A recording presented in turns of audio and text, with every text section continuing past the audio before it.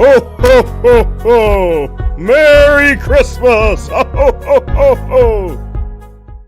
Dang, Father, that's like a really good Santa Claus voice. Like, now I What are want you your. talking about? That wasn't me. Wow, that was I thought that was Ruben. Papa Noel. Was that you, Ruben? Was that? Oh my I goodness. thought it was you. It was Maybe not it was me. I'll Santa. say that it could have been really Santa. I believe in Santa. I believe it was a perfect mix of all three of our voices. That's what all three of us would sound like. We all got Ooh. possessed by Santa Claus. This. It was like Santa, Mrs. Santa, and the Yuletide Ghost or something. Isn't there like a trinity of something shit like that? I don't know. Oh, I don't know, but who's your quintessential? Who's played your quintessential Santa Claus in a Christmas film? There is an episode of Martin where Martin dressed up as Santa Claus, so I'm gonna say Martin Lawrence. And I'm going to go with Bob Pinciotti from that 70s show, who played a fantastic Santa. Really? He's just very jolly to me. We might have picked the worst too. What about? Y'all know what movie I watched last night for the first time? I'd actually have never seen this, but I watched Bad Santa. Oh, I'm dying to see that. It looks like I've it's never funny. seen that. That's the one with Billy Bob Thornton. Yeah. It was actually a better movie than I thought. Like I knew like a lot of people liked it, that it was funny. It's kind of about it's like like a bad Santa Claus. He like drops F-bombs in front of kids and he's drunk all the time. Like I kind of knew like the jokes of it, but it actually had a little, I don't want to like oversell it, but it had a little bit of like art house sophistication to it. It's a very dark humor comedy, but kind of tastefully done. Like it didn't feel like edgelord dark, but it was like, oh my god, we're really going like this dark with some of this stuff. Right. Yo, Wasn't there a part 2? Yeah, but I don't know if that's any good or not. Maybe I'll watch it next year at Christmas time. Merry Christmas to PE, who's here, and he says, I think that Fathery will end up looking like Santa Claus in 30 years. You kind of look like the young... Happen. You kind of have those dashing young Kris Kringle good looks from the animated version from like the 70s or 80s or whatever that was.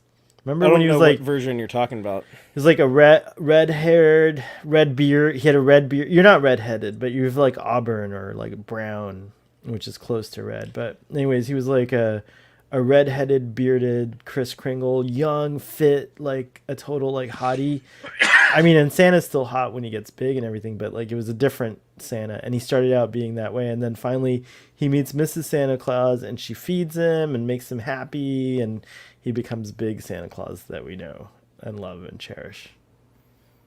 Well, we'll see. I would love to be like a mall Santa, but I don't know. I'm scared I'd get like tired. I've never been in a situation where I'm like around kids constantly, like all day.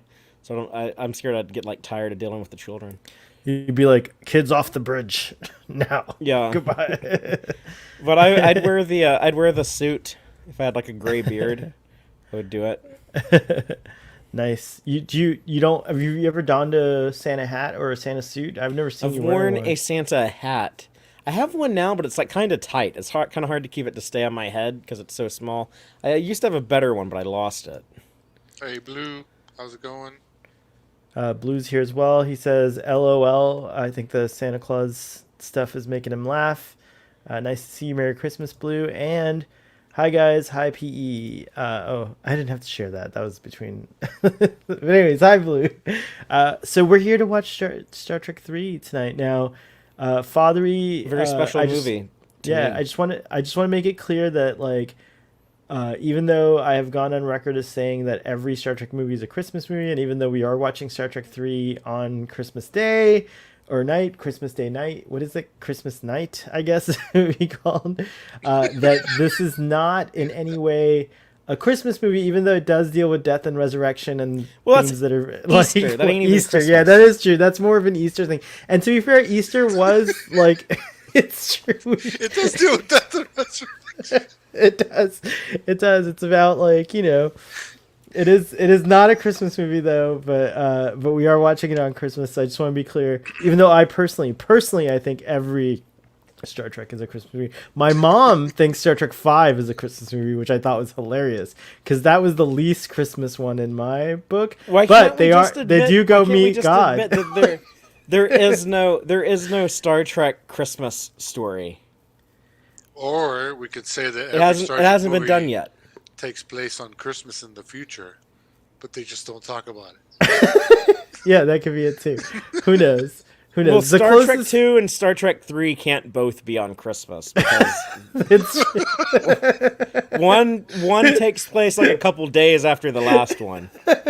well, what if like Star Trek Time 2 shit, you know? Star Trek Warp 2 took drive place and space time and Star Trek 2 takes place on Christmas. Star Trek 3 is on New Year's. There we go.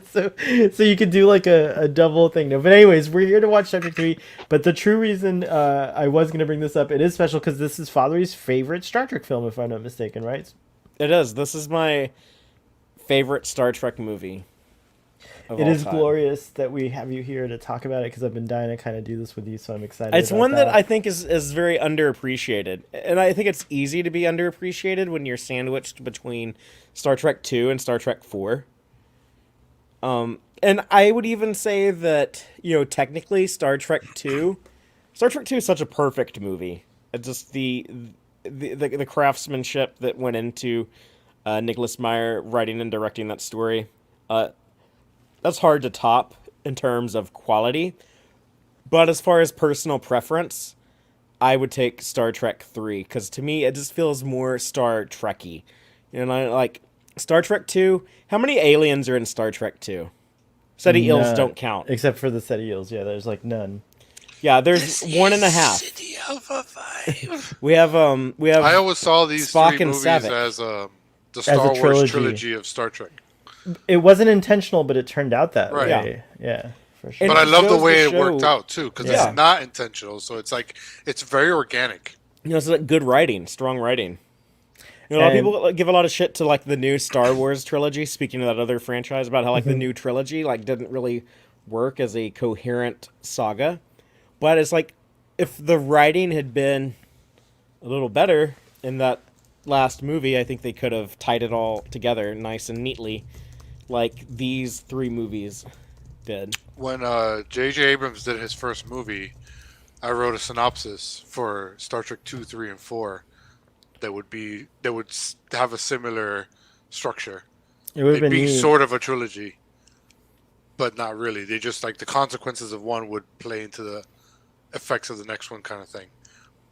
But of course, then we got other. Did things. JJ never get your script or something? No, I guess not. You The never email sent got it. lost in the shuffle. It got lost in the shuffle. Fell through Okay. the cracks. It got put in the spam box. You needed to. I shouldn't have attached my dick pic with it. There was there's a story team at Merry Lucasfilm. It is after dark, but anyways.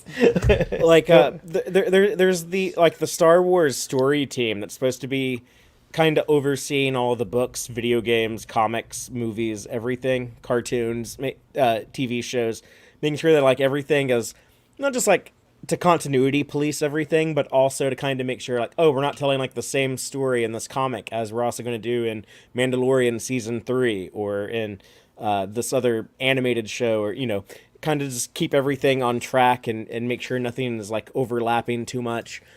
But when Rian Johnson was doing The Last Jedi, he had like weekly meetings with those people and actually worked with them. And they said that like, as far as J.J. Abrams, they were like, oh yeah, like we never even met J.J. Abrams. Like he never talked to us. Continuity, who needs that? Yeah. That is interesting. It could also just be like, at the end of the day, like maybe JJ didn't use the continuity people, but like maybe he really does like Star Wars that much, where he felt he knew enough about the continuity. But I do think that Rian Johnson's film is the strongest of the three. So whatever Rian Johnson did, it worked. Yeah, no, I agree with everything you just said in that last sentence, I think. But with Star Trek 2, 3, and 4, they only had 3 movies to worry about. And they also had one central figure in charge of that whole thing, who was, of course, the great Harve Bennett. Yes. Amazing human. I stand for him last night when I was watching Star Trek V because he gets his appearance as Admiral Bob. Yeah. on Unfortunately, Star Trek that was V. the last movie he was involved with, and he didn't go out on a winner like his other 3 movies. But It's all right. It's all right. 3 out of 4 is ain't bad. and Yeah, he wasn't a that's true. movie. He was a TV producer who they recruited because they spent so much money on Star Trek: The Motion Picture. They were like, never again if we're making another Star Trek movie, it has to be cheap. Oh wow, I didn't. And know so that. I they didn't went to realize that. him because I kinda- he was used to working on a TV budget. That's extraordinary what he did. Even more kudos to him then, because those films do look very like, epic. I mean, they're not like, like I guess Star Trek: The Motion Picture does have like probably the most like, like it's iconic in the same sense as it like, wanted to outdo Star Wars in 2001: A Space Odyssey. and I think it definitely works to have gotten it alongside 2001 in my mind. I just don't think Star Wars is even in the same class. Like I think Star Wars is like more of a fantasy. So Yeah, I don't like, Robert Wise, yeah. Robert Wise, you could tell is more a fan of 2001 than he is Star Wars. right or right, was a exactly. fan. Rest in peace, Robert. Another great director. Hell yeah, he did fucking The Day the Earth Stood Still. The Sound of Music, It's an amazing. right? Robert Wise did The Sound of Music Did also, West Side right? Story. Yeah, West Side Story, which Spielberg just redid, and that must have been interesting. I'm dying to see that. All right, so let's get that's pretty awesome. Really quickly though, before we get started, since it's Christmas and we grant all requests on Starfleet Boy, PE wanted to know no commentary on the Hawkeye season finale, which also had a Christmas theme. Now I'm not caught up on Hawkeye. Is Ruben caught up on it? But you are, Father, right? Yeah. Do you want to give a quick like your thoughts on Hawkeye overall? Like just you don't have to go in spoilers, just to give PE like some idea of where you're at. I liked the show. I to me, like, it ties WandaVision as the best Disney Plus Marvel show. I take it over Loki or What If or The Falcon and the Winter Soldier. It was a lot of fun. I think some people are reluctant because they think Hawkeye is like a less interesting character. But let me just say that the Jeremy Renner version of Hawkeye has never been more interesting. They tell a unique story with him that could only be told with him and none of the other Avengers, because it's a story of, a mortal man. He's not a god. He's not a super being. So we see like the toll that kind of takes on him, both mentally and physically, but not in a dark, serious way. It has that fun, lighthearted tone that is kind of the Marvel Studios bread and butter. So if you're not into that, you probably won't be into the show. But if you generally like Marvel stuff, you'll probably like Hawkeye. It is also loosely based on the Matt Fraction comic book run, with beautiful art by David Aja, which the show steals a lot of his art, and Disney decided not to even credit him, much less pay him, which is terrible. Wow. So Disney is terrible, but Disney do the better. show is good. I have shares of stock in Disney, so I'll excise them if Disney doesn't do better. Well, they like own your state, like they like own Florida, pretty much, right? Yeah, it's true. They'll probably destroy my home when Like- they hear like- this. Like They own a Central Florida. Yeah. a tornado will appear out of nowhere. Mickey and, Mouse calls y'all's governor, and he's That's like, true. "Jump, bitch!" and he's just like, "Oh, how high, sir?" It's a really good Mickey Mouse. Oh boy, Oh boy, that's really good. Oh my! I All own right, so the fucking state of Florida. gentlemen, are you queued up? Are you ready to hit play on your version? Yeah, I'm at of the Star Trek part where 3? the Enterprise is blowing up. Oh, What? What are sorry, you doing? spoilers. Spoilers. Jeez, we're crying in the night. Audience. So we're gonna do a press play on the count of 5. So here we go. 38 years is enough to wait before spoilers, right? Okay. Yeah, it's good. Okay, here we go. 5, 4, 3. Wait. Tell me when yours says Paramount, a Gulf Western company. That's where I'm at. Uh, When the little rings and the Okay. mountain. Okay. All right. Fine. 5, 4, 3. Wait. Hold on. Stop. What are you doing? What is this? Now I'm just being annoying. Go. I'm sorry. Okay. 5, 4, 3, 2, 1, go. All right. Now it says, hold on. The mountain just appeared. The stars appeared. Paramount or Gulf. There Gulf you go. Western There you go. Gulf plus Western. Plus Western, yeah. Now it's Paramount plus Western. So fade to white. So, funny story. The first time I ever saw Star Trek 2 or Star Trek 3, I rented them on VHS. And I actually put the Star Trek 3 VHS into the VCR first on accident. And so the first time I ever saw Spock die was watching this in Star Trek 3. Oh, This wow. Recap. So that's wild. I used to have Star Trek 2, 3, 4, and 6 all on one VHS tape. So I could just watch it all in a row. I like that Nice. 5 was not on that VHS too. You know, they Yeah, actually work pretty well if you omit 5. They kind of connect. They do. 5 is designed to be a side hustle, a side chick. What do you call those? Side. What is it? Side piece. Yeah. You don't remember that tape? Because I had to record in, like, what was it, EP? So, like, No, the red uniforms would bleed off. The colors would bleed off of them. Yes, I do remember. It was so crazy. But I was like, I don't care. I like this approach from going from monochrome to color, like as if it's a memory and it's getting closer, right? Yeah. Like it's cool. This is Leonard Nimoy's directorial debut, right? Yes, it is. And this is the last Star Trek. This came out in 1984. This is the last Star Trek movie to come out before I was born. So after this, everything after this, I was alive for. But so this to me is like, okay, this was like all established Star Trek up until Star Trek 3 before I entered the world. It's funny the prominent Star Trek Twitter user Jörg Hildeberg, I think I'm saying his name right finally, has trained my eye to see things, and I just saw like stuff that you would normally see on a Klingon ship in the torpedo Oh yeah, room. that torpedo room is the bridge from Star Trek: The Motion From Picture, Star Trek: the The Motion Klingon Picture, bridge yeah. on the Katinga class ships. I always really liked Spock's rendition of the Enterprise mission statement. Yeah, this is the first time it was heard by someone other than Kirk, other than William Shatner. Well, in Star Trek 2 at the end, right? right. Yeah. There's a redo of that. Because I want Strange New Worlds every episode to open with Anson Mount. I doing know. that. I really hope that's going to be in Strange New Worlds. I think it will be. Audience, if any of you need a timestamp or a time check, let us know.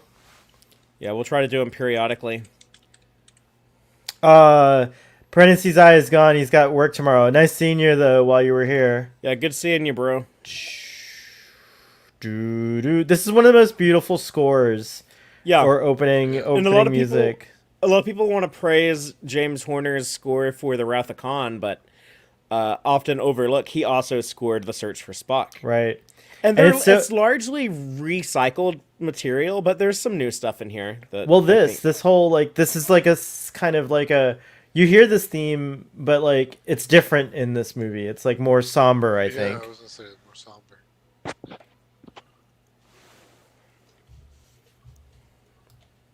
Ruben, I think your levels need to go up just a little, or maybe I need to lower the volume. Oh, I had my mic kind of far from gotcha. my mouth. Nichelle Nichols. Now she didn't get like a great role in this, but she says she liked her role, like when she saw what it actually was. Right. Yeah, when she saw how little she was in the script, she was kind of upset, but then Nimoy Like told her, Mint. "No, read the scenes you're in." She's like, "Oh, there's some really good stuff in here." Yeah, and I agree. Dame That's Judith a great scene. Anderson. When I was a And kid, I would Robin skip to my Curtis, favorite. Yeah, the better Savick, the good Savick. The good Savick. When I was a Christopher kid, Lloyd.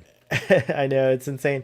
When I was a kid and I would skip to like my favorite parts as kids do, I always included the Mr. Adventure Uhura scene because it's such a badass, exciting scene. Yeah, It's like I really love that cool. moment. I'm so excited to see it in a moment. James Horner, rest in peace. Yeah, I just got to hear some James Horner music in a certain blockbuster film that I won't say any more about, but hopefully we'll do a stream of that one day. I'd like to do a watch along to complete that on Earl Grey let's Trek do if that you're with listening. Earl Grey Trekkie. Yeah, exactly.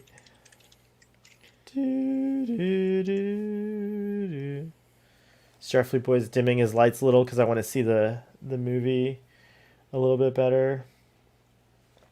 Written and produced by Harv Bennett. Rest in peace. Great man. We were just singing his praises earlier. Directed by Leonard Nimoy. Now, man, everyone in this fucking movie is dead now. It's kind of depressing. All these people were alive when I was a kid, and now they're all dead. I love. Yeah, listen to this music. This is so sad. You see, like the battle-damaged Enterprise. I don't know how I feel about stars going in two different directions. This is distortion from the warp bubble. Oh, there you go. Thanks. That explains it. Thank you. Good job. No, if you watch this back to back with Wrath of Khan, Shatner does look a little puffier. Like, was he in his grief after losing Spock? Was he just kind of like binge eating? I think that's what would happen. Computer, I mean- 12 donuts. Also, Captain, like you are not allowed. right after Spock's funeral, when they shoot him out into space, Uhura went to the Enterprise barber shop and got jerry curls. Oh my god! By the way, I've had a glass of champagne here. I want to toast the Star Trek 3, so here you go. Cheers. Had this prepared. I love It this was gonna bridge be- set, though. I love like the way that I actually prefer the way it's lit in this movie over the Wrath of Khan, because here it's like a little bit more. It's lit brighter, and you have more colors popping on the consoles and stuff. Mm-hmm. Like that blue on the console, those colorful buttons. Oh yeah, It feels a little totally. more TOS.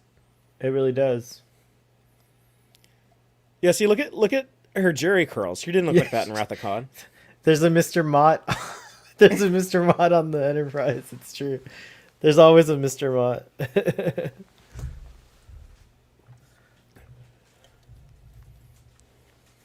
I love that line.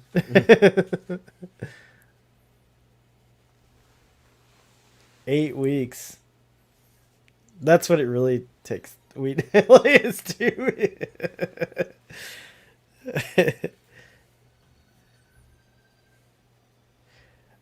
Scotty seems a little chipper after his nephew just died. He's probably had a glass of whiskey or two, you know. Oh yeah, Oh, without I a never doubt. noticed that cute ensign at the or whatever he is. This oh, dude? and that one too. Both. There's a guy at the helm and or on ops, and then this guy too. Lots of Sulu's cute at the people. helm. No, there's a guy next to him. That was Chekhov. No, it wasn't. I promise. Okay. That's Now, Chekhov a see, second I ago. never noticed him before, but you'll see him next time. You can't rewind now. Don't do it. Don't do it, Father. I'm not, I know I'm you're not. tempted. Okay. I love that Look, material. Shatner is so good in these movies. No, he is. He really is. Just that close up. As soon as he's like out of the bridge, out of the spotlight, he just fucking. Oh my god, my best friend is dead. Fuck. Can you guys give me a timestamp? Yeah, we are at 8 minutes, 12, 13, 14, 15, Yeah. 16. We're at the Merchant Man ship. Yeah, we're zooming into it right Beautiful now. model. Up It's there, like up there. full screen, yeah. Look how fucking gorgeous that Industrial is. Light and Yeah. Magic did Yeah. all the ships for this. Sexiness. I love I the thought- interior of the ship too. Yeah. It's a cargo ship. It's kind of But- like La Serena. How TOS 60s? Oh, they got the purple lighting, got like those nets in the background. The cheap costumes these dudes are wearing. They feel like they could have been, these guys smuggling cargo or something in the original series. Do you think that's a Leonard Nimoy influence because he was so intimate with the production on TOS that he kind of like naturally was maybe. drawn to that? I know they also kind of had like some training wheels on Leonard Nimoy, so I don't know how much Gotcha. total So- control he had. So this is the first appearance ever of the Klingon Bird of Prey, which is an incredible Yeah. ship. I Which mean, was like, this designed to is be a like- Romulan ship. Yeah, Cute But little it's not so puppy. famous as a Klingon ship. Yeah, that looks like Beta, or not Betamax. What do you call it? A 8-track. A-track. Yeah, it's Looks true. like an 8-track, a thick ass cassette tape. Now, This is also the first appearance of Klingon cleavage, which Next Generation would get a lot of mileage out of. yeah. Now, also look, With her Valkyries. makeup on her forehead is very light too. Valkyrie's makeup, Yeah. which is interesting. Yeah, Kind of looks like Christopher Plummer in Star Trek 6. right on. Yep. But this is kind of the modern She's idea like of one of Klingons. those albino Klingons like Volk. What would become like the standard Berman era Klingons. This is kind of the first real depiction of that. Yeah. The bird of prey, those Ugh, uniforms, that sexy. makeup. Ah, God, It is so super- hot. Oh yeah, the Those ship. ships. Yeah, look at It- this. Yeah, it's true. Yeah, really great model work from The iLone. models are just so gorgeous. Yeah, And this it's is nice- after like they had done like the Star Wars trilogy. Like they knew how to do miniatures as spaceships. Like the other movie that drives me crazy like this, non-Star Trek, is Starship Troopers. That movie is just such gorgeous model work. Bye, merchants. Yeah, the Bird of Prey is iconic. I mean, it's such a great ship. The fact that the wings like move into attack mode and then like that's it's just, a like cool little feature. cool feature. Yeah. And then Christopher Lloyd is so good as Cruise. He's not the centerpiece of the movie like Khan was in The Wrath of Khan, but he never tries to be. He's just there to be an obstacle for our heroes. It's kind of like the traditional meaning of an antagonist. The protagonist is trying to do something, and the antagonist is there to like get in their way. Well, yeah, I love this shot so much. I love this. Look at this miniature work, dude, and Holy the music. moly, space dock. It's like this holds up really well. Like still today, it's like so good. In fact, they make the Mandalorian look like this so that people will like it better, which is really funny. You know, it's like.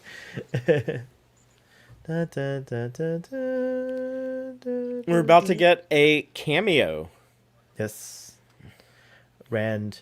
I love that the Enterprise lighting turns blue when it's like under control. Like there's just so many little mini details about this that like look, there's the guy I was talking about by the way. You're right. Yeah, Chekhov changed chairs. Chairs, yeah. He went over to Spock's station. What do you think Klingon dogs eat? People, humans. Right?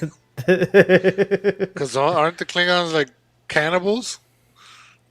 Wait, what? Not cannibals. They eat humans. They eat people. Yeah. Yeah. They do eat people. So then the dogs eat scraps. Giorgio. That's true. There you can she see is. a ship here that looks on the left that looks kind of like the Discovery. Oh, that's the old Ralph McQuarrie. Yeah, that's a little bit of the old Ralph McQuarrie Enterprise peeking out. The first appearance of the Excelsior. Yep. Now we see a shitload of Klingon birds of prey in like Next Generation and Deep Space Nine. You also see a shitload of Excelsior class starships. Yeah, she's the workhorse of the Starfleet. And then later we'll meet the first Oberth class ship. You're going to see a shitload of those in TNG also. This movie did bring us a lot of new ships. Like we got like also the series of movies. We got the Reliant. There she is, Rand. Grace. I like her hair in Star Trek 6 the most, but she looks great here. Also, rest in peace. Yep. This is actually like such a great shot, like showing the Enterprise and then finally seeing all the damage like lit up nicely. And even though some of that damage wasn't there in the Wrath of Khan, but... It was right after from something else that happened. They got attacked by Romulans on their way back. On the way, space, yeah. It wasn't important enough for screen, but yeah, it's true. Everyone looks so good in these uniforms, by the way. Look at that. I love this badge. I'm wearing mine, so is Fathery. Burp, burp, burp. No, that graphic of the Enterprise, that's the wrong graphic. That's the graphic. That's like the pre-refit. I have a headcanon thing for that. Like the schematics didn't get upgraded because or it's just like a generic shape. Just a generic shape they use on all the No, but this is like over a decade after the motion picture. Like they still ain't updated that shit. I do like the Starfleet security guy. What was Those Spock cool. possessed McCoy? Like how strong was he that he just forced that door open? That Katra gives you a strength boost, I guess.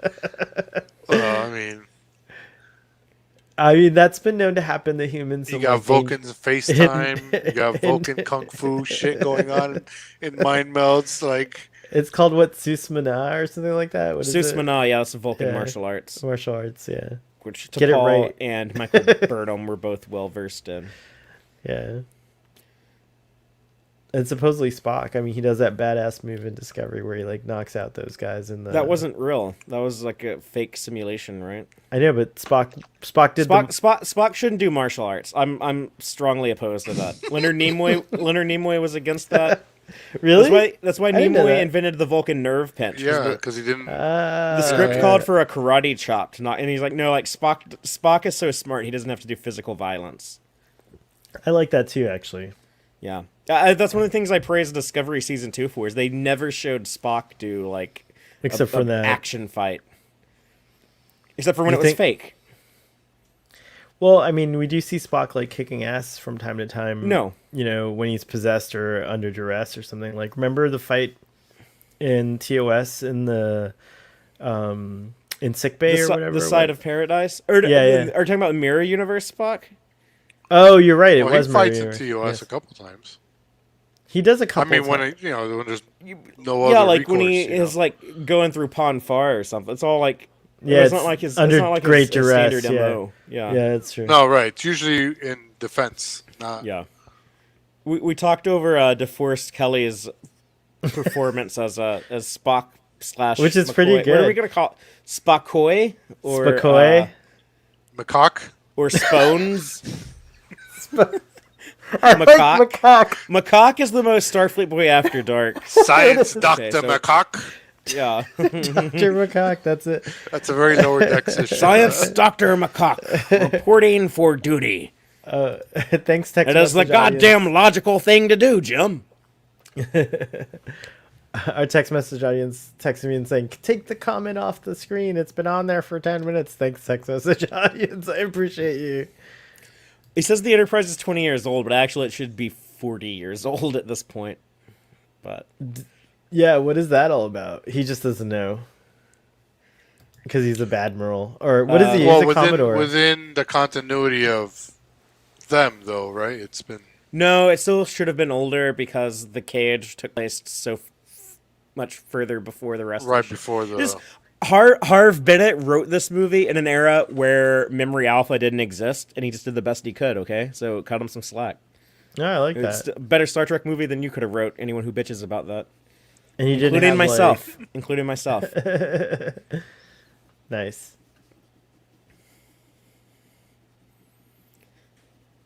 The one thing that does age these movies, I guess, is all the use of CRT monitors.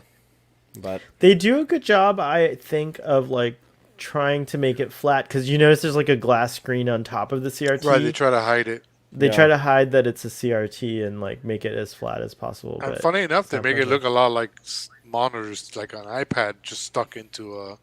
Which is what happens today. Yeah, we just Right. basically Yeah. have like different configurations of screens. Because it's just black, It's like so clean. Yeah. And then it No, turns And the this Pixar, and it wasn't Pixar, but the company that would become Pixar animated this for Wrath of Khan. It's such Right. like a good piece of animation. They're like, oh yeah, we got to use this again in the search for Spock, and get our money's worth. This company, by the way, is ILM. It's just a division of ILM, and then that Right. branched off. They would Yeah. later become Pixar. Pixar, yeah. And do their own movies. Speak. Oh, that's John Larroquette, by the way, of Night Court Yeah, fame. of Night Court, which would also feature Brent Spiner. Playing a really funny character, as as you could imagine. Impressive. Oh, yes. Side, at your feet. The flag of the Federation. Charming. Station. I love that part.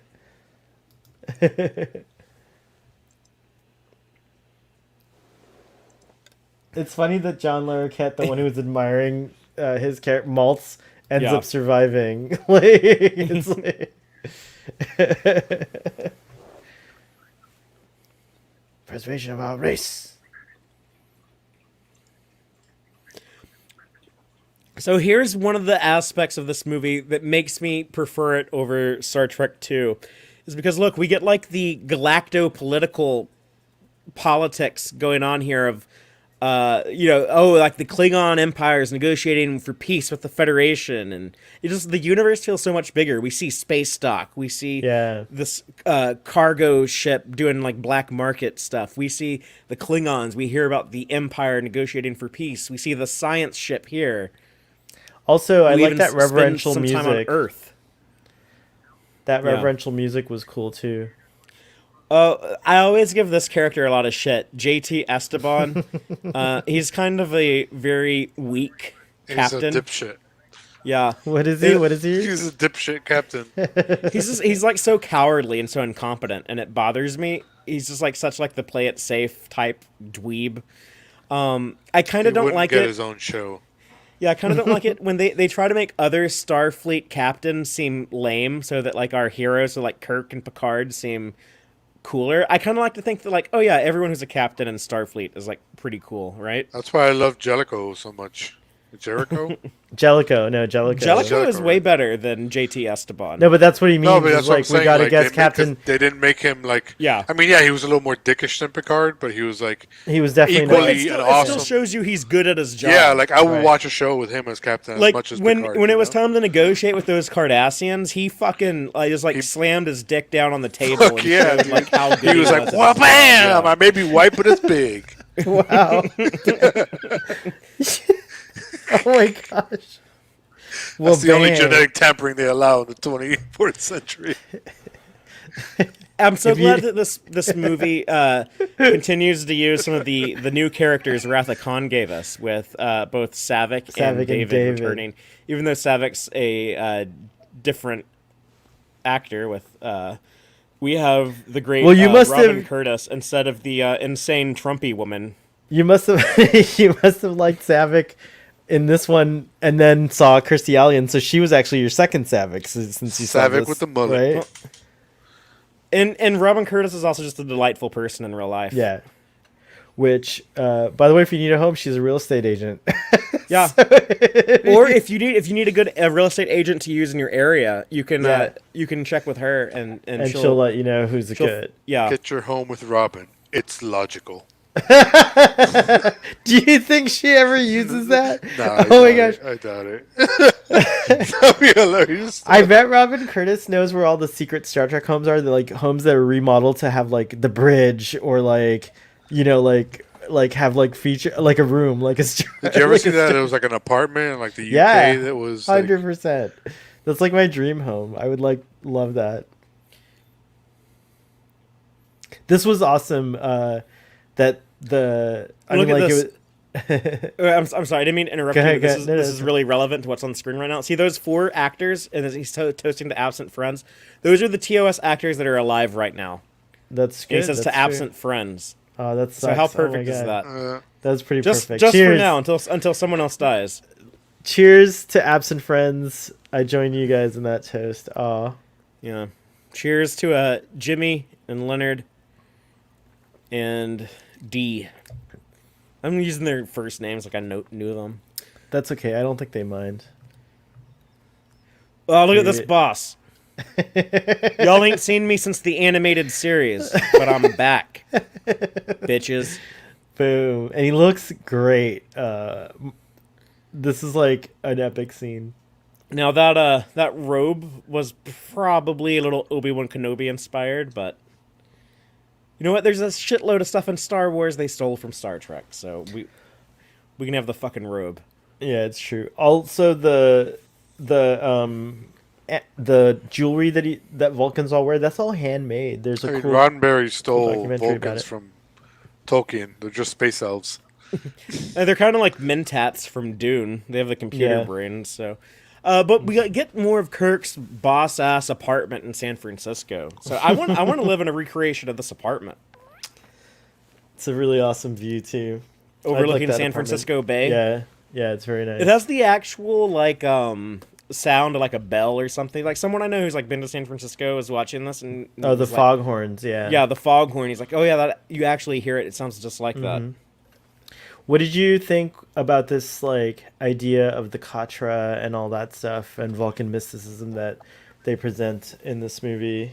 They do a good job of like not getting too freaky with it. Like it's probably not magic or spiritual. You know, you can kind of explain it all as just like you know, like your brain energy gets transferred around and stuff. But I guess if you want to have that supernatural, if you're like a person who like really like believes that stuff in real life, then it's easy to lay that on top of this movie.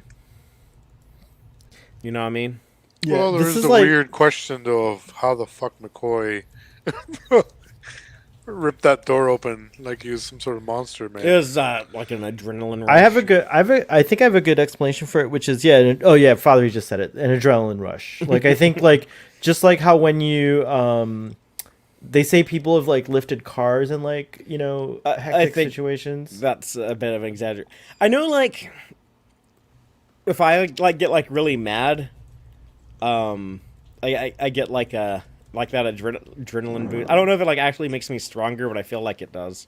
Yeah, and I guess McCoy's going crazy with Spock's mind inside of him.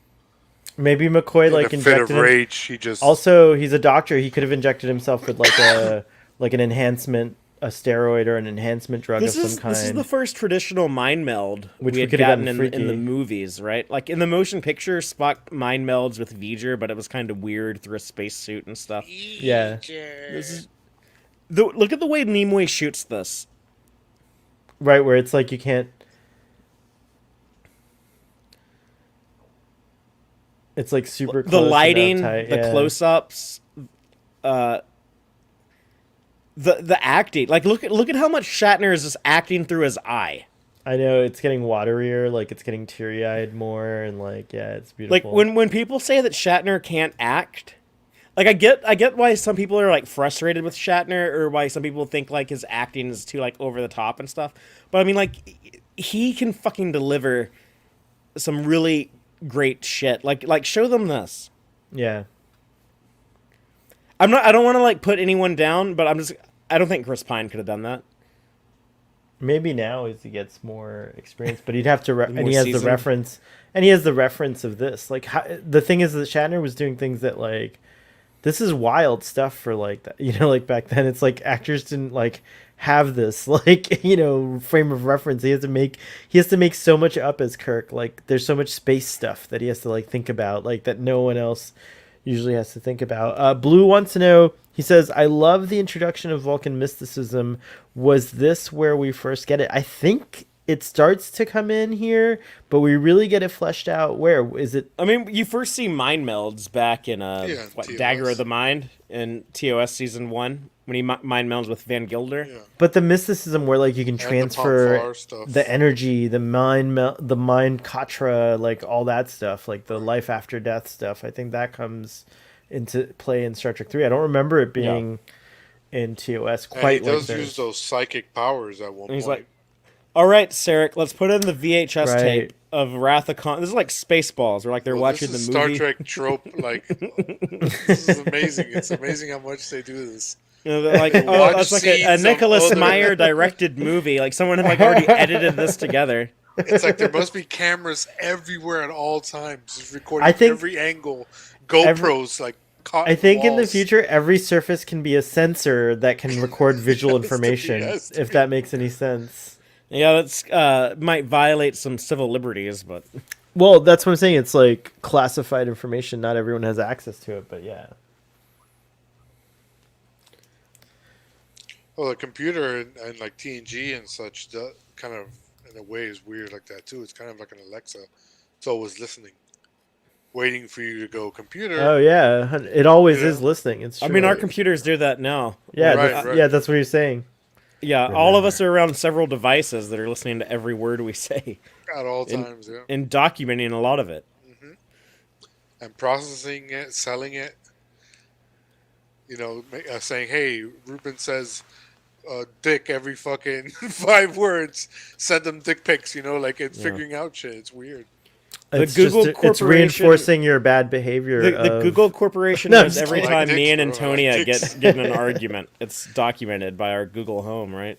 Wow, and then they send you gift suggestions, maybe like to make up gifts or whatever. I don't know, like. Yeah. But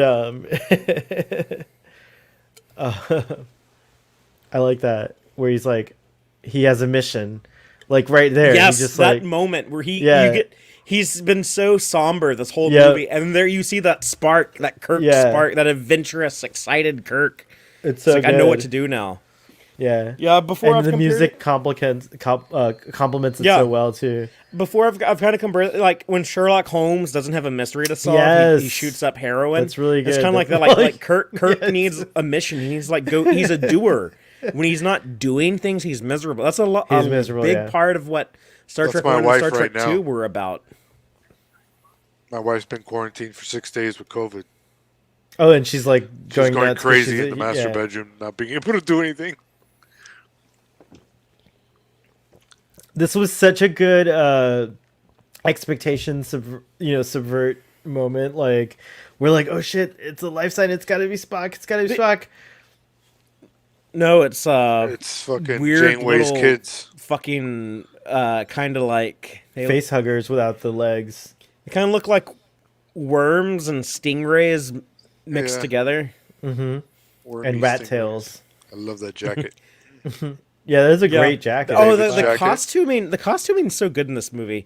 You know, you get to like Next Generation and Deep Space Nine, and the civilian clothing is terrible.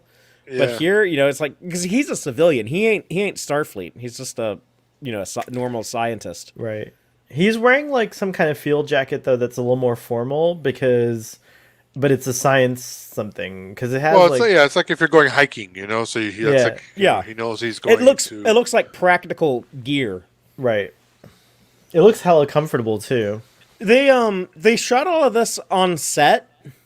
At one point, they wanted to go to Hawaii to shoot, and then they're like, "Oh no, we don't have the budget for that." But sometimes it looks pretty real. Sometimes it looks like a set. I love this. Oh, this scene. This is such a good Admiral scene. Maru. I think he's a Commodore. Morrow. Yeah, Morrow. I think he's Commodore. Maybe I'm wrong. He has a lot of stuff on his jacket, so he might be an admiral. You know I what love I'm that. gonna say about Kirk's Yeah, he's got acting, three too? of those little The burst bomber. things. Yeah, so Yeah. he's was it Commodore, Rear Admiral? He's a Commodore 'cause- he's a real admiral. Oh, okay. What is this one? Because is this an admiral? I think I have an admiral's rank. Yeah, no, that's a Commodore, Rear Admiral, Admiral. No, Vice. He's a Vice Admiral. And okay. that's a full admiral, I think. Yes. All right. That's consistent with my brand, so I'm glad. But I love I bomber like jacket. this conversation and this. One of my regrets is like they're in this restaurant on Earth, but it kind of feels like they're like up on the In space dock. Starbase or something. Yeah, I wish Yeah. they had like one of those windows open where you could see like a busy street or something. Paris. It's true. Look at Kirk. This guy told him no, you can't go to Genesis Planet. Kirk's not even listening to this guy. Like right I here, know. like he knows like okay, No, he's I'm gonna already do decided, I'm, yeah. yeah, I'm Yeah. gonna do Grand Theft Starship. Can we make that a video game, please? Grand Theft Starship? What the Yeah. hell? Oh my god. That's like, oh look, see you that do view there of the city? It's like New York, yeah. I wish Or that we had, something. I San think they're in Francisco, San obviously. Francisco, but Yeah, I wish San they had Francisco, something yeah. they had Yeah, somewhere something else where we could see recognizable. something busier. A pyramid. Not a well, I don't The maybe. pyramid building. No, yeah. just something recognizable so that you know they're. Yeah, on look at their Earth. civilian clothes. They look cool. Not Chekhov's, but I mean, yeah. What about I this like bar? that. Would I y'all like hang that out junior, here? I would totally.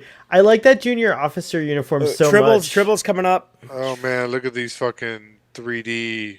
Look, Tribbles. Yay! Woo! That's the first time since TOS that they appear on screen. No, they appeared in the animated series and more Tribble, Sorry, more Tribbles. that's the first time since I always when I say Oh, TOS, live it action. includes the animated series. By the way, just FYI. I mean, I kind of do that too, but I kind of feel it does a disservice to the people who worked on that show because they kind Aye, of did true. make their own show. Fair. That's true. Good point. You want a pon far, lady? I'm in the mood, girl. Got it. Dr. McCoy unpossessed must be hilarious and fun at these bars. Like it seems like people know him and stuff. Like it's like it's like This big-eared, seedy businessman is the Welcome. total proto-Ferengi. it totally Genesis is planet forbidden. No, I hear him. New. I like that he. Speaking of borrowing things from Star Wars, we kind of have a. I mean, this guy and Yoda having a conversation. They have like the same speaking pattern. You seek I.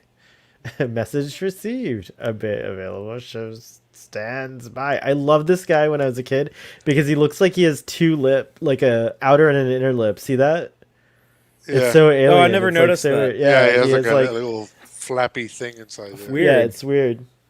Oh, see, look, he's like restricted. It's many more. He is a proto-Ferengi, Father. Wow. Damn illegal thing. Yeah, for sure. The actor was like, "What if I do something like Yoda?" You know, and the director's like, "Sure, fuck it, just do it, bro. Don't do it too much like Yoda." But it also could be that the universal translator doesn't quite understand his language. Genesis. How can you be deaf with ears like that? That would be that would land way better with a Ferengi. That's funny. Forbidden. Instead of Forbidden Planet. Mm-hmm.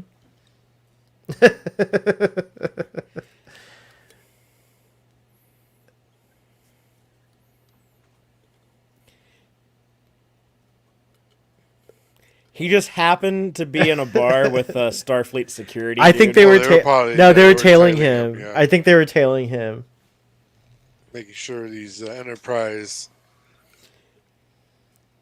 They didn't He want, might like, be a Genesis- non-canonical- They didn't want Genesis information getting out.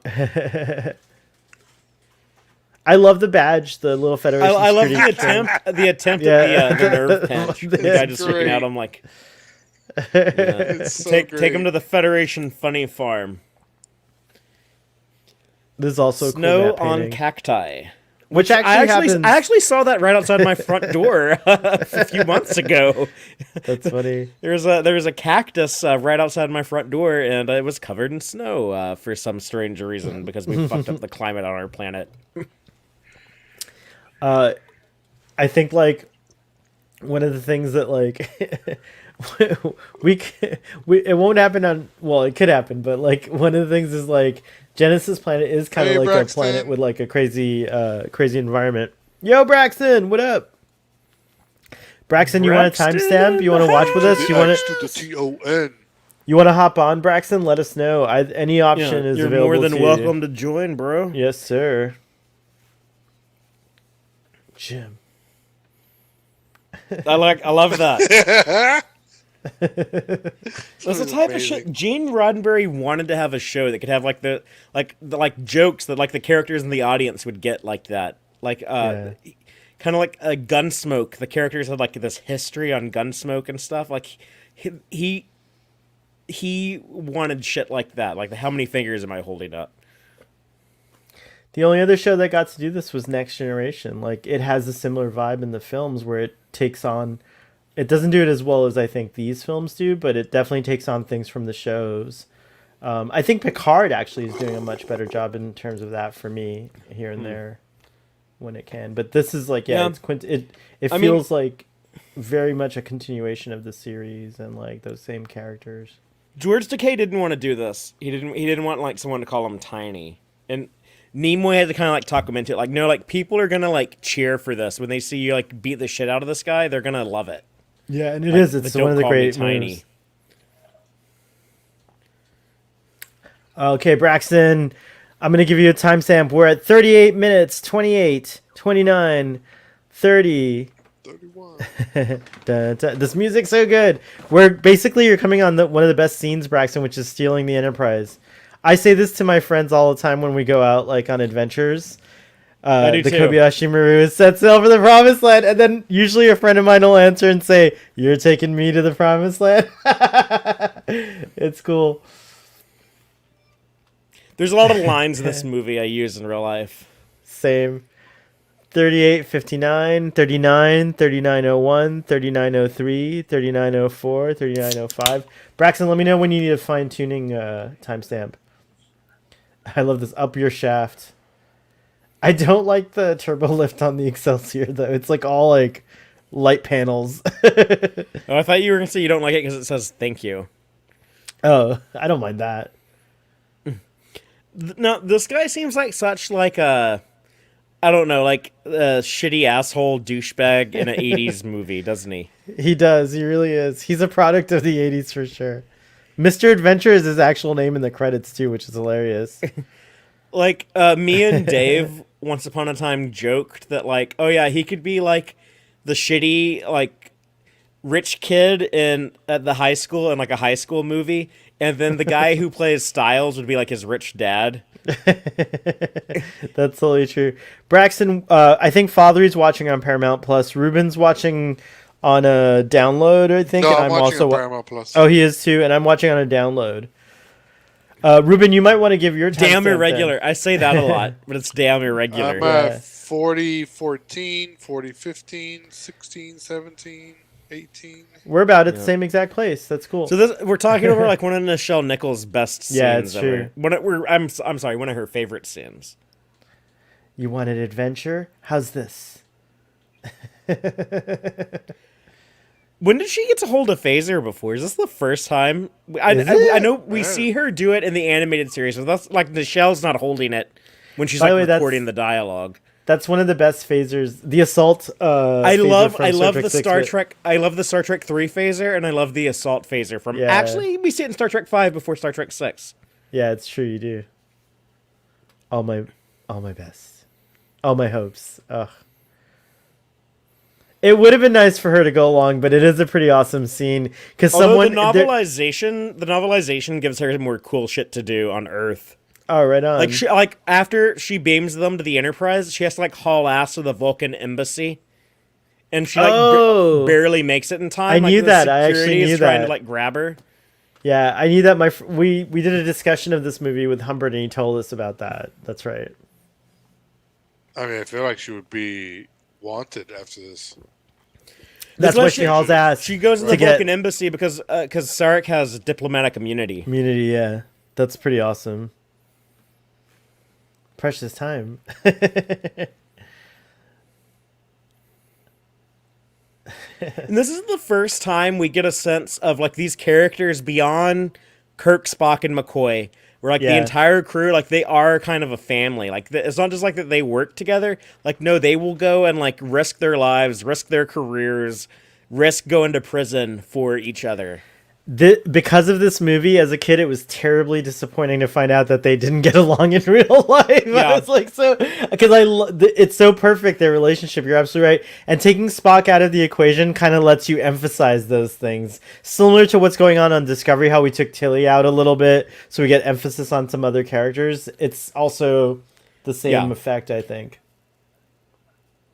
Because like up until this point, like Star Trek had kind of been written based around Kirk, but in the eyes of the fans, it was largely based around Spock. Spock was kind of like the breakout iconic character. So yeah, like doing like an entire movie where we don't even see Nimoy as Spock until the end. Right. What's really allowed the other people to get in the spotlight. This is Captain Styles. I know, but the actor was on a show. He had like a lead part. He was in a lot of stuff.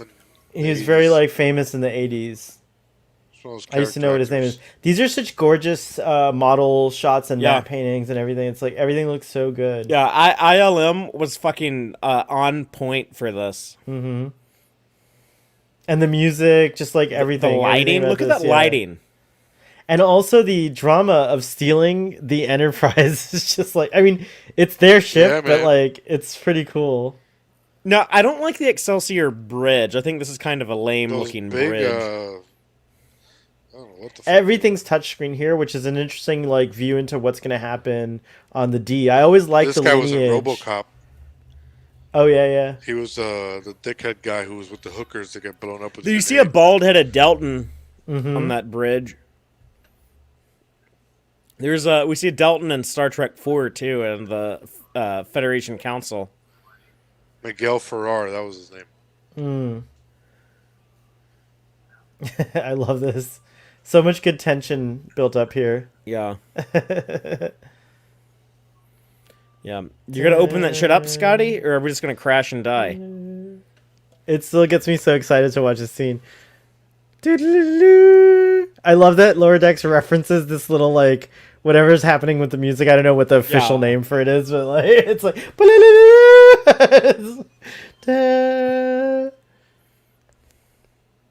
this is so satisfying. It was like a half second too late when they hits the door. Yeah, I'm glad they didn't do that. But then this next thing, the triumphant dun dun dun dun dun dun dun dun.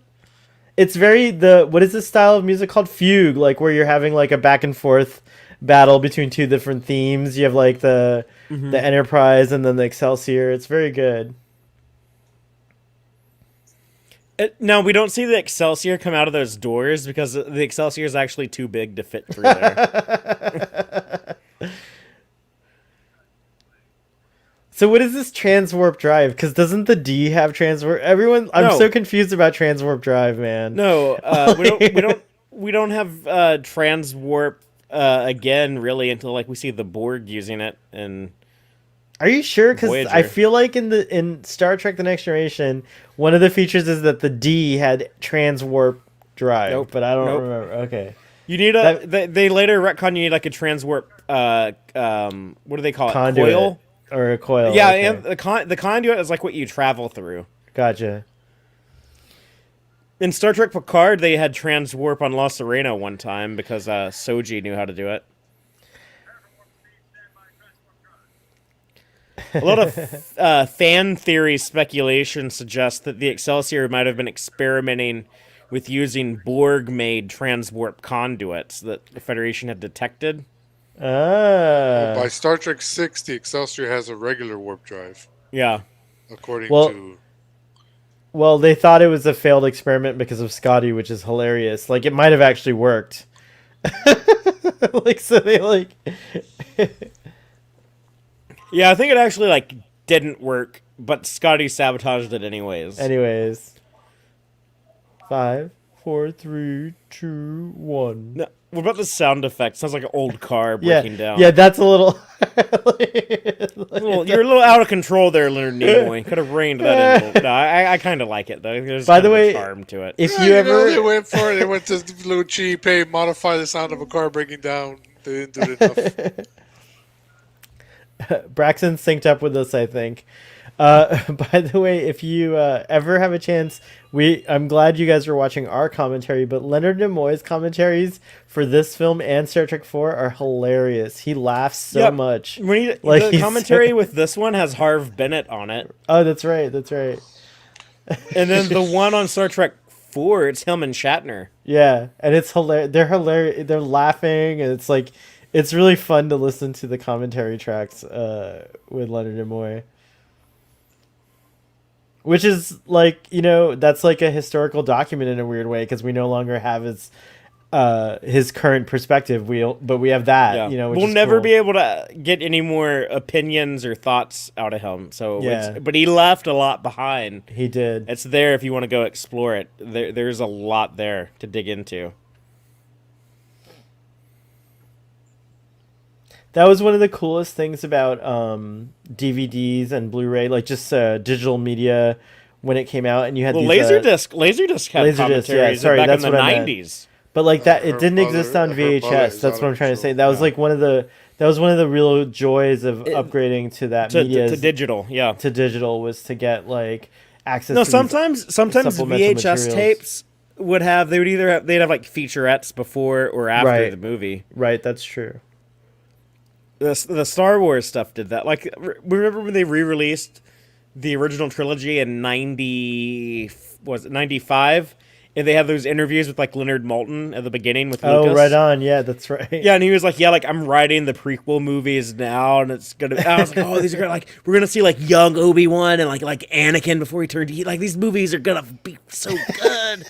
Turns out they were like You- 3 of the worst movies I've ever seen in my life. You and Ruben, like we're having the same experience. Wait, sorry, I missed. I got a Like text. you remember how like there were like these things on on the on the VHS, like where Leonard Maltin would interview George Lucas. He was saying like, "Yeah, I'm working on the prequel films now," and Father said I had such a sense of excitement about it, and and then like we're gonna see young Obi-Wan and Anakin before he turned and like all that stuff, but then the actual movies were not like, didn't live up to it. I love them, but whatever. I'm a weirdo. The prequels is when I say that I was ostracized from nerddom. Yeah, that's when I became a man. Was May 19th, 1999. My childhood was killed by George Lucas and a CGI cartoon lizard rabbit named Jar Jar Binks. I still remember the car ride home after we saw it, and everybody was arguing with me. No, it was good. This and No, that. I'm like, Yes, had- everyone I was around thought it was good. You had an ally, remember? You had an ally. It was you and Jisoo. Jisoo didn't like it. That's right. Yeah. We have that on video, by the way, the reaction somewhere. Really? It's somewhere. I gotta find it. Put that shit on YouTube. I know. I should find it, and we should put it on an After Dark. For real. We were filming you reacting to the movie. I don't know if you remember. I'll try to find it. Has that been digitized? No, it hasn't. I gotta figure out where it is. That material is somewhere. Shotanek! The Klingon's easier they accidentally blow up the Grissom. What does it say? Like JT Esteban was like so bitch made, and that like he was like, oh, I don't know, maybe I should like phone in to Starfleet HQ and ask what to do. Like I don't know, I can't beam up any life forms. I like that you called him bitch made. That's like the best thing I've ever heard. That's hilarious. What isn't bitch made is when Cruz is pointing his disruptor, like, say the wrong thing, Tord. That's true. Like right after he disintegrated one of his men. That was awesome. It's true. He's pissed. He By the wanted way, prisoners. Disruptors must hurt whatever that kill setting. Like you like burn. Like there's light coming. Yeah, out it was of like your a body. slow. It wasn't like TOS where like you just kind of like fade out pretty quickly. Fade out. Yeah, it's true. But it made the disruptor look so scary and deadly. I agree. Now, that's awesome. Like that, it's actually like Leonard Nimoy dubbing, right? Like that was actually You him get the dubbing same it. reaction as the characters. You're like, oh my god, is that Spock? And then you Spock, cut yeah. to DeForest Kelly. It's cool. You know, It's a the good whole effect. movie's about Spock, even though he's not in it. It must have been very much a relief to direct a film that you're not in. They I think do it's the how- same thing with Jonathan Frakes was the first Next Generation actor to direct. You know what his first episode was? I'm trying to remember. I know this, but obviously it's when he's not in. He is in it, but he doesn't show up Oh. till like near the very end. But it's The Offspring when Data That's makes right. law. That's Riker right. is not in that episode till That's his Right directorial when he Near the hits debut. end. on Lowell. Yeah. Holy shit, that's his Or- directorial debut. Yeah, I he forgot he that. comes he goes into 10 forward forward. and he's like hitting on Law and like she or not, he wasn't even I like really remember. hitting on it, but like she Right, kisses him. Right. She introduces herself, and then he's like, "Hey, who's this new crew member?" And Yeah, and then Data walks in and he's like, "Commander, will you tell me your What are your what does he intentions say? with my Wait, daughter? yeah, what are your intentions with my daughter?" And he's like, your daughter. What the heck? Like he didn't know. What was It needed going on. like the live studio audience like sitcom reaction, so you could hear people go like, "Woo!" I can't believe his directorial debut was so strong. That's amazing. I forgot that. Yeah, That's good awesome. episode, really good Yeah. episode. It makes me cry. Look at all these old Christmas trees that they put in there, like to like make it look like pine trees. It's cool how they showed these things like accelerated age, so that you could have like another like kind of a you get a hint. Yeah. This is a Of cool, this what? is a cool Yeah. moment too for crew. Like you, this also makes them seem pretty badass. yeah. We've completely forgotten to point out that this movie established the Klingon language. I mean, I guess the motion picture did it a little bit, but here it's But here actually we a really flesh. get Like what was it? Mark right, Arkland, they actually have. Okrand, whatever his name is. But they're like when he like battles that creature, and then like he calls it on his communicator, and he's like, nothing to report here. It's like all in this is what- Klingon. Yeah, it's all like trivial, weak shit. My and niece not- started taking Klingon on Duolingo. That's extraordinary. You Wow. can also like Listen to this Klingon. music. The Klingon English Dictionary came out shortly after this movie. Yeah, this is beautiful music too. What's that? James Horner did a lot of Violin? original What's doing stuff. that? I think Yeah. There's a lot of William original Shatner's music. playing a flute naked, recording this. This is either a recorder or a pan flute. This is a nice. Let's be real. song, Like too. we've all like played our flutes naked at some point. I mean, saying. This is a fact, an indisputable fact. Like this feral child Spock. Braxton, if you're all still watching the movie, when was the first time you saw Star Trek 3? And So hell, I'm sorry, I didn't mean to cut you off, but do you Sure, want to sure, give sure. folks a timestamp? oh yeah, and just for everyone who's watching, we're at 55:07, 08, 9, 10, 11, 12. It's such an interesting story here because you get the sense that Savick and David have like the potential of a romantic relationship. In the books by what was her name? McIntyre. What the hell was it? She died a few years ago, I think. She wrote like a lot of these novelizations. I'm so sorry I can't remember her name, but she did have a full-fledged romance between the two of them Oh, in the okay. book. Makes sense. It tracks. I'm kind of okay with it not being in the movie. I don't actually like consider that part of Vonda like my and head canon. McIntyre. Yeah. What was her Vonda first name? and McIntyre. Vonda. Vonda. Vonda, yeah. Von I just looked it Vonda up. McIntyre. Yeah. Yeah. No, she wrote some good novelizations. This is a good set. This is like a major upgrade from the Styrofoam rock. Yeah, but it still has Stuff. like 1 foot in like that fake rock. Yeah, it does. So this movie feels more original series than either of the first two movies. Mm-hmm. I'm not saying that those first two weren't good. I'm just saying that this feels more like what Star Trek was in 1984, basically. This is a great world building movie, as you pointed out earlier, with all the new ships, like the world just kind of like hopping around, The merchants, Klingons, the Starfleet, political stuff. Yeah, it's Earth. very big. It's interesting. like because we see a bar on Earth. We had never seen that in Star. So TOS didn't even go to Earth unless they went back in time. The motion picture, we see Earth for like 2 minutes. Wrath of Khan, Yeah. we see Earth for like 30 seconds. What were you saying, Ruben?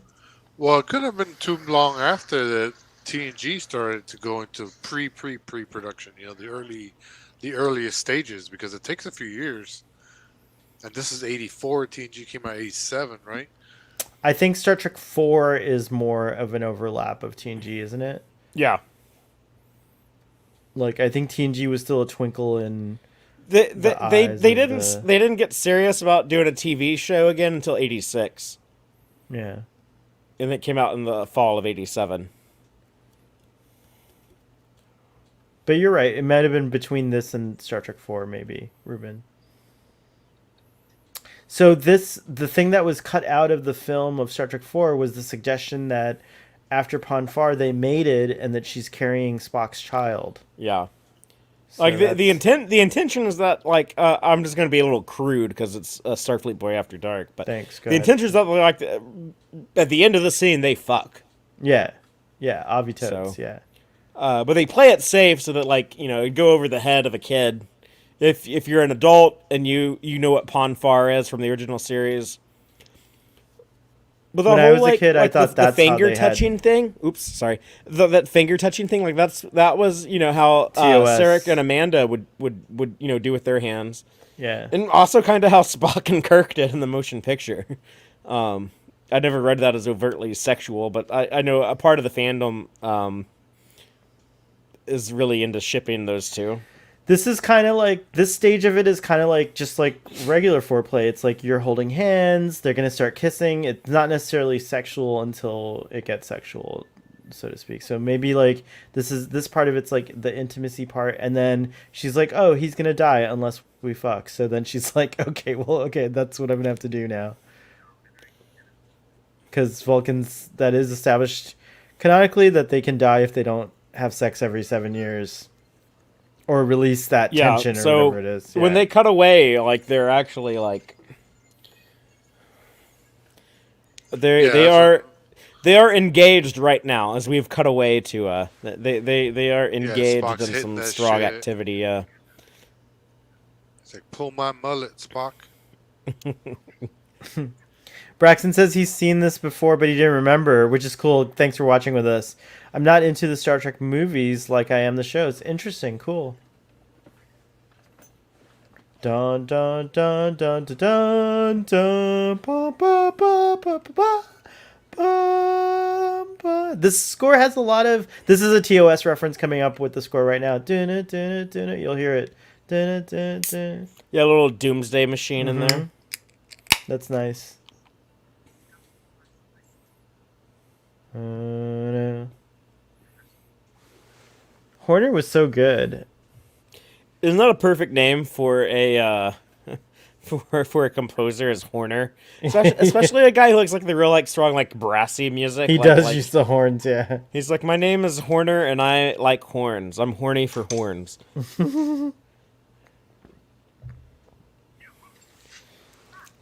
He is the Horner, the one who horns. Unlike in TOS, they didn't change clothes to indicate to Starfleet Boy that they did it. Yeah, I would have like had her have like her jacket off or something. Off or something, yeah. Also, where was David when they were doing it? Or had Was her he, come like, up crying? He was gurgling. watching. Was he? He was the Magato who watches. He was the Magato who watches. He Oh was my in God. the corner like, oh yeah. Oh my Don't goodness. kink shame. Some people like to watch. Like, don't kink That's shame. true. Oh, I not got kink shame. fingers too, girl. If it was Look up to at Gene how in Roddenberry, they command all- of this Christopher Lloyd is. Yeah, it's true. He's like, I'm not playing a moron on Taxi. I'm playing the guy who's in command. I just invented time travel. Don't fuck with me. No, that comes a year later. I like how he says, I hope pain is something that you enjoy. Do you really hope that, Cruise? I bet you hope the pain is something she doesn't enjoy. Right. I'd be the asshole like saying shit like that to him. He'd be like, execute the human called father.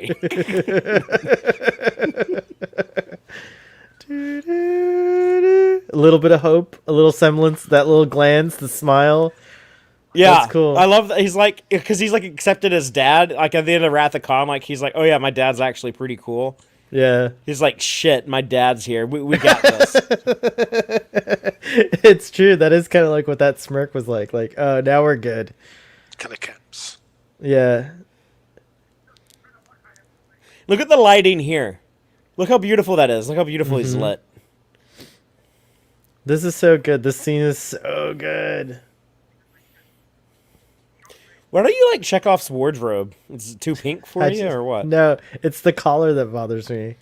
It's a gigantic, like this gigantic collar. I like that Shatner's wardrobe. It looks kind of like the Starfleet uniforms. It's kind of like he can never like take the uniform all the way off. He's always kind of Admiral Kirk. Admiral Kirk. Yeah. And then Sulu's has a hint of kind of like a Japanese flavor to it, kind of like very I don't. Is it appropriate like a to say Asian- Eastern, like Far I think East? I think you can say that. Yeah. Okay, or like Eastern like vibe. Asian is Asian what I should vibe. say. Yeah.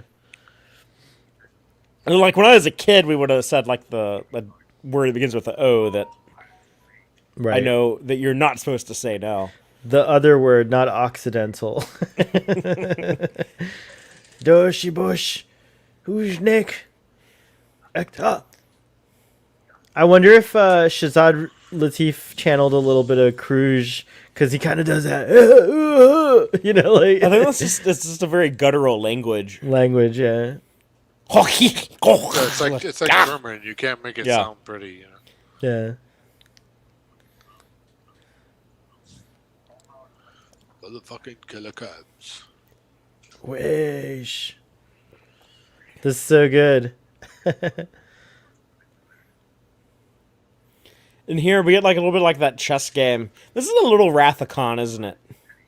Yeah, but it works on in a different way. It's like because we're in on it a little bit. We're like, Yeah, you know what I mean? Like, Well, you are in the Wrath of Khan when you're That's like true. Khan is like let them eat static. You Oh, know? true, We're all true. one big happy fleet. fleet.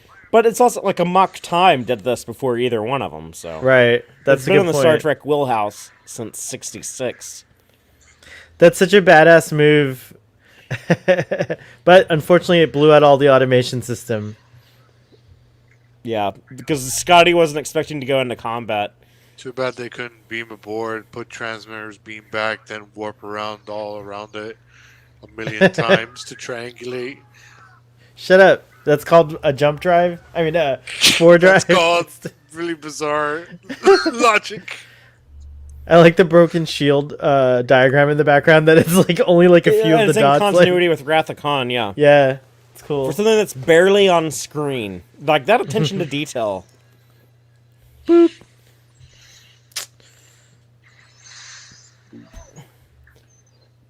Oh, he does that same oh in Star Trek 4. That's interesting. And this is It's probably like, I know like ADR. there's a lot of Enterprises in Star Trek. This is the real Enterprise though.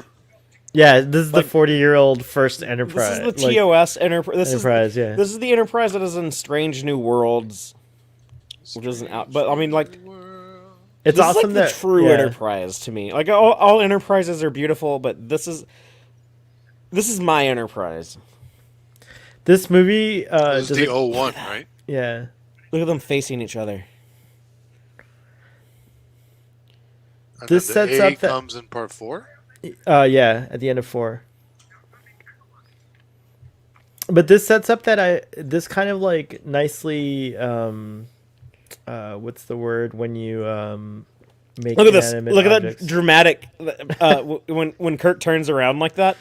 The So he's posturing, bluffing right now. Yeah. His ship is a fucking piece of shit. There's like 5 dudes on it, but he's got to bluff and act like, he's like fully operational. It's his overacting there. Speaking of Shatner being accused of overacting, but like his overacting is similar to in Wrath of Khan when he has to put on a performance for Khan when he's screaming like Khan. Like he knew he wasn't stranded on that asteroid, but he was trying to convince Khan that he was actually stranded on the asteroid. So not William Shatner, but James Kirk himself is an overactor. Right. Like he's willing to be dramatic. It doesn't work on Cruz. Cruz, he's like, nah, like, they should have blown me out of the sky by now. I'm calling his fucking bluff. This guy can sort of claim to be the one who defeated Kirk in space combat. He lost in the end, but he defeated Kirk in space combat. He defeated Kirk in space combat, and then Kirk defeats him in ground combat. Yeah, and overall, yeah, in the end, yeah. But it's kind of interesting to think Because this guy they actually fight on did the beat ground. Kirk. Yeah. Yeah, Like, what it's pretty cool. the Romulan commander and Amok Time and Khan both got defeated by Kirk in a space battle. Cruz wins the space battle. Yeah. I guess. He loses most of his crew, but I mean, I guess Khan wins for a little while, but Kirk is able to. Kirk plays the last card he can in this film, which is pretty awesome. Like he has nothing left but the Enterprise, and he plays that one. Oh like my god! Watching this cards coming up now as a kid it was like, what just happened? I know, I was What so just- upset. You just killed my baby. But again, Shatner, I think, sells this so well. Oh, this is sad that he admits that he cheated. But okay, like Kirk is a cheater too. Kirk Right, I cheated the know. Kobayashi Maru. The I difference know. between Kirk and David is that Kirk can cheat and win, and David tried to cheat and win, but he cheated and lost. So And I don't know. I don't think it's a failure because it's still a hell of a weapon. But it wasn't designed to be a weapon. Well, I know, but I'm Yeah. just saying it's still a hell of a weapon. and this like a lot of bad guys. They'll have like multiple prisoners like this, and like they don't kill any of them because of course like they need like the heroes to still be alive at the end of the story or whatever. But this is something I think is pretty realistic. Like he's like to prove to you that I'm a fucking heartless, cold motherfucker. I'm just gonna kill one of these people right now. Yep. So I'm not fucking around. And David gets to go out a hero. Yep, that's true. He does save Savick. It's true. Yeah. And I love the Man, way. it's a shame that Kirk didn't have a chance to teach him the Kirk Fu. And because I'm starting to notice a pattern in Star Trek that Klingons always get their ass kicked by humans. I like to see the actual Klingon murdering a human easily. Yeah. Fool, I will stab you to death. And then the way Robin Curtis delivers that, like so, like Vulcan and that was cold. perfect. And then, like here, like we're like this to me, like this feels real. Like he can't even like sit in his chair; he just falls Yeah. down on the ground. This is a great performance right here. This is epic.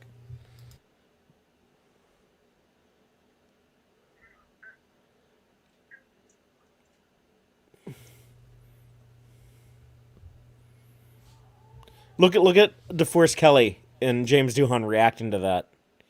Yeah, it's nice. Bastard.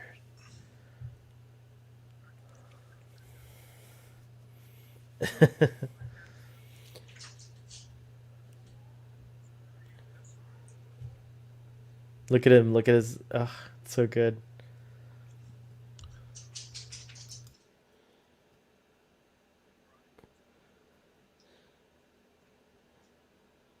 Klingons don't take prisoners, man. Except for when they do. I like Except this. for when they I do. give 2 minutes to you and your gallant Except for crew. when they do. Yeah, you just This gave is a him more power ti- move. That's a Yeah. fucking power move.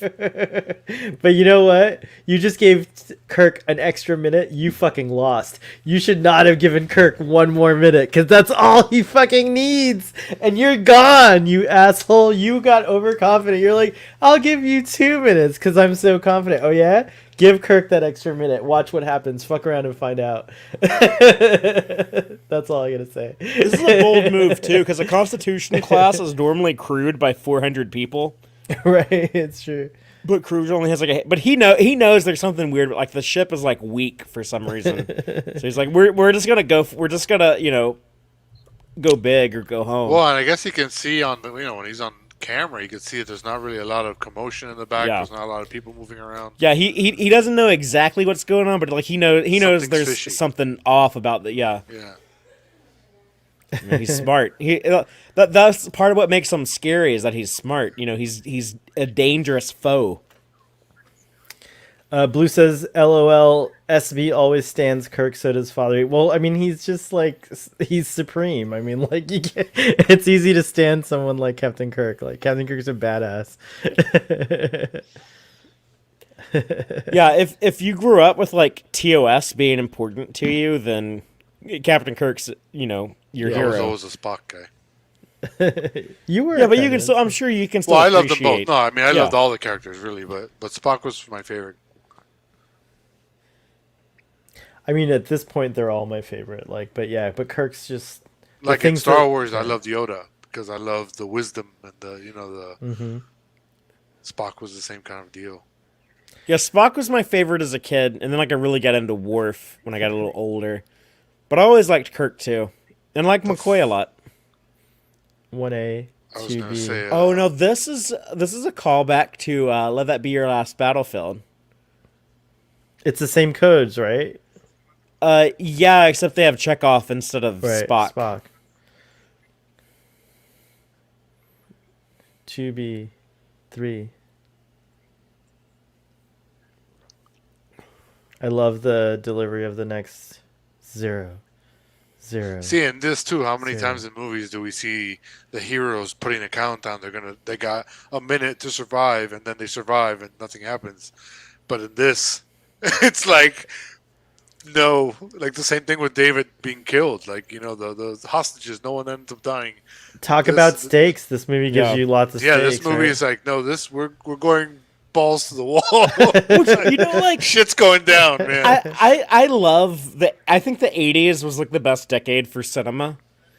As far as like popcorn entertainment, like blockbustery type movies like this.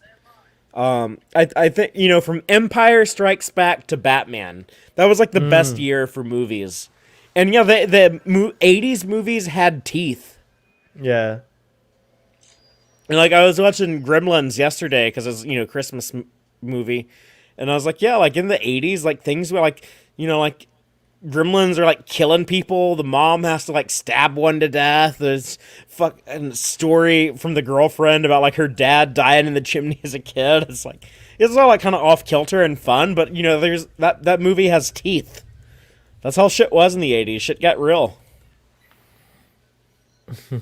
It's true. No, I mean You know? you need stakes in movies because it's Yeah. not like that's what bothers me about a lot of modern movies. They like Me there's no too, yeah. point in watching them because it's like nothing's gonna really happen, or if it does, it'll be retconned somehow if they need it. Like there's never any real consequence. Yeah. Blue's pointing out that like kind of TV's more about stakes nowadays. It Right, seems right. like yeah, Well, that's Yeah. why the better stories are really on TV. on TV. Get out of there! Get TV out! Or like is a lot fucking riskier Dune, like than how movies. amazing was Dune because they kill basically like Everyone. 99% of everybody you true. meet in that fucking movie. Look at this. This is insane. Look at this. Yeah, imagine it like the breaks my gut heart. punch of this. of Yeah. like not knowing the Enterprise is gonna blow up in this movie and then seeing it blow up. Oh, it's I know, breaking like- my heart. The trailers and stuff gave this away, which I think is so criminal. But yeah, look at then when that saucer blows up, that's I just know. like I feel like someone just like hit me in the nuts with a sledgehammer. No, It's just they like, they Look at this. continue the pain because like it blows up and you think, oh, the whole ship blows up, but no, here comes a big chunk now. Now you're gonna watch it burn through the atmosphere, motherfucker. yeah. feel it. It's like- they it's like linger you- on it. You watch like your grandma get her head smashed in, but then you see her get like drugged down the highway for 2 miles after that. What have I done? What you had to do? Dude. Listen to this though, So good. Turn death into a fighting chance to live. That's what he does. That's cheating death. That's exactly what it actually is. imagine right? like how Kirk, he's like, man, like fucking Robert April commanded that ship, fucking Christopher Pike commanded Pike. that ship, and fucking like I just killed it. I just I killed the scuttled. Enterprise. It's called. I like the don't know, word. yeah. I like the naval term because it's to me. I always call it the scuttling of Enterprise. You know, because it's true. That's what happens. They have to scuttle her, which is always a sad thing to do when you have a ship. But she gave her life to protect her crew, which is what every ship wants to do. No, conveniently, right here he ages up to look like Leonard Nimoy, and they're able to like hide his face. You'd think he at some point he would turn into Ethan Peck and Zachary Quinto. They should do that. They should retcon it so that they could do that. Yeah, like deep fake it to be their Yeah. faces. That would be cool. So they should not do because only hacks like George Lucas go back and fuck with their movies. None of the Star Trek films, except for the motion picture, have had like the effects like messed with, right? See the adrenaline strength. Not with the effects. Yeah, they've there's different cuts of Wrath of Khan and Undiscovered Country. Right, but it's all the original effects. Yeah. They don't like CGI in like cartoon robots or like Jabba the Hutt in the background This is stuff. Thriller. By the way, this makeup effect is cool too. Seeing him Thriller. like seeing morphing before morphing existed It's in a like weird from way. Thriller when Michael Jackson Yeah, turns yeah, into yeah. a werewolf. Or American Werewolf in London. Yeah, it American reminds me Werewolf of- in yeah. London too, yeah.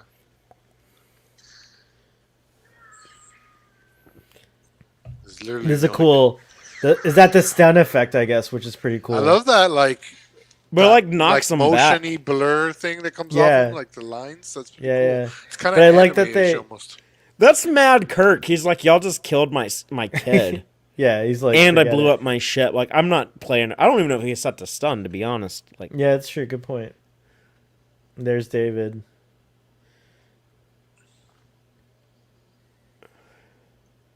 Oh, look at Tumbleweed. I watched this and I think Yeah. like if I was like laying dead and like my dad like came and like saw my body or something. It must be terrible. And then the McCoy and Scotty reactions there, it kind of mirrors what we saw up on the bridge earlier when I pointed out their reactions. But to me, that makes it like even more relatable. Like I mean, like I don't have a kid. I don't know what it'd be like to like lose a kid. But like imagine like your friend, like your friend just lost. Like I for some reason that's easier for me to imagine and picture. It's like seeing their pain. Man, that set is great. They got like a little waterfall going on back there. Yeah. So good. And it's like you said, it's the TV show, but 2.0. You know, like the movie edition, where they have 10 times more money, but they're doing the same kind of idea Right. with just a lot more money and technique. Like, look at that shit! That fucking thing collapses, the fire pit coming out. That's a like, it's practical crazy. fire. There Yeah, it's were all there were practical. guys on set lighting a fire next to DeForest Kelly and James Doohan and William Shatner. I there's no highly, CG highly here. recommend Corridor Crew, the YouTube channel. Oh, So okay. fucking good. Do they do this movie a breakdown or something? I don't think they've done any Star Trek yet, but you can leave comments because they have two main shows. They have stunt people because they have women too. Or I like they have this yeah. I like this flippant. C'est la vie. response. Yeah, as we say on Earth, that's life. This is how I learned the phrase "c'est la vie." I had never heard it before I saw this movie. Same. So now every time I hear "c'est la vie," I think of Star Trek 3. C'est la vie, C'est la vie. Though I don't know many people who say that now. I think that was probably more common to say in the 80s than today. Yeah, because well, that song was out of time, so it's probably in the zeitgeist. But I like Christopher Lloyd here. He's like, all right, I'll beam down and fight your ass. Also, Klingon, bro. I like that he doesn't beam up Spock, and his answer is because you wish it. I got the drop on you. What about that pirate shirt, Fathery? I saw a meme that was like an ad from the 70s for like karate pants, so you can kick in them. They're easy to kick in. Oh, They okay. look like jeans, but they're flexible. Kirk's Oh, pants yeah. kind of look like those.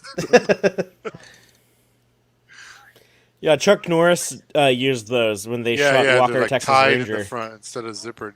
Interesting. Say it clear so that Kirk knows how to say it later.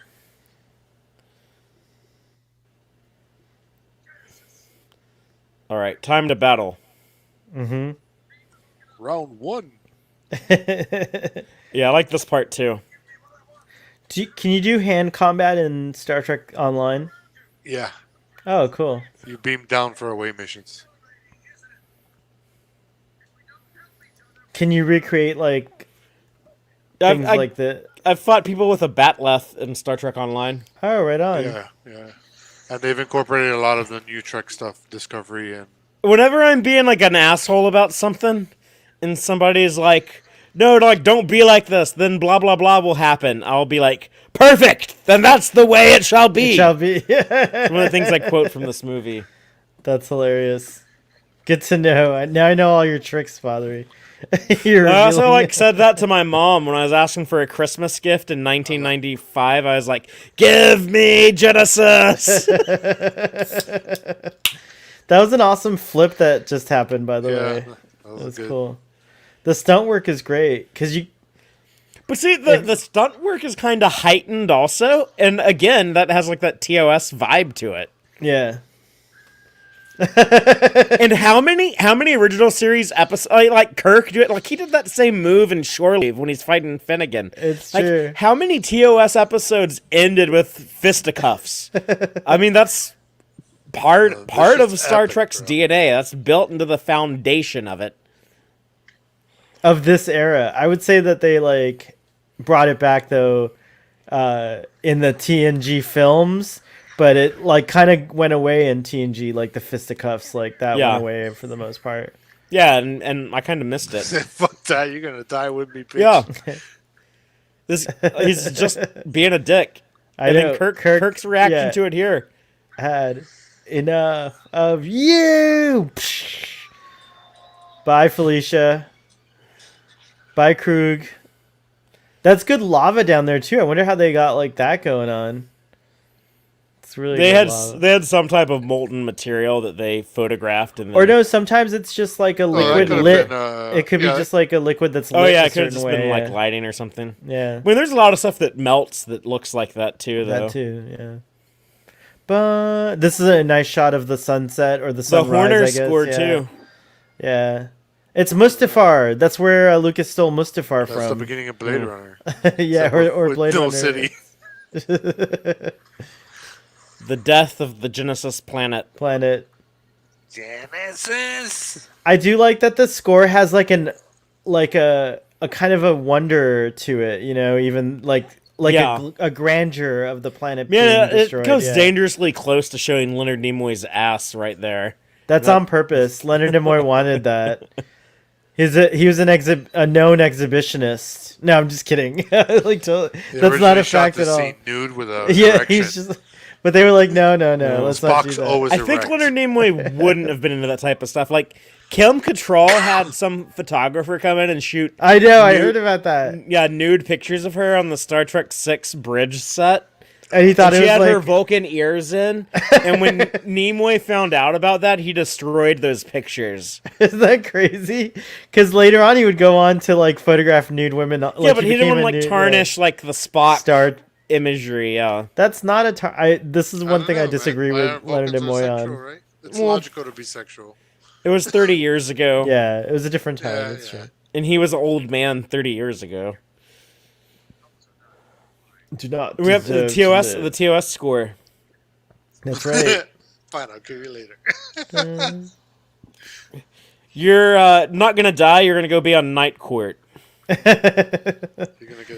What becomes of Maltz I guess in the wider canon? he probably Does gets it- returned back to the Empire. Oh, that's and- true.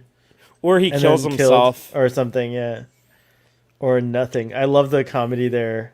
Little hint of what's to come in Star Trek 4. About like Defects to translating the Federation ship. to become Yeah, a and they stand-up get their bird of prey. Which That's right. This, Very important the ship plot is going to point. end up in San Francisco Bay eventually. What were you saying, Ruben? I'm sorry, I couldn't hear you. Maltz defects to the Federation to become a stand-up comedian. I kind of like that.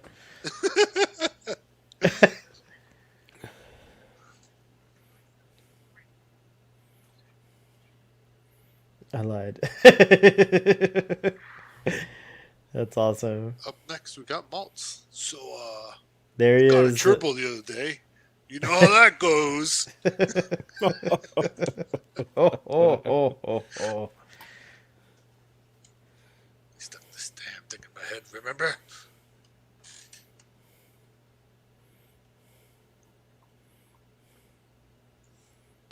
Like, dude, Bones, that's like a shell, bro. There's nothing there. He can't even speak. It's interesting that like Spock, that version of Spock there has like an empty mind. It's like it's an interesting idea that like, you know, like now what he actually intended was for like this is all a happy accident, but what he actually intended was for hopefully Bones would take his Katra back so they could put it into the Katric Ark on Vulcan, right? Which is like a place where Katras. Well, they knew that there was some shit on the Genesis planet because they did go there. No, I'm saying Spock when he did the remember move, he didn't know. Oh yeah. He was. I think his hope was he that didn't know he was gonna Right, his hope survive. was that McCoy would go back to Vulcan. and just deliver- deliver it Right. to his father to deposit it into Yeah. like the collective arc of Vulcan knowledge or whatever, right? Like, it's interesting. Tell Kirk we'll be ready. They should have had Uhura like in a bikini, poolside, It's not Ryza, just Ruben, like it's chilling. Vulcan. They did a good job recreating the Vulcan look for Navarre on Discovery recently. I would say so. I want to see Mount Saleya again, and I want it to look like this. I hope we can see Mount. We don't ever see Mount Saleya in Enterprise, right? Or do we? No. Yeah. Yeah, It the might bird be- of prey model is so dynamic. Like we see the attack mode, the flight mode, and the landing mode. Landing mode, yeah, with the wings all the way up like that's true. Yeah, and then like the two landing struts look like bird feet coming out.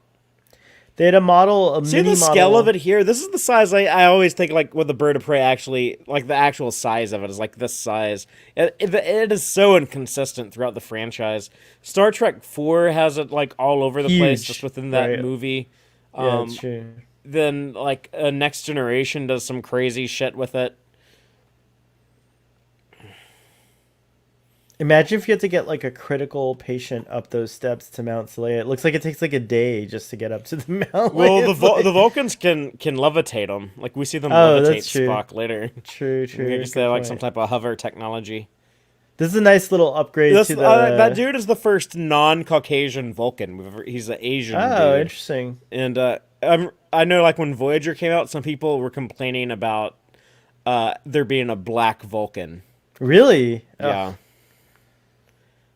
And in the Starfleet Medical Journal, it actually says there are no continents on Vulcan, so there's no different ethnicities. Everyone is the same race, and they're just all white people. In what? What does say that? The Starfleet Medical Journal, Oh, okay. which is non-canonical, but it came Right. out in the 70s or early 80s. I'm glad they diversified the Vulcans starting with this movie. Yeah. They're the Vestal Virgins. They don't need to do Ponfar.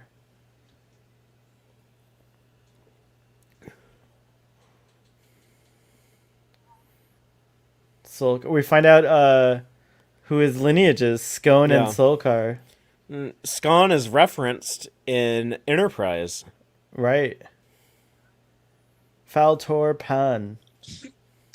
The refusion. Peter Pan. We ain't done that Ages shit in a pass. hot minute, bro. I don't know I love those if we're women gonna just pull it like- off. Not only that, it's a legend. It's like legend stuff. It's not like Those women are just back there like in mid sass pose.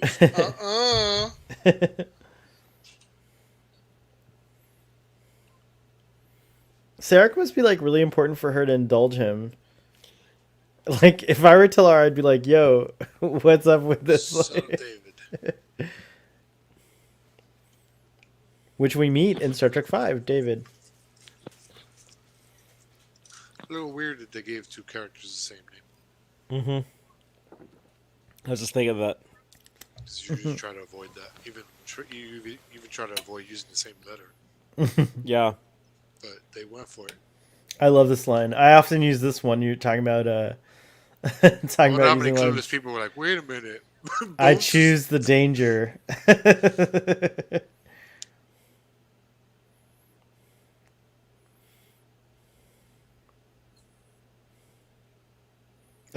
Yeah, all those faces he makes. Yeah. He's like, Hell of a time to ask. I love that Kirk is like, really? Like, you choose the danger? It's like, he's like, it's funny. He's like, you're deciding to be funny at this moment. I love it. This is a cool shot of them all standing there. It's nice. It's a really cool set, the Mount Salea set. I like it. It's a reminiscent, calling back to the TOS kind of vibe of that round Yeah, space. they definitely were building on top of the depictions of Vulcan in Amok time. Yeah. And like, I guess it paralleled what they were doing in the animated series in yesteryear. I love James. I Judith- had tacos Judith- today. My apologies for the sour cream on my fingers. I love Dame Judith Anderson, this actress. She looks so like alien, but yet, like Yeah, she she's looks She's like very exotic. much in the following the footsteps of T'Pau right, from exactly. Amok time. As a kid, I even wondered if they were supposed to be the same character. I never caught on to the Talaire thing, and so when I was a kid, I always just assumed it was also T'Pau. Yeah. Antonia suspected that too when I showed her this movie. Because me and her watched all the original series first, and then we watched these movies, and then we went into like Next Gen, DS9, Voyager. It's because she speaks in that same formal way, like the and Yeah, no, thou and, I think they were using that as reference material. yeah. Not only like the way that Harv Bennett wrote it, but the way that Nimoy directed her. Right. Well, and there's similar positions, right, in the Vulcan hierarchy or Like whatever. a priestess Yeah. type thing, yeah. So yeah, they whatever. probably have similar ways they speak and have to use words and trained and yeah. This is yeah, really yeah. nice crossfades and montage and music. Yeah. It's good. And, Yeah, it's hard. Savick meditating in the moment. Mhm. Scotty looking at her like, oh, I wonder what she's Oh going yeah, through Kirk right now. looking nervous and impatient, like almost like he's like a father waiting on like the baby to be born in the delivery room. I think Kirk's walking around and like, I fucked that Klingon up. What?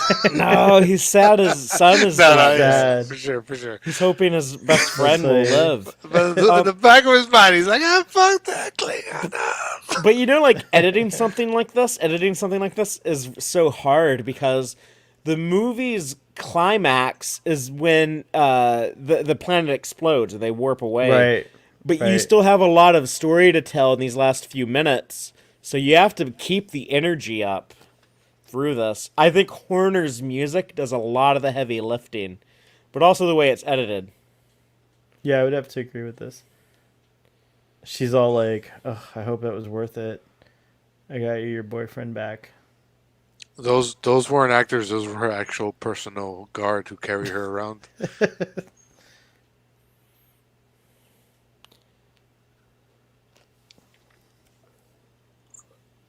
This is an interesting scene. I've always liked how like Sarek is like, man, I did not expect you to like when I sent you on this cause. Like, I didn't think all this was gonna happen.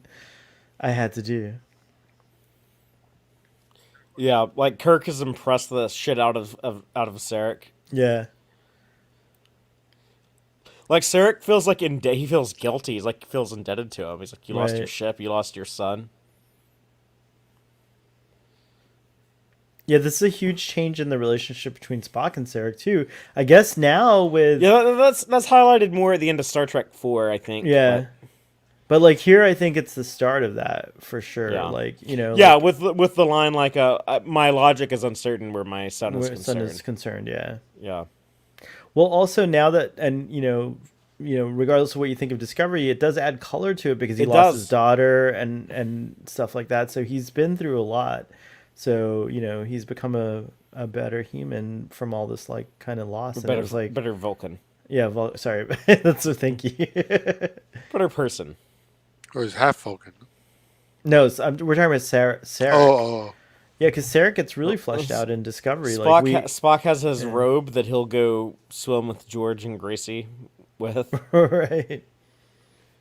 I always see the Triforce there, and I don't know. I can't like not see it. I think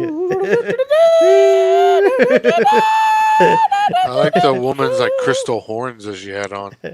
oh yeah, those Did are you notice? cool. Those are cool. Yeah, I don't know you. Have you? I kind of remember you. Do you see much Yeah, I Vulcan? remember you. I think you showed up around season 2, maybe.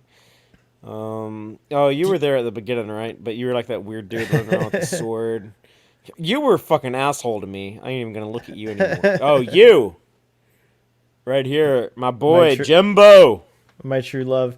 Do you see a lot of like Vulcan cosplay at... So, hell, are you serious? Like, I'm not gonna, like, make fun of you or anything if you say yes. But are you, like, are you seriously... a Kirk Spock shipper, or do you, in your like personal headcanon, do you think they were just like good friends? I think that they are just good friends, like on paper. But in my fantasies, they're not. Don't give me some like gray, ambiguous, like in between answer. All right, here it is.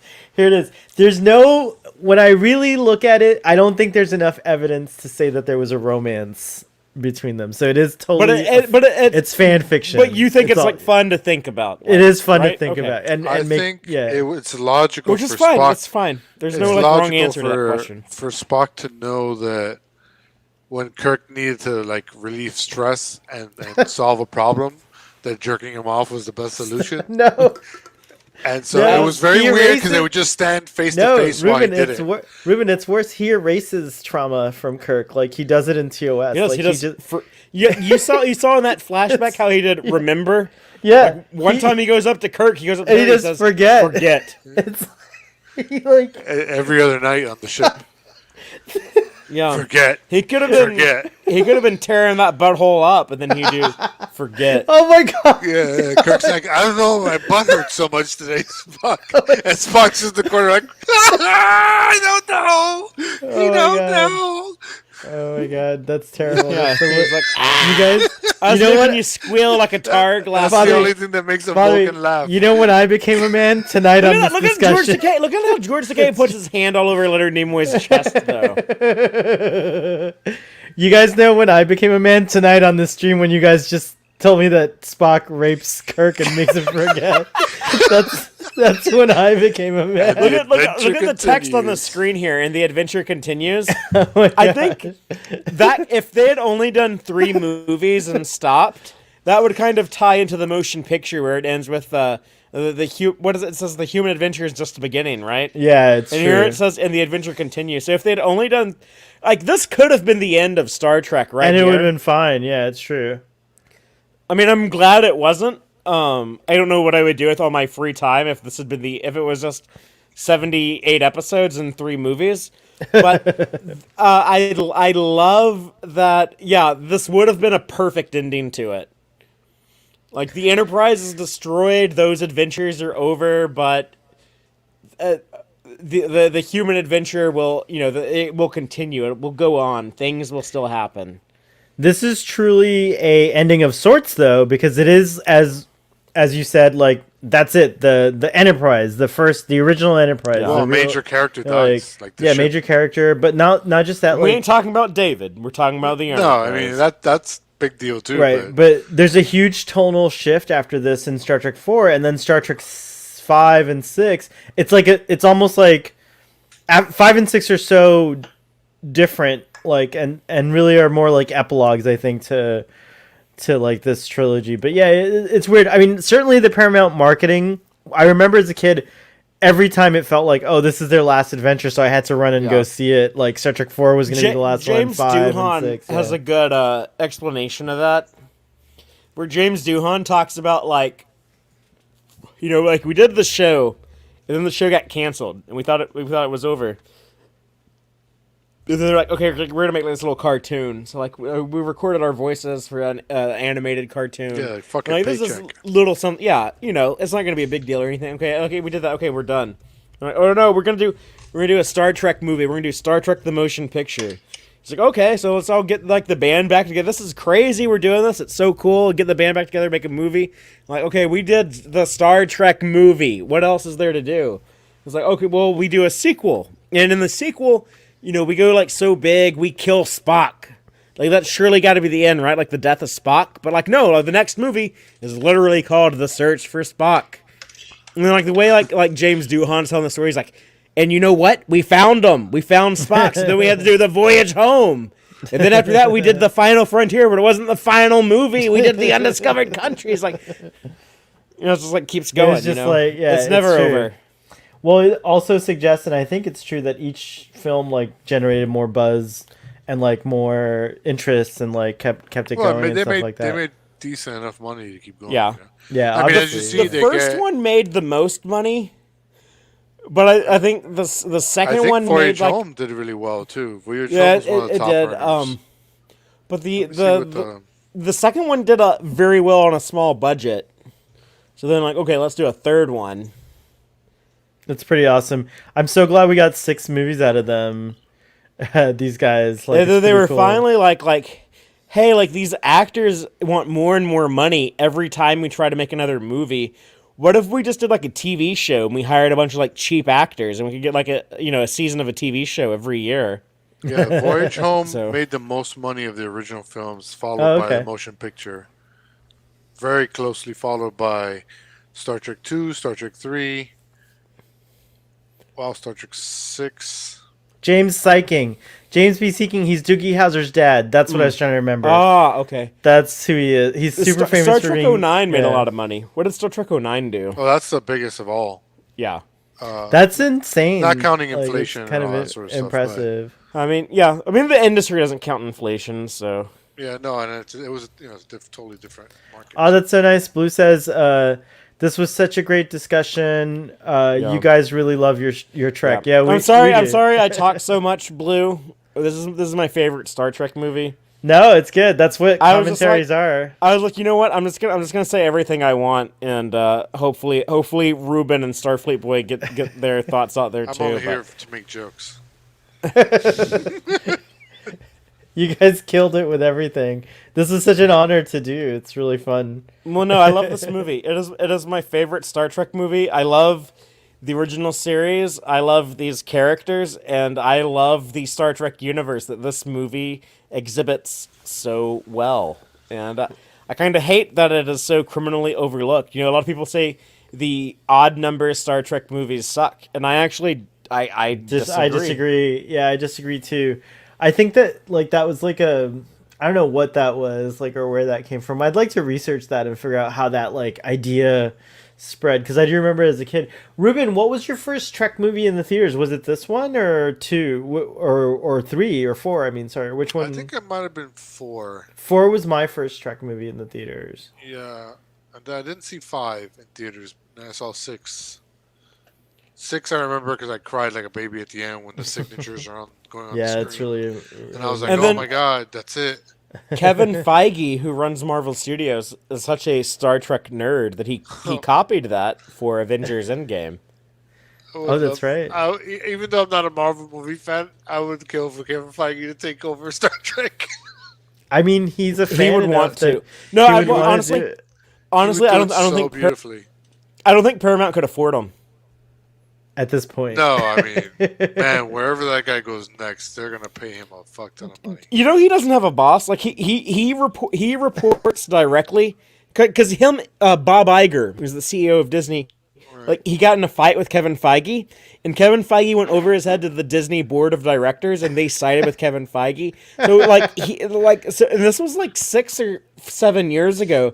Ever since then, for like the last 7 years, Kevin Feige has reported directly to the Disney board of directors. Wow, it's There is no one else in charge of him. They basically tell him like, Kevin, as long as you keep making us $1 billion movies, just do what you want. Until that shit starts slipping. Yeah.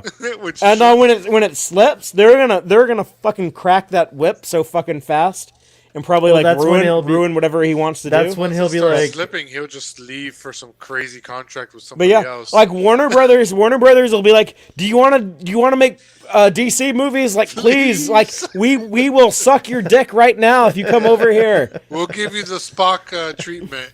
Where's Disney based? What Here. city? Oh, Like Warner Brothers is they're both in Burbank, right? Yeah, I think so. They're like, we're right down the fucking road, Kevin. Just like please. Well, you don't even have to move. We'll buy the houses around you so that you don't have any noisy we'll neighbors. we'll like move your house. We'll actually We'll turn your house into the house from up. We'll move our headquarters. But to I your don't house. know. I honestly don't know if like Paramount could afford them to like. No. Because whatever they pay. I'm not talking shit about Alex Kurtzman. I would just. I am not talking shit about Alex Kurtzman. But all I'm saying is like whatever Paramount Plus or Paramount Viacom CBS. I guess the official name is like Paramount Viacom or CBS Viacom, whatever the fuck it's called. Whatever they pay Alex Kurtzman right now is fucking chump change compared to what Disney pays Kevin Feige. Let me just put it this way. Ryan Murphy, who created Nip Tuck and a bunch of other good shows, Netflix paid him $300 million just to make shows for Netflix. Oh. So Kevin Feige could probably be like, give me like $1 trillion, Netflix. You want me to control your Millar World stuff? Give me $1 trillion. I think at this point, if Kevin Feige did Star Trek, it would just be like I feel like because from what I've heard, he's like a huge fan. So like maybe he loves fucking Star Trek. He'd be like, This is how big of a Star Trek nerd he is. Listen to this. Because Kevin Feige got his start working for Dick Donner, the Donner Company, and Jeff Johns, who is my favorite DC comic book writer, and he's been involved with a lot of the DC, like the good DC movies, like Shazam, and he does the Stargirl show. He's the showrunner on Stargirl. But anyways, Jeff Johns also worked for Dick Donner. Yeah, they both wear baseball caps all the time, which is kind of weird. But when the two of them were working together, like I saw like this, it was like the two of them were like together in like some interview together or something. It's kind of weird because you have like the Marvel dude and the DC dude, but like they were talking about like Jeff Johns would say like, remember that apartment you had when we worked together? And what you were doing on top of the roof of that apartment building? And Kevin Feige was like, yeah, I secretly went on top of the roof of my apartment building here in LA, and I built my own little shed up on top of there so that I would have space to store all of my Star Trek action figures because I didn't have room in my apartment. So that is how big of a Star Trek nerd Kevin Feige is. That's great. Maybe he can tell CBS, you want me? You change that name to Feige Channel, Feige TV. Feige Plus. I want it all. Oh my God. Plus. Whatever he does next will be interesting, but he's in no danger of losing his mojo yet. So far, so good. This last Spider-Man movie already made a bill. 250 plus million opening weekend. Yeah. I think it was 261, the final count. 255, something like that. Yeah, it's the third biggest opening in movie history. The last two were also Avengers Infinity War and Avengers Endgame movies he did. So yeah, like he's He's not in danger of going. Yeah, right now the only reason Anywhere. he would leave is because he wants to just do something else, but Yeah. because they're not letting him go. Merry Christmas, Happy Holidays to Jeremiah No. D. Jeremiah He- was a Squirtle. Jeremiah, what's up, bro? But Kevin Feige probably has like a non-compete, at least for Warner Brothers. I don't know like anyone else, but at least he probably has like some type of non-compete clause in his contract It's likely, yeah. that like I don't know if they would do that forever because Disney even does that with like their actors. If you're in a Marvel movie, you're not allowed to be in a Warner Brothers DC movie for so many That's why years. I was surprised when James Gunn was let go, that DC could pick him up so easily. But I think that might have been because it was based on Because he was fired. right. He was like fired, so it might Right, have so they canceled it terminated the out. contract, but Yeah. yeah.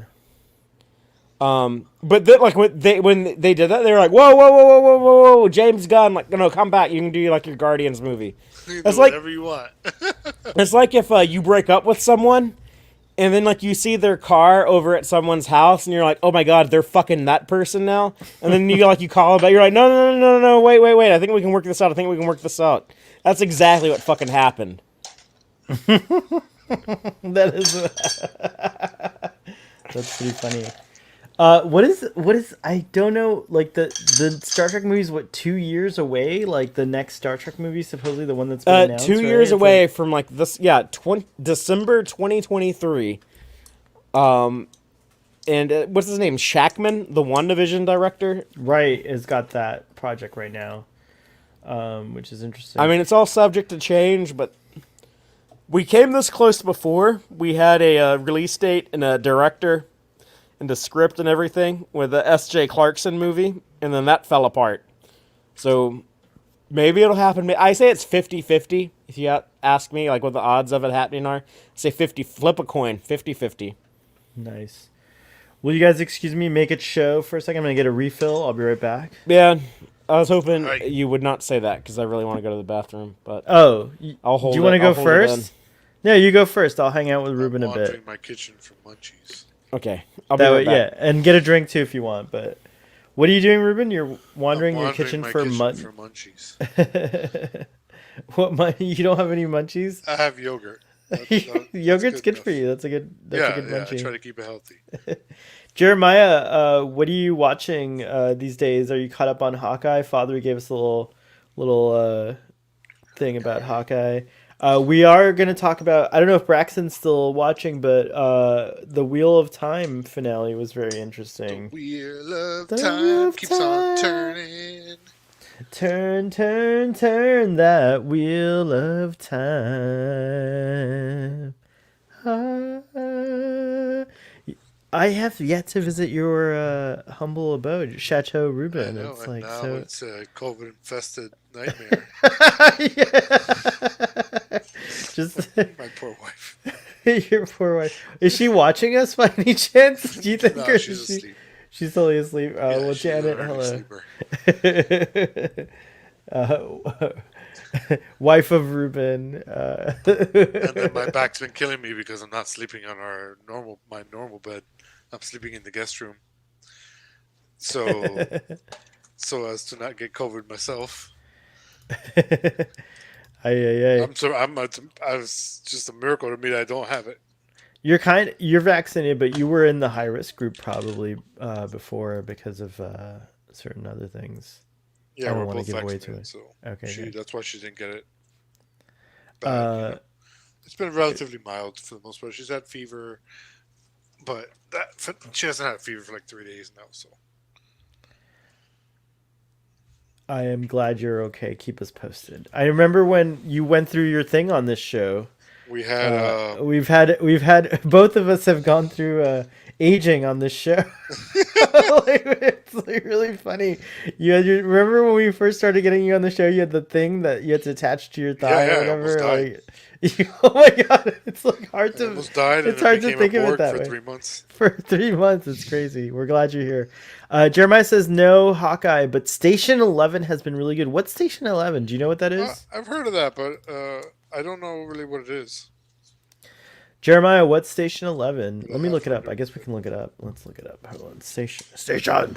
It's not like in Bill and Ted Station, right? Like Station 11. Let's see. Station 11 is a show on HBO. I only watched one. I watched the finale of Wheel of Time,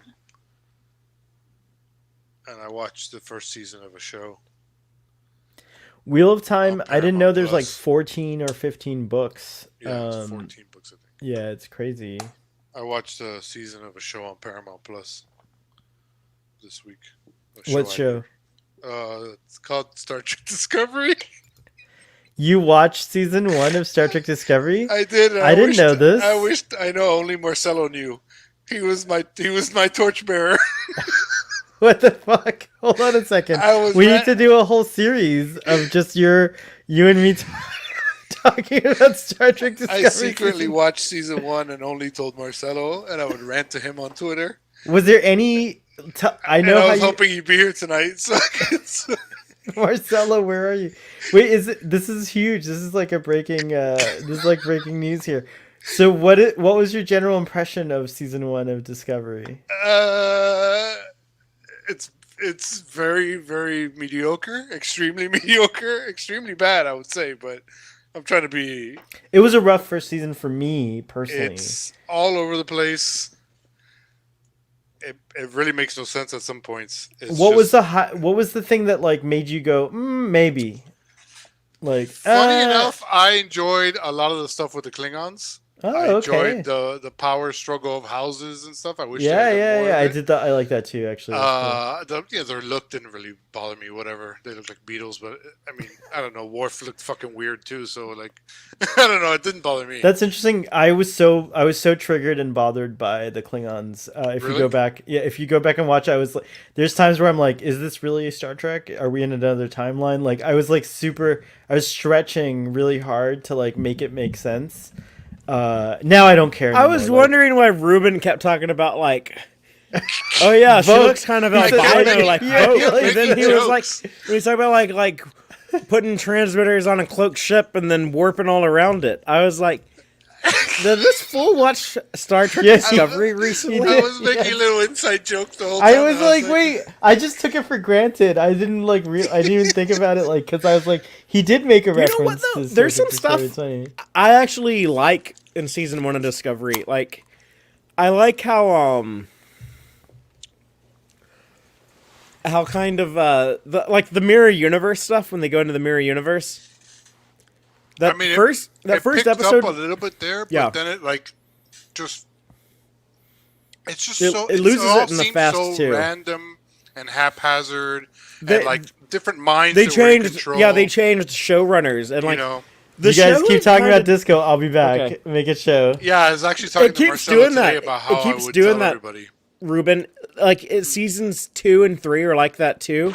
Because it keeps changing showrunners until, like, now, season 4. And you can kind of tell, like, season 4, the six episodes we've gotten of season 4, it finally feels kind of cemented as, like, we know what we want to do now. And we kind of have a singular vision that we're going to do. So it's kind of refreshing. Because before that, we had 3 seasons of, like, the show, like, changing direction constantly. Right. But yeah, it was pretty much as chaotic and maddening and nonsensical as I thought it would be. Like, there were points where I was like, okay, it feels like for instance, the first 2-hour pilot, it completely makes no sense. Like, you could have done all of that in 20 minutes and gotten to the Discovery in episode 1, not episode 3. That makes no sense to me.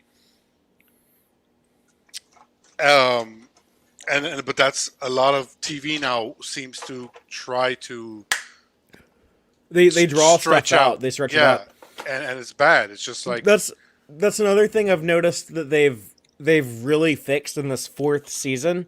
Like, they'll set something up in the first episode, and I kind of like worry. I kind of expect them to like draw something out, or they're gonna like stretch out like this big mystery of like what's gonna happen here, and then like the next episode they like bring it up and resolve it. So I'm like, oh wow, like anytime there's something kind of obvious in the show, they like immediately address it. And I've noticed like other like the good shows, like good shows that are out now, a lot of good shows will do that. If there's like something obvious, they address it very quickly. Did you watch The Good Place? I saw season one. I think I Like saw. I'm just gonna use this as an example. Um, I'm not gonna really spoil anything for The Good Place. I'm just gonna describe like the first few episodes for people out there listening. But you know how like at the very beginning the show kind of begins with like Eleanor being like, "Oh, I'm dead. I went to the good place. I shouldn't be here. People think I'm someone else." It kind of Right. gives you the impression it's gonna like stretch that out for a long time. But no, like they bring that up front and center immediately in the first few episodes. So you know, like I'm just using that as an example. But I say I like that's like a better approach with shit like that. Right. Right. And Discovery finally figured that out in season 4. And then episode 3 starts feeling a little bit more. Episode 3 already feels a little bit more stable, but then kind of fizzles towards the end. And then I noticed that to a lot of the season. The beginning of an episode feels like it's going somewhere, and then it just kind of. Yeah. And then there's a few episodes where they're trying to do it's like parallel storylines. And when that's done well, like you have themes that are kind of converging with each other, even though the storylines don't converge with each other. You know, and when it's done poorly, like I think about the episode of TNG when Worf goes to that Romulan camp where the Klingons are living, Yeah. and he meets that girl, whatever. But there's a other storyline with Data and Bashir and the dream thing, and that's a bad version of that because bad in a sense where it still works, but like the Data part fizzles out. They just kind of forget about it, and it all becomes about Worf. Mm-hmm. There's an episode where the one where Saru is high on that planet ghost thing. That was And my then least favorite episode in season 1. it's like so bizarre. Like the planet thing with Saru, I like that because it feels very Trek. They get to a planet, they're trying to do something, alien shit happens, you know, whatever. That could be the whole episode itself. But then they overlap it with Laurel, the female Klingon, Yeah. and the Admiral Captain girl trying to get off the ship. Cornwell. And it's like these things have like nothing to do with each other, even remotely, even in any way, shape, or form. Like it's just like you need to have these two things here, and neither one's long enough for one episode, so you just jammed them together into one episode. Whereas I think you could have made one episode out of the Saru thing. I don't know, yeah, it's very weird. It's a very weird show. I didn't like any of the characters. Like I tried to like some of them. The characters are the best part of the show. They're like they flesh some of them out Because they just as do it goes nothing on. with them for so long. Like Doctor Guy, Dr. his whole Culber. character is, I'm gay. Like there's nothing else to him. It's so bizarre to me. And almost the same with the scientist guy. He's the crabby gay instead of He's a bitchy queen. bitchy queen and his nice girl boyfriend. Like Yeah. so yeah, I watched it over 2 weeks while I would bitch to Marcelo. Marcelo. Yeah. I don't know if I'm gonna watch the rest, but Well, it does get better. So if I you figured since if I you have made it Paramount through Plus that, for free, it's now or never. I have some big problems with how like season 2 ended. But then like season 3 gets a lot better, but then I kind of have some problems with how season 3 ended. But so far like I'm actually like really liking season 4. But I'm worried that they're going to drop the ball at the end, so we'll find out. But they do a good job of, like fleshing out the characters, and that's definitely like why like I enjoy watching it now. Like it's funny, like you mentioned, like Dr. Culber, like he's one of like the best written characters on there now. I guess like you know the thing with him, right? Yeah, he doesn't come back like a ghost or something, or like a Yeah, some it's really device. weird in season 2. It's really weird, but in like season 3, they kind of figure out what to do with him, and then like in season 4, he's great. That actor is actually really good too, Wilson Cruz. Yeah, I love Wilson Cruz. I met him at a con. He's really funny. I Yeah. told him to give Jared Leto a message for me because they have Thanksgiving every year. Oh, The cast from My So-Called Life, they have Thanksgiving every year. I didn't know that. And I told him, tell Jared Leto, thanks for keeping me a virgin all through high school. Because if you didn't look like Jared Leto, you weren't getting laid. And he just cracked up. He died laughing. Yeah, I found all the characters just very, just like, even Michael. I mean, Michael doesn't make any sense to me at all. She should be in prison. End of story. Like, everything's so contrived for her to even be there. The whole reason she's there is because she looks like the girl Lorca was banging in the Mirror Universe. That's basically it. She's not there for any particular skill because they even tell her, "Hey, we just need more minds." She's only at the end of the day. Yeah. She's only there because she looks like the girl Lorca banged in the Mirror Universe. Yeah. Well, I And think he was he hoping probably to bang her again. Yeah, that was probably a big part of it. He was also probably thinking like, oh, he could probably like groom her and like use her. It's so weird, so fucking weird. But yeah, it is definitely weird. And then like, I mean, I'm not even gonna talk about like, again, it's this weird pattern with New Trek, where murderers get rewarded. You give Michael a job on another ship when she's disobedient as shit. She got people killed, tens of thousands of people killed, millions even. She started a whole war for another bizarre reason. And then you give Georgia a whole ship to herself, this tyrant from another universe who's likely killed millions, tortured tens of thousands. Let's give her a ship. Like, what the? It's such bizarre storytelling decisions. Let's just put it that way. But I think I will end up watching it all because, like I said, I have Paramount Plus for free, so Yeah. screw it. Well, And there's season not 2 much to we get watch on there. season 2 like right off the bat, you get Anson Mount as Captain Pike.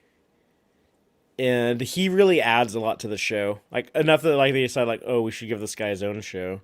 Like, they were very picky and choosy when Lorca's light sensitivity thing was necessary. Yeah. One Yeah, it's episode like he's in some people full- like you feel like some of the writers like really cared about that and some of the writers like didn't give a shit about it. Yeah, I feel like meetings behind the scenes, they were like, guys, this show's kind of dark all the time. And I know we built in this whole idea where this guy has to keep the ship dark. But, like, it's dark all the time. Like, You know what they're like in season 2, like they have the lights turned on brighter. it's like, have you been on a naval ship? It's not dark like that all the time. They have to see what the fuck they're doing, guys. Yeah, it actually looks better in season 2. What else? The Spore Drive. None of that makes any sense. That was Brian Fuller's thing because he's like really into mushrooms. Like, it could have just been, I don't know. Could have been a lot of things. The, what else was I going to say? The Spore Drive. Yeah, that whole thing of warping. I'm like, once you have a transmitter on the ship, just target the transmitter. What's with the warping around to do this triangulation thing? Well, he needed that data to figure out how to get back to the mirror universe. But even that, like, No, it was supposedly how much sense does that make? It was supposedly to map out the field of the cloak. But it's like, who cares? If you can put the transmitter on there already.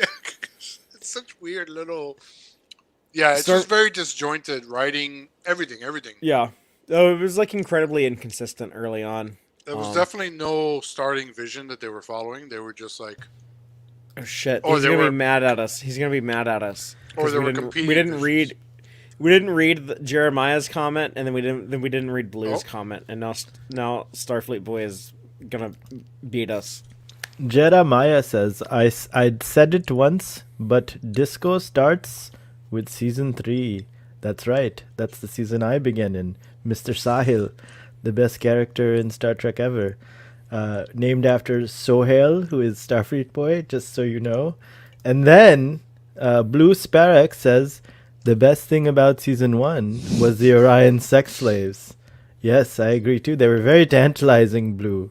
I really enjoyed them. Now that I'm a commissioned officer, that's all I can really say. I can't really say much more, but anyways, hopefully I'm in season 4. All right. Anyways, here's Starfleet boy back. That's such a terrible Mr. Sahil. No, I thought that was good. Really? Oh, good. I'm glad he Okay. stopped by. I hope that he comes by again at some point. Yeah, Mr. Sahil, he's cool, Mr. Sahil. Fucking forced ass romance with Burnham and the fake Klingon. My Ash mom really Jesus likes Christ. Shazad Latif, who plays Ash Tyler, but she A lot of says ladies she like likes, him. but she says she likes the book Burnham romance more. It feels more natural. I think it works better. Yeah, she does say that. Ruben, I need to know, what did you think when you saw Klingon tits? That's the first appearance of them on screen. That's right. But no, whatever. It didn't really. I mean, at this point, I expect. I know New Trek is a little more R-rated-ish, so it was pretty interesting to see that, to say the least. I love how Lorca meets a prisoner on a ship. They rescue each other. Hey, you want a job? Sure. Just like, you want a job on my super secret ship with a super secret drive? Well, you said it earlier. No vetting. There's a lot of coincidences. Like, Yeah, why- yeah. it's like it's true. I will say, Absurd amount. real quick sidebar. Look at what the Star Trek communists. It's the Galaxy Boomer Niner- X. Yeah, I didn't know they made this. Is this Polar Lights? That's crazy. It looks really Oh, beautiful. is that like the one from... That's the All Good Things Enterprise. The Right. D with the Yeah. 3. He With the built crazy the model record. kit? I don't know if he built the model or if this is the Polar Light. Didn't Polar Lights make a ready built where you press the bridge? and it makes Polar that- Lights makes models that you build yourself. No, they also make. Who's the company that makes like those the full size models that like where you press the bridge module and it makes sounds and all that stuff. There That's was like Polar Light. Playmates toys in the 90s. Maybe it's Playmate. They don't make them There's anymore. a new Diamond Select is what I was thinking of. Sorry, thank you. Oh, Diamond This might be a Select. Those are Diamond Select. expensive. Yeah, they're hard to find now because they didn't have the license for very. Or no, I'm thinking of Art Asylum. Okay. Diamond Select. I don't know much about. I think Diamond these are the Select. Diamond Select ones because they all Oh, do stuff like. I remember I was going to show y'all. Oh, We okay, got hold some on. Star Trek gifts for Christmas. Is it shitty to show your Christmas gifts though on the No. internet? Like I feel like I'm kind of like bragging. No, you're allowed on Starfleet Boy after. If you did it on Text Trek, it might be a little braggy. I but mean, you're there's a on- whole channel of kids who just open their gifts and play Yeah, with it's them. true. I know, but it's like I don't want like someone to feel sad like if they didn't get anything, like they don't have anyone in their life that like gives them a Christmas gift. I don't want to like brag about like my gifts. I think it's okay because we're really curious, so you can blame us for making you show Well, us it's your nothing Star too Trek fancy. gifts. I got some Hero Collector books. They still have the plastic wrapper on them. Should I like take the wrapper off? Oh yeah, why'd you This unwrap is that? this is that TOS retrospect book What? they made. This is But, cool. Who wrote it? Oh, it was written by that dude who's the head of Eagle Moss, and then that guy Ian Spelling that used to work for StarTrek.com but doesn't anymore. Oh, cool. What's that guy? Robinson, I think is his name. Ben Robinson. Is it Ben yeah, Robinson? This was written by Ben Robinson. Oh, it says it on the back. I'm a dumbass. It says written by Ian Spelling and Ben Robinson. Ben Robinson. Very cool. And so this is like about like, the show. They also did one for Voyager. Romulan Ale. It was Ben Robinson and Mark Wright, but yeah, the retrospect. Voyager doesn't have the same level of like documentation on the behind the scenes that. Father, what are these some of retrospect the other books? shows. They're like meant to like give you like. Are they like behind the scenes? Yeah. Is it similar to like the animated series guide, or are they guides like that? Or like- Well, they're probably not as like visual as As that one, There's yeah. like the design that our friend Aaron did on. on Which that, he, but- by the way, he's got the cover of the IDW comics with Grudge. which Yeah, is pretty I'm cool. hoping that I can get that variant cover at Rogues Gallery Comics and Games in Run Rec, Right Texas, on. managed by our friend Dave Farabee, who's a regular on Text Trek. But, yeah, I mean, I guess there's like a little bit of like imagery in here, but it's mainly just like behind Very the cool. scenes information. But yeah, I'm looking. There, Voyager. Oops! What the hell is this? It fell out of This there. looks just like those haul videos the teenagers create on. I love it. I like unboxing videos. yeah, I like yeah, I I like don't when my wanna- YouTube channel is like a YouTube channel. I don't want to 'Cause they're contribute to like that culture. Whatever, But- it's fun. And I'm it's like fun. mukbang. I'm here eating. Is that what mukbang does? We did it first, and Gates McFadden complimented us for eating on Starfleet Point. By the way, I don't know if that was a compliment, but she said- observed it. Yeah. She said we're cool. We're nerdy, but we're cool. We're nerdy, but we're pithy. Now this was I got some more Hero Collector stuff. This was a cool one for me. Wow, it was a Hero Collector Christmas for you. This is the illustrated handbook of Star Trek: The Original Series of the Enterprise 1701 and the 1701A, which Wow, this has a lot of the illustrations that were in the Star Trek magazine back in the 90s, Oh yeah, which Hero had Collector's doing a lot of cool stuff. What? yeah, they had a lot of really beautiful graphics of just like the ships, the sets, the equipment, phasers, Jeremiah. tricorders, uniforms, sick bay, engineering, like all of that stuff. So I'm taking the wrapper off of this now. Very But yeah, let's look Jeremiah at is it. saying good night. Good night, Jeremiah. Thanks for Good night, joining us for a Jeremiah. bit. Merry Christmas. Don't forget to give us a like. Looks like there's uniforms on there. Oh, I love those illustrations. Don't It's very forget cool. to like, subscribe, and review. I think Jeremiah is subscribed, but please give us a like if you get a chance if you heard this, and have a great night. Botanical facilities. Cool. What else we got? Oh, look, there's engineering. Oh yeah, look at that. That's nice. These are nice illustrations. Damn, I think I need to. I'm a sucker for this stuff. Yeah. But Oh, it gets even better. It gets even better. So I have the same book of illustrations, but for the best space station ever, Deep Space Nine. oh what? So this is actually the one I am most excited to flip through, because I've been drinking all day. Sorry. One of the frustrating things about Star Trek the magazine was that they didn't like put like everything together in a single issue.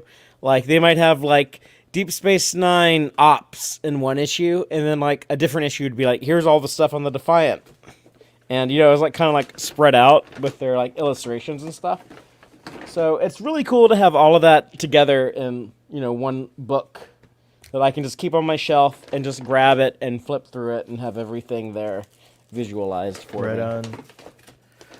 Ruben, I think your assessment of Star Trek Discovery Season 1 was pretty fair. Minus, I agree more with Fathery about the thing that's the standout for me, what kept me watching into Season 2, aside from doing a show about it every, freaking week. But what kept me watching into Season 2 were mostly the performances. I particularly liked what Sonequa Martin Green was trying to do. She really nails it later on, but like I could see that she was like new to Star Trek. She was trying really hard. She was just coming from, she's a good performer. She knows how to act. She can, as some people have criticized her for, she can definitely cry on command. Like she's an accomplished actor. And She has an extremely expressive face. Like Yeah, if you watch expressive like face. her, like any scene or like other actors are doing stuff, just like Right. watch her face. Like she's constantly reacting to everything, But- and it's like subtle enough it doesn't like steal the spotlight. Right. I don't really fault any of the performers for the characters. The characters are just not written Yeah. well. Well, Like, no, she's but also very- what Fathery said real quick. Sorry, I know what you're saying because it lost Brian Fuller. Like Brian Fuller had a whole vision for Star Trek Discovery, which was like, Glad it lost him. yeah, no, me too. But like, what I mean to say is like, imagine it's like right before, you've been like doing a lot of production in one direction, and then all of a sudden like you lose the showrunner, and so it like has to change. So But I always Yeah, remember. but it just I also seems kind of liked season 1 Burnham because I like the idea of like you have this character who is like a badass at like everything, but she's super emotionally damaged. It kind of reminds me of like Batman. Like he's supposed to be like so smart and like brilliant at like martial arts and a genius at a bunch of shit, but he has so much like emotional baggage that he's kind of always kind of like this fucked up person.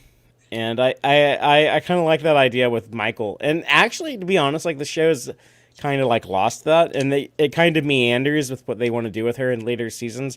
I think eventually, like season 4, they kind of come back around and iron it out, but we'll see if it sticks. And I hope it does.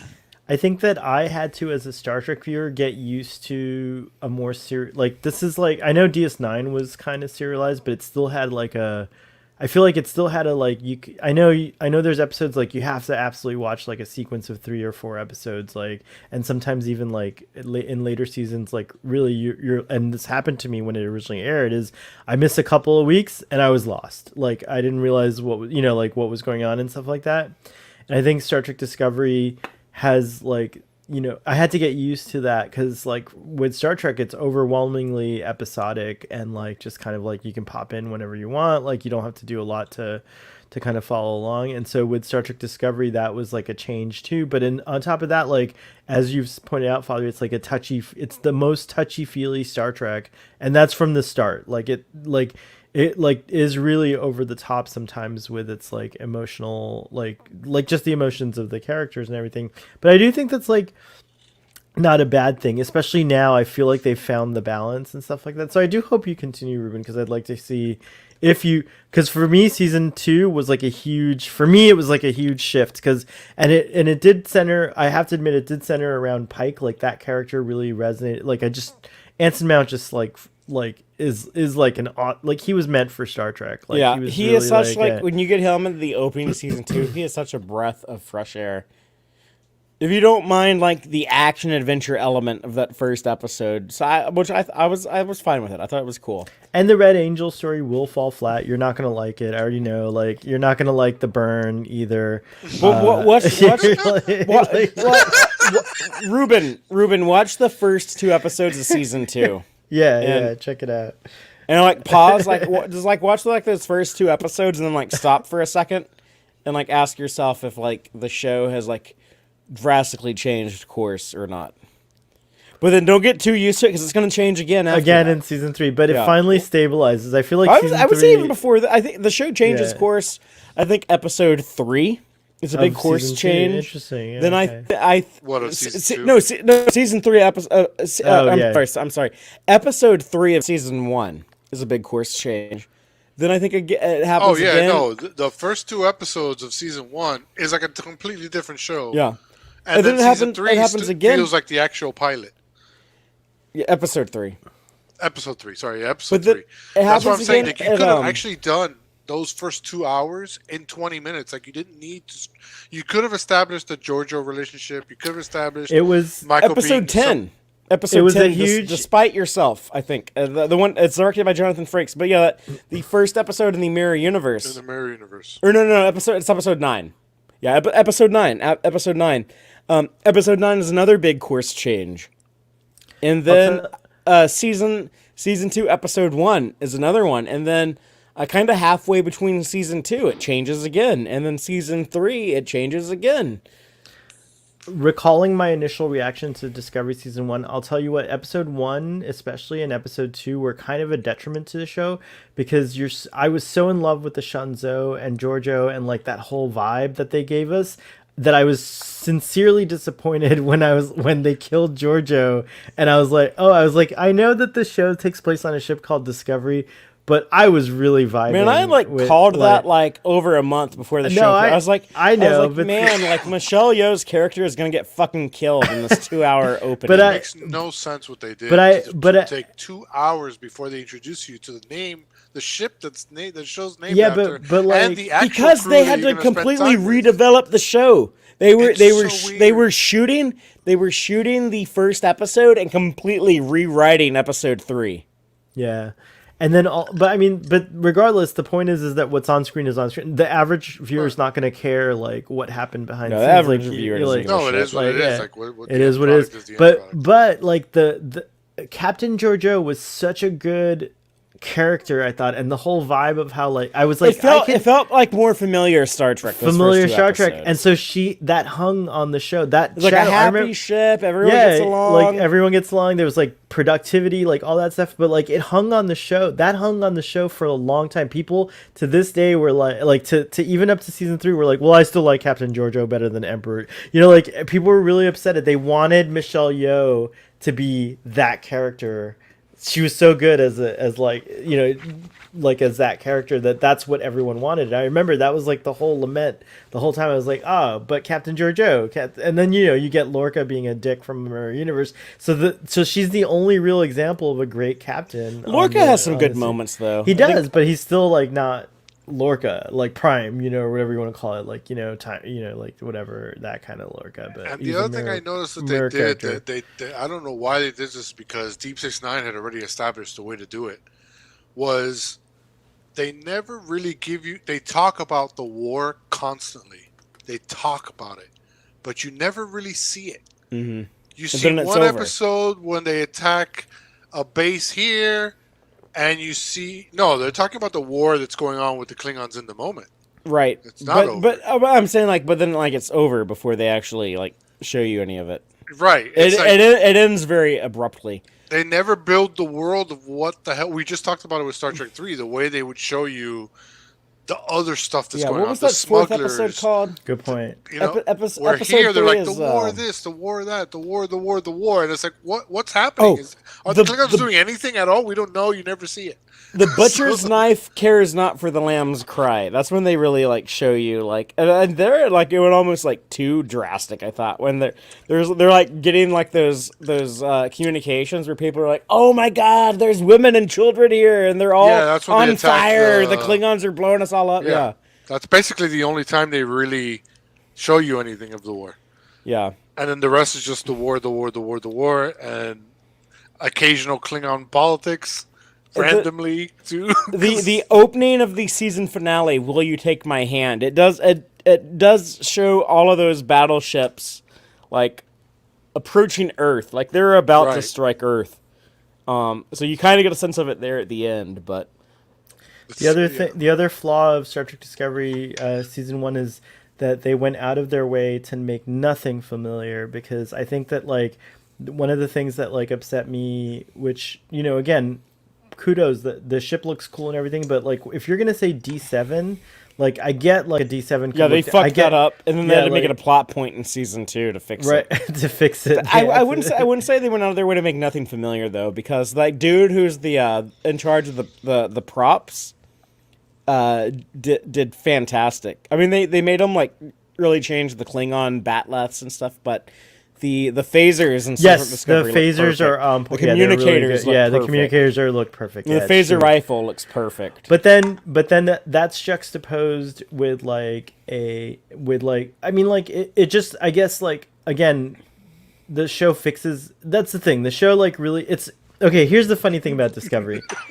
In season 4, in season 4, I think everyone's so happy because what Discovery discovered on its own was that hey, those things aren't bad. Some of these tropes, quote unquote, that the Star Trek traditions or whatever, or these things that people expect to see. It's not just the hardcore, quote unquote, I watch and pause every moment and I examine ships from every angle. Set. Who would do that? What type of bastard would do that? the whether someone knows it's a D7 or not, or what the Enterprise looks like, those design elements are ingrained into pop culture because Star Trek: The Original Series is it's everywhere in the sense that like even if you don't know what it is, you iconically you recognize those silhouettes, you recognize those things. So I think Discovery could have benefited from throwing just a few more of those things in. Do you know what my preference would have been? And I think in some ways it doesn't work, and I'll explain why. But you know how the Enterprise bridge looks in Such Sweet Sorrow, parts 1 and 2 in season 2? We finally see the 1701 Connie and see the bridge and the redesign they made. Part of me is like, that's what the Discovery Bridge should have looked like on day 1. Yeah. But yeah. the other side of that is like that first season though is so dark. I don't know, like tonally, I think that set almost feels like it's like too happy. It's like too vibrant. I don't mind that the Discovery has like the Bridge of Discovery has a really interesting Art Deco look. So I don't mind that if the Discovery's Is like it Art Deco? It's kind of a deco look to me. I don't know. What do you think, Ruben? Like the Discovery Bridge with those cool round. It looks kind of just like really common like modern sci-fi. I guess so. I don't know. Yeah, I don't know. With like a Star Trek layout of like a chair in the very middle. I'm just always like, why is it so fucking dark on this bridge? It is a lot. Yeah. They turn the lights up in season 2, but my problem with it is that in season 2 I like it being brighter, but it comes off as so cold and sterile, and it makes me wish that they had more color.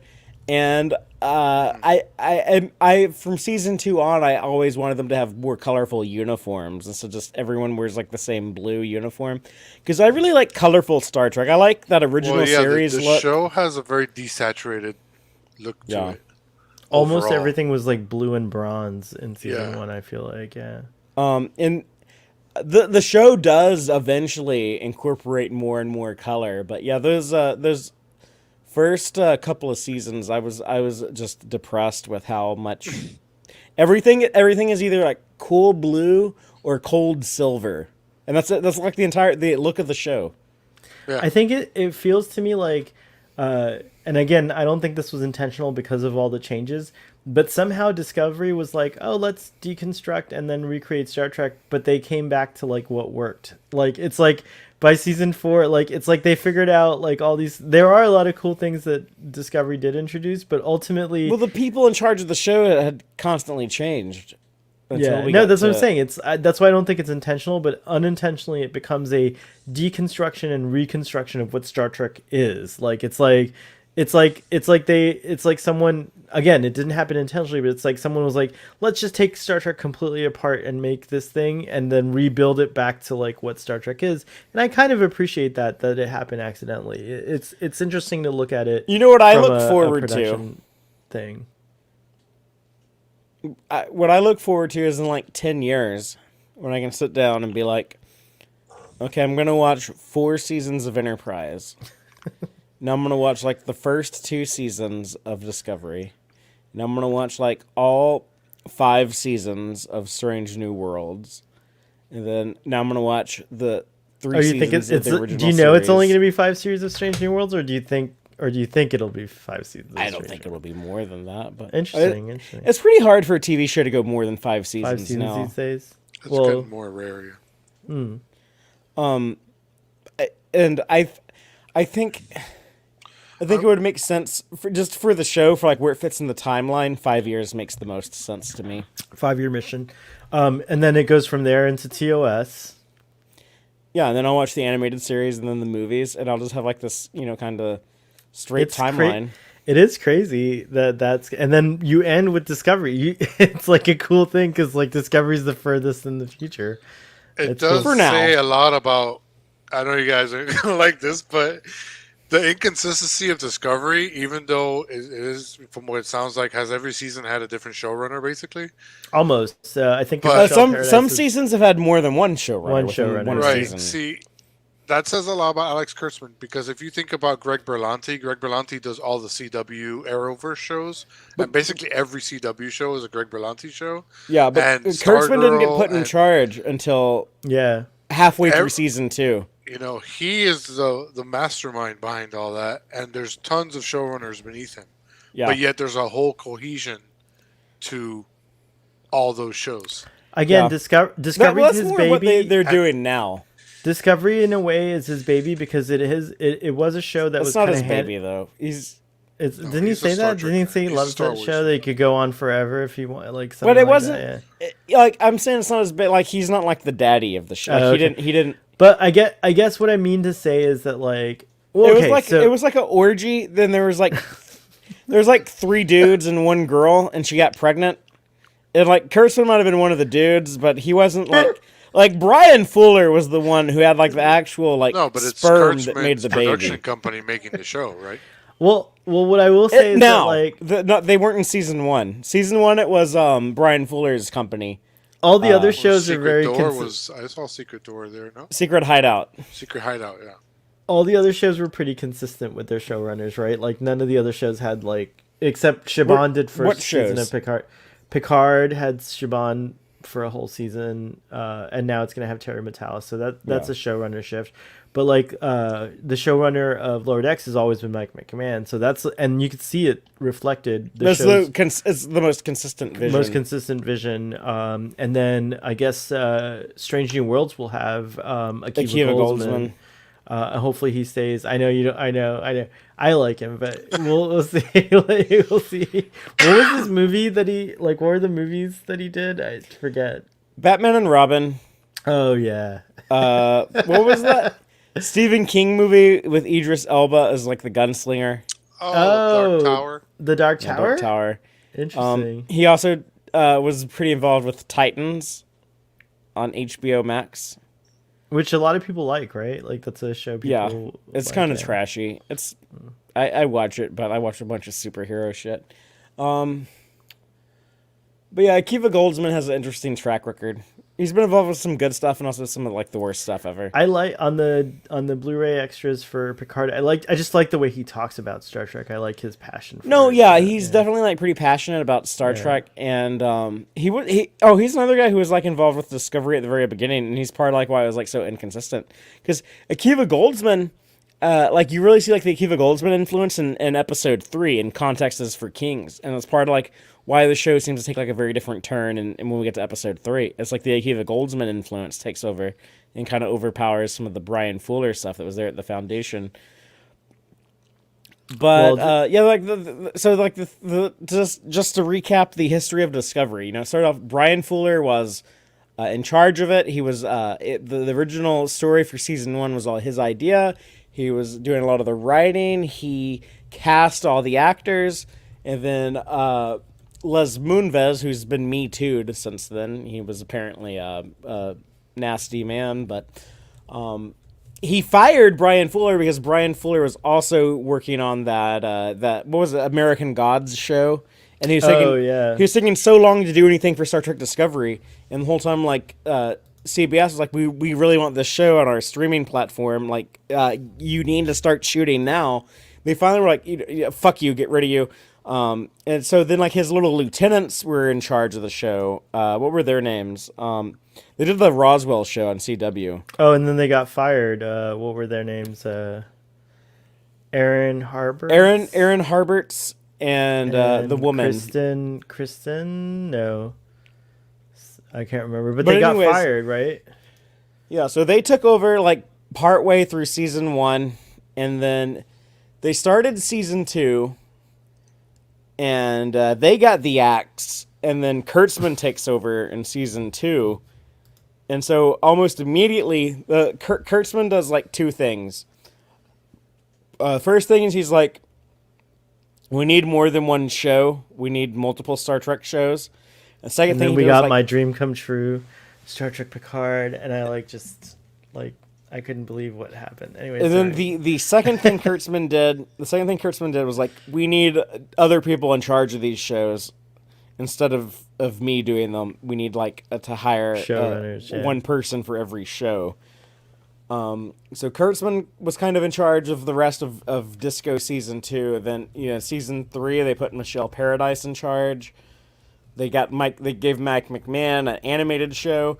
Picard was kind of birthed the same way as Discovery, with like a bunch of people had like their hand in the cookie jar, and they finally agree, like, okay, like Shaban, like you just we've kind of like tried to like slap this car together with like every one of us trying to put like a different piece on there, and we've kind of built this car. Shaban, you drive the car, and so like he did that, and now it's Terry, the Voyager dude, Terry Matalas, who worked on Star Trek Voyager. Who's exciting me a lot with his tweets. I'm very hyped for Star Trek Picard season 2. Like, Yeah, I'm kind of more hyped for season 3 because a lot of the stuff that has me excited is stuff he's been tweeting about season 3. But yeah, I'm looking forward to Picard season 2. But yeah, so I think now after like those first few years, I like the situation we're in now, where every show does have its own showrunner, and it's a little multiverse slash. I mean, like a little Star Trek universe, like what they call it. Yeah, but like we're getting like Lower Decks is a great example because that is Mike McMahon's specific vision. Yeah. I feel like what we're getting now in like Discovery season 4, this is like straight up like Michelle Paradise. It's smart because there's something for everyone. Like, you know, barring us who, you know, we're willing to talk about all of Star Trek. There's some people who Discovery's not their vibe, so maybe Lower Decks is. And you see it in the quote unquote fandom online. You do see like the clicks, if you will. But I think it's kind of cool. Like, it's nice that like there's so many different like flavors of Star Trek that people have to latch onto, and there are It's the buffet model. It's the like buffet model, yeah. You like you get whatever you want on your plate, and then you pick and choose what you want. And I do kind of miss, like, one of the things I love about Deep Space Nine is they could do like these very serious, dramatic episodes, and they could also do like these very funny, comedic. You know, let's bring on the Ferengi, do some goofy stuff, and it could kind of like have that variety of flavors within one show. And I feel like now we've lost that to an extent. Every show kind of has its own specialty. But, I mean, that's, that kind of if you're going to have 5 different shows in production at the same time, it kind of makes sense to do that. Because you want them to, I would hate if every Star Trek show was about just like, okay, we're on a Starfleet ship and we're going to go explore and do missions. Like, you can't make 5 different shows about that concept. You have to vary it up. And then, surprisingly, Star Trek Prodigy's bumped way high on my list. Like, I didn't expect to like it as much as I do. There's so many good... It's interesting. It's a really interesting... It's not a place I ever imagined as a kid that Star Trek would come to. When I was growing up, Star Trek was still kind of niche and, like... We were like begging for more, and now there's like an abundant, like we now no longer have like that. It feels like we have an abundance of Star Trek, and it's here to stay. And I kind of like it. It's unusual, but I like it. Blue says Disco seems like the luckiest show in the world. LOL with all its troubles. Yeah, it does kind of. It'll be interesting to see like the retrospectives that come out on that show. It's kind of like the golden child. I would say it's lucky that it came out in this era of TV where you don't need a lot of viewers to justify being made, because Disco would have been canceled 10 years ago if it was on regular TV. Yeah, if it was on like regular TV. The advantage it had is it's kind of like the golden child. Like Enterprise. CBS really needed a flagship show for their CBS All Access streaming platform, which has now grown up into Paramount Plus. And to be fair, I guess like their investment paid off. Like according to CBS Viacom, they said that November was like they got their highest subscription boost out of any month previously with Paramount Plus when the 4th season of but Disco remember premiered. They gave it away for free November 9th to all T-Mobile users. So that's how they cheat. Saying those guys, all streaming services do that, or most of them, because you don't see Netflix doing that kind of thing. But yeah, it does. You get a free subscription of Netflix with AT&T. They gave away free Paramount Plus in November, so that's probably why subscription numbers went up. I'll just say the only thing I'll say to you about that is that is their biggest show, though. Discovery is their biggest show. Their biggest IP on Paramount is Star Trek. Yeah. Right. Next is not just that, they're getting smart about like exalting older Star Trek too. Like the fact that like it's now leaving Netflix, Like, I think that's going to be interesting, and we might see a little Right. bump. Some of the because- shows are already off Netflix, and all of them are going to be off Hulu and Amazon Prime starting in January. in a January. week. So in a weird way, like we're gonna see how much of an like it'll be interesting to see how many people who love older Trek shows will come and the only reason I subscribed to CBS All Access was to watch Discovery. Like I fully admit that, and I just stuck around because I was like, I don't want to deal with unsubscribing and then resubscribing. So I was just like, I'll just stick around. And then I discovered now it's like kind of rewarding. There's Columbo. No, that's NBC. It's on Peacock. Peacock, but they had Murphy Brown. Sorry, they had Murphy Brown, and they had the Murphy Brown revival, which I was so hype about it. I'm sad that that's not continuing. So they According were to my TV, Paramount Plus is my second most used streaming service. The one I use the most is HBO Max, and the one I use second most is Paramount Plus. But that is largely because I watch a shitload of Star Trek.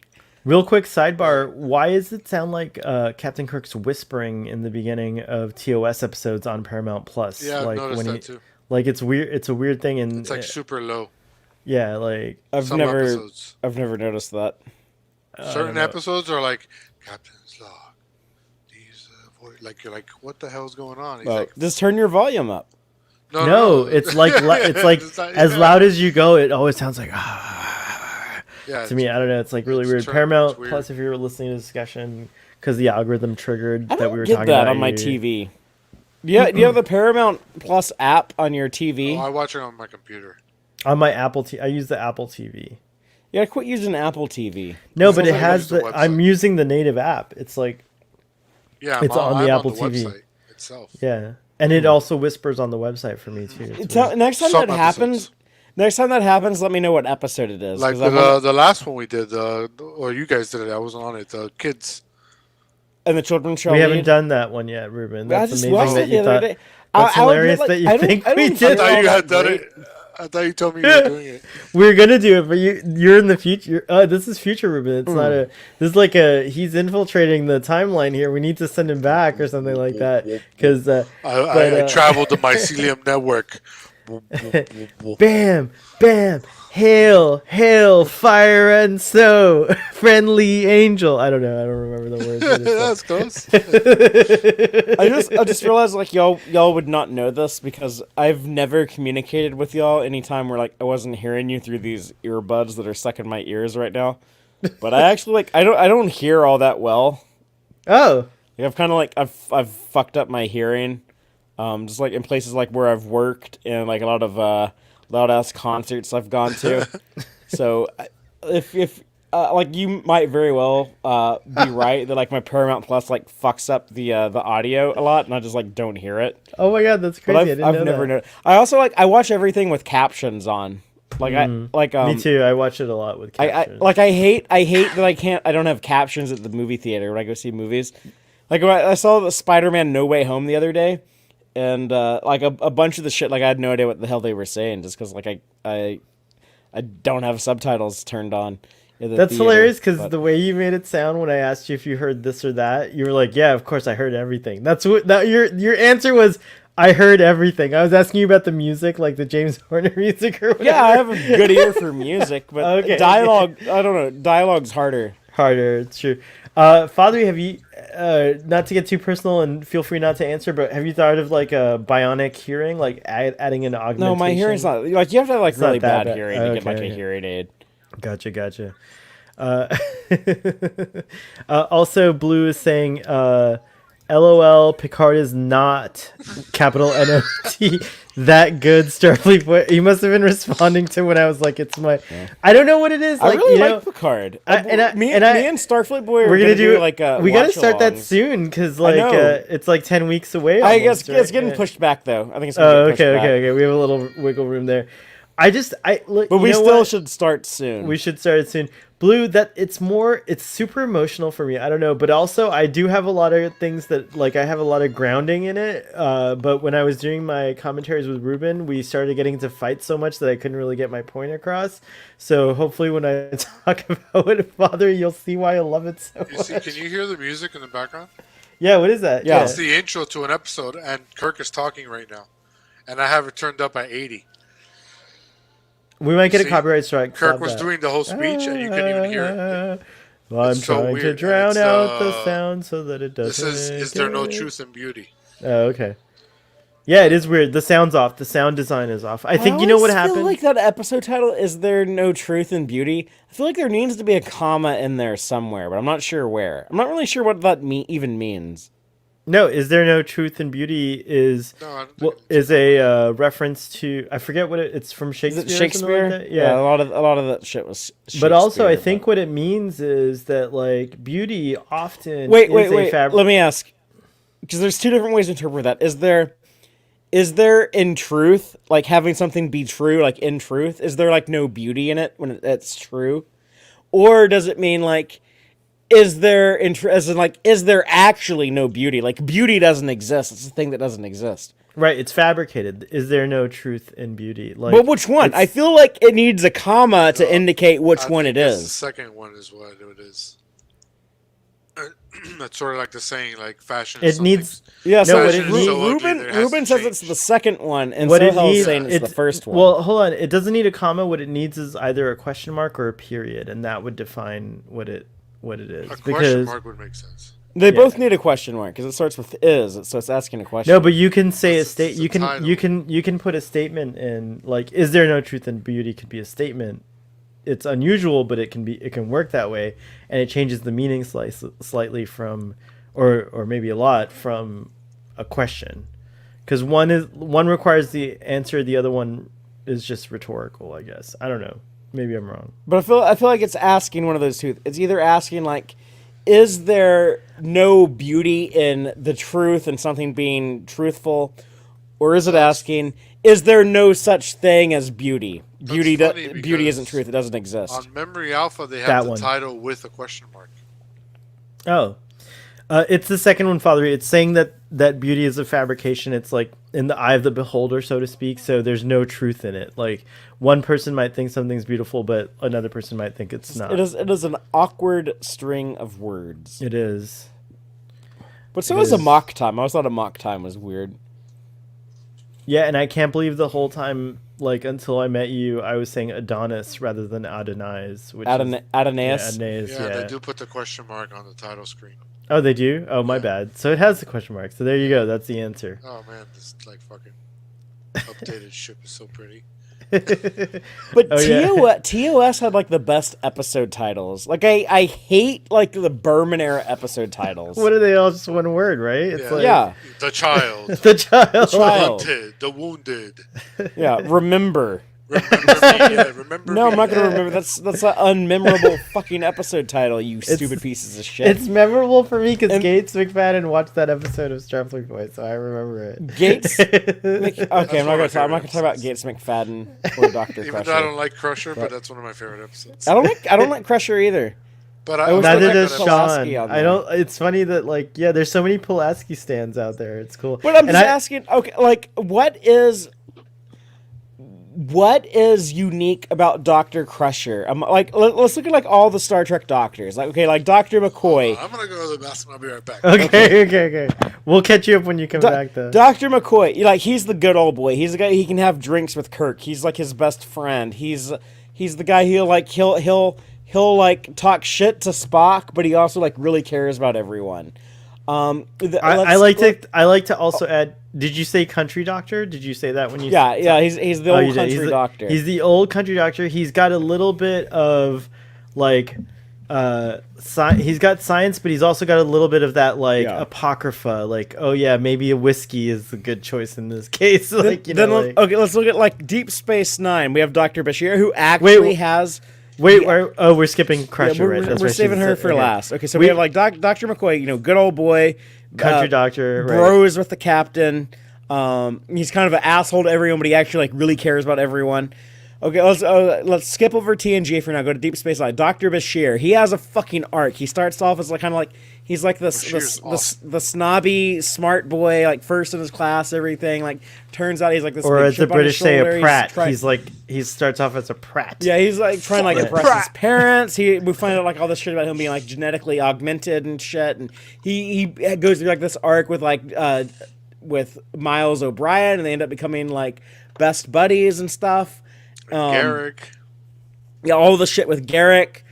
Then we go to like Voyager. His awesome like little relationship like that goes from I want to bang you to friends with with But Dax. they end up banging. We see him become more mature. Like Trill. Yeah, Dax. yeah.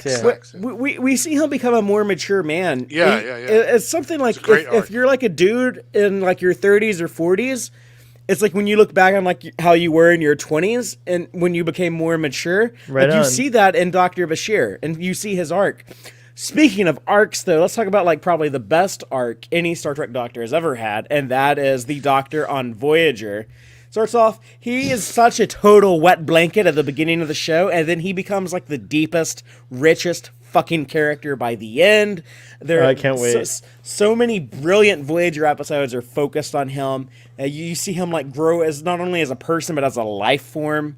And his relationship with Seven of Nine, his relationship with Tom Paris, he is such a one of the kind. Then we get to Dr. Phlox on Enterprise. He's like the weird alien doctor. No one else is like him. He's almost kind of like doesn't have like the baggage that exists in the real world, but kind of like alternative medicine almost with how he's like, oh, we can like use this animal that poops out the cure for your disease and like shit like that. But the crazy thing about him is that whereas like this shit, the doctor on Voyager started off as he's kind of like, oh, like all you like dumb humans and stuff. I'm like the super intelligent hologram that no one really appreciates how brilliant I am. But Dr. Phlox on Enterprise, he's also the outsider. He's the alien weirdo, but he's like kind of fascinated and curious. Like, oh, you humans, you're just so precious little things, and like that. Like his exploration of that from the outside was a very different approach than on Voyager. And then, like the newer shows don't really have like the same dedicated doctor role, but I guess like, like Colbert kind of is like I don't want to get into all that shit right now, but basically like Dr. Crusher, tell me what the fuck is unique about Dr. Crusher. I think that she was like, she fucked a ghost. I think that the only one who fucked a ghost. I think that's something that Dr. Crusher for me brings to the table is that like I kind of vaguely remember there were a lot of single moms around at the time, so I think that was like one good thing about her. Absolutely. Like, so that brings me to my next point. Oh, here we go. The only things unique to Dr. Beverly Crusher are her relationships to male characters on the same show. She was the mother to Wesley, and she was a love interest to Captain Picard. And beyond that, there is absolutely nothing unique about that character. Wait, did they do... Hold on, because now I don't remember. Did they do Troy? Yeah, she did the captain thing before Troy, so she does have that going for her. Where they tried to make her grow a little bit by giving her when she took over that one time as captain. That is true. She's the only doctor we ever saw command the ship. Both. That's so small. That's so insignificant. That was one episode. I will say. I mean, like I feel like Dr. Crusher. I feel like Dr. Crusher and Counselor Troy. I think that like, one of the things that like the TNG got wrong was like how it didn't really like. I think that like DS9 give them enough to do. Well, not just that, but it like DS9 seemed to like take an active approach of like showing female empowerment. 100%. And then Voyager took it a step further. Yeah. But like TNG really did suffer from that. I will just say like Gates McFadden just makes it work with what she's given. Like I appreciate her as an actor personally, and I liked her. She gets a good episode like Remember Me, which is solid. She gets like that was a good episode for her, but also her moment in All Good Things is good. But again, you're right. It's like few and far between. I think she does.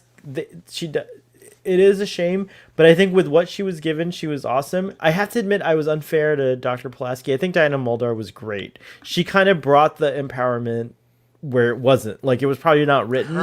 But Diana Muldaur, like, was a take charge kind of, like, Just like, you know what I mean? Like, so And there were Pulaski had to- dramatic sparks, like with her and Data not getting and along. stuff like. And I not want to getting see that along, arc. yeah. I None want to of see her that episodes grow. are centered around her some sort of romance, whereas Right. Troy and Crusher, It's almost always a every yeah. episode about them has something to do with. Oh, I love a Trill Yeah. guy, and now he's Riker. right. Oh, I love this gambler or whatever negotiator guy who's rubbing my feet.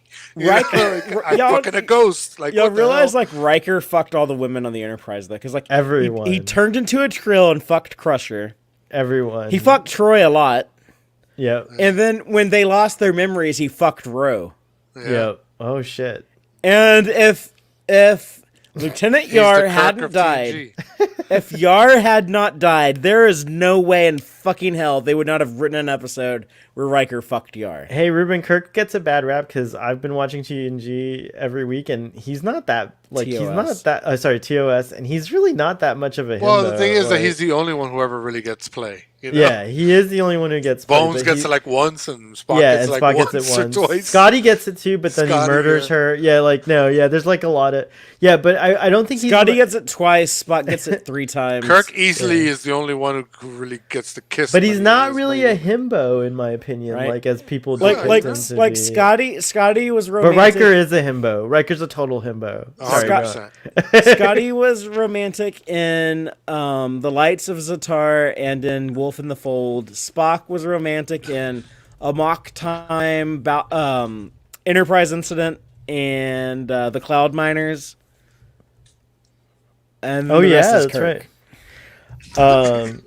Oh, Yeah. Dr. McCoy in the first episode that He's aired. with the kissy. Salt There's nothing Vampire. wrong with being kissy. The I man think- trap. Riker is such a himbo. I would call him a security-ish liability to the Enterprise, as shown in the game. Another lame title, but good Yeah. episode. Blue wants to know, Starfleet Boy, are you a himbo? On paper, I am. In practice, I'm not. So His fuck does that D&D mean? character's a himbo. Oh.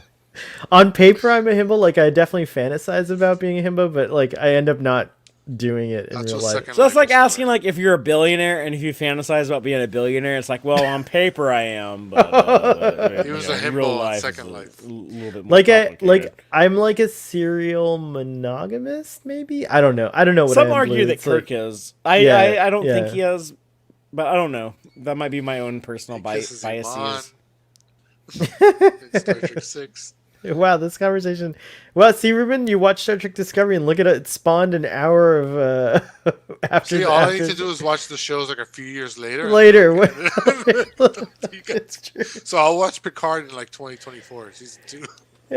You guys, it's coming up upon the hour where Starfleet Boy starts getting a little sleepy and stuff like that. Is there anything else we want to touch on before we head out for the night? Didn't last year? Didn't we go for 4 hours on We did. Christmas? Folly, those Yeah, were the like, days, man. it's I don't know if I have that stamina, bro. Like, And then for New Year's, we did 5 hours. 5 hours. Happy New Year.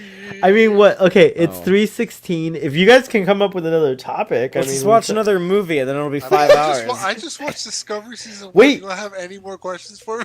I actually do. I not as bad as this one, but do you guys want to do an Ask about impromptu? Klingon tits. What do you think when Tilly said, "This is so fucking cool"? Oh yeah, what do you I think? hate Tilly. You hate Tilly? I don't like any character. It's You're the only not- show I've ever watched where I don't like a single. You're not hashtag silly for Tilly. No. What about when she she was was a Who do, you, married? who do you though? think's cute? Who do you think's cute on the show? Whoa. Landry? Well, Or- if that's the question, then Mirrorverse Tilly. Oh, you like the thick girls. I see how it is. I do too. I do Mirrorverse too. Tilly. And it's weird because I like redheads, but for some reason Tilly's hotness went up like tenfold in the Mirrorverse when. Yeah, she's badass, and it's true. Even I turned a little straight for Tilly. It was the big boobs. That's what did it, right? It's just also the I fact like that when her you think hair girl- was on fleek. Like, there's so much going on there. Yeah, Like, the hair, the straight hair, I really straight liked hair on is her. really good. It's like, As far as the guys, this is just a personal thing. I don't know why. It's a very irrational. It's just one of those things. I always Anthony Rapp. I just don't like Anthony Rapp in anything. I don't know what it is. So there was no hope there, and it didn't help in this show. I love Wilson Cruz, so he can do no wrong. So Valerie tells me he comes back, apparently. So yeah. I guess he's the only character I sort of liked, even though he's really not a character. He's just there. What do you think about like that elevator fight in that episode when Burnham goes into the mirror universe and she has to fight that dude in the turbo lift?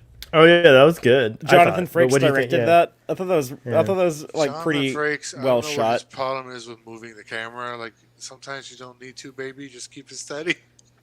Chill out. We do still have 5 viewers watching, which is unusual. So thank you. Say hi in the chat if you feel like it. It might be people. Some people watch on their TV and maybe they fell asleep. I don't know. Tell us who you think was cute in Star Trek Discovery season. Yeah, let us 1. know. And then Blue has a suggestion, Ruben and Father. I don't know if you're down, but he says you guys should watch season 2, episode 1 together now. I'll stick around. So Blue's down to. I'm around, but I don't want Ruben to feel like he has. Yeah, he should pay attention. Like right, like it shouldn't be a like his first viewing shouldn't be a fan commentary, right? Like it should be like him watching it, not a reaction. I guess rather. we could watch it like kind of quietly, but I don't think your audience would really enjoy that. Yeah, I think like audience like dead air is not a like we both Ruben and I worked in radio, so we're trained to not to never shut up. Yeah, to basically never shut up. Yeah, it's like a thing. Yeah. So it's up to you, Ruben. If you're down, I might be down. No, but I'd rather watch it where I can fully. You can just fully concentrate on it. Sorry, Blue. Give it but we'll think about doing we'll definitely do these like follow-ups with you though. Yeah, I what hope we you can do yeah. is if he watches it, we'll ask him. Yeah, about we later. do these follow-ups. So that gives you and stuff something to like look that. forward to in the new year in 2022. Because this like is the the last music. Starfleet Boy After Dark of 2021. Oh And he my likes the God. music. He likes Jeff Russo's score. Yeah, the music was really nice. Yeah. When they use it, because it's kind of sparse. Can I very say sparse. Can I say something about the music? I love Jeff Russo, you know this. Like, I think he's like a genius composer and everything like that. But there are times in season 4 where the music's like a little out of place in my mind. Like, just an example that I can think of. Truck on the Tube had pointed this out, but like, there's a similar sound to a ping right before the ping, and it's like I wasn't sure myself if that was like the music or if it was the sound design, which I know Star Trek's done that before. Like Jerry Goldsmith certainly does that, like in the motion picture where some of the guitar sounds could be emanating from like V'ger rather than like, you know, whatever. But like, so I thought it wasn't fitting. And also like when Blue, I was thinking of Blue Sparrow, but when Adira is excited about going to the bridge, it's a reuse, which is not something, you know, that Star Trek hasn't done before, but it's a reuse of that little whimsical theme that I think we've heard a little too much, but that's all. But I mean, we are in pandemic times, so I can't fault anyone. Like, it's kind of hard right now to get an orchestra together and like, you know, coordinate and like record new music. So I don't, Man, I mean, I've interviewed the so the many second composers best- who are recording shit like remotely now. There's a whole system, a kind of Zoom, but just for composing. right. But it's hard. It's still No, hard, I mean, like, it's yeah. not, obviously you want to do it in person, Yeah. but it's very common now, yeah, definitely, for sure. The second best Star Trek show of all time recycles music more often than not. The animated series. The original series. Oh, the original series. Sorry. I was like, who's second? Wait, what's the best Star Trek show? The animated series. Deep Space Nine. Deep Space Nine. That's right. It's like- and then the animated series. I put the animated series. At I number like the 3, opening which is- credits. I know I'm crazy for that. But I I know. don't like that Paramount Plus doesn't have a skip the opening They credits do. button. I just do. discovered they have do? it. They have a skip button 100%. I just discovered it, and I took a was like- screenshot of it. yeah, and I was like, wait a second, why do you have a skip button? They 100% have one. You have to Where the hover. fuck is it? It's there. I don't It's In know. like the bottom Oh, right. oh, Ruben, it doesn't work in Safari. I'm using Google Chrome. Oh, then it should work. That's what I use. That's weird. It Yeah, should I work. have one. And it does The if first I time watch it- on my TV or if I watched on my PlayStation. There's no skip button for me on my TV. It's really weird. I don't know. And y'all got like the fucked up Paramount Play, like the Kirk volume is low. You ain't got no skip button. We do. Why do we have the fucked up Paramount Plus? What's going Ghetto ass Paramount true. Plus. Oh, look, speaking of Pulaski, there she is in this episode. But yeah, I don't I'll know tell you what's what gonna- I would do. I don't know if these guys would do it. I don't because it is late. I don't know. So maybe I shouldn't even bring it up. No, please Maybe I propose shouldn't it. even say it. Propose it.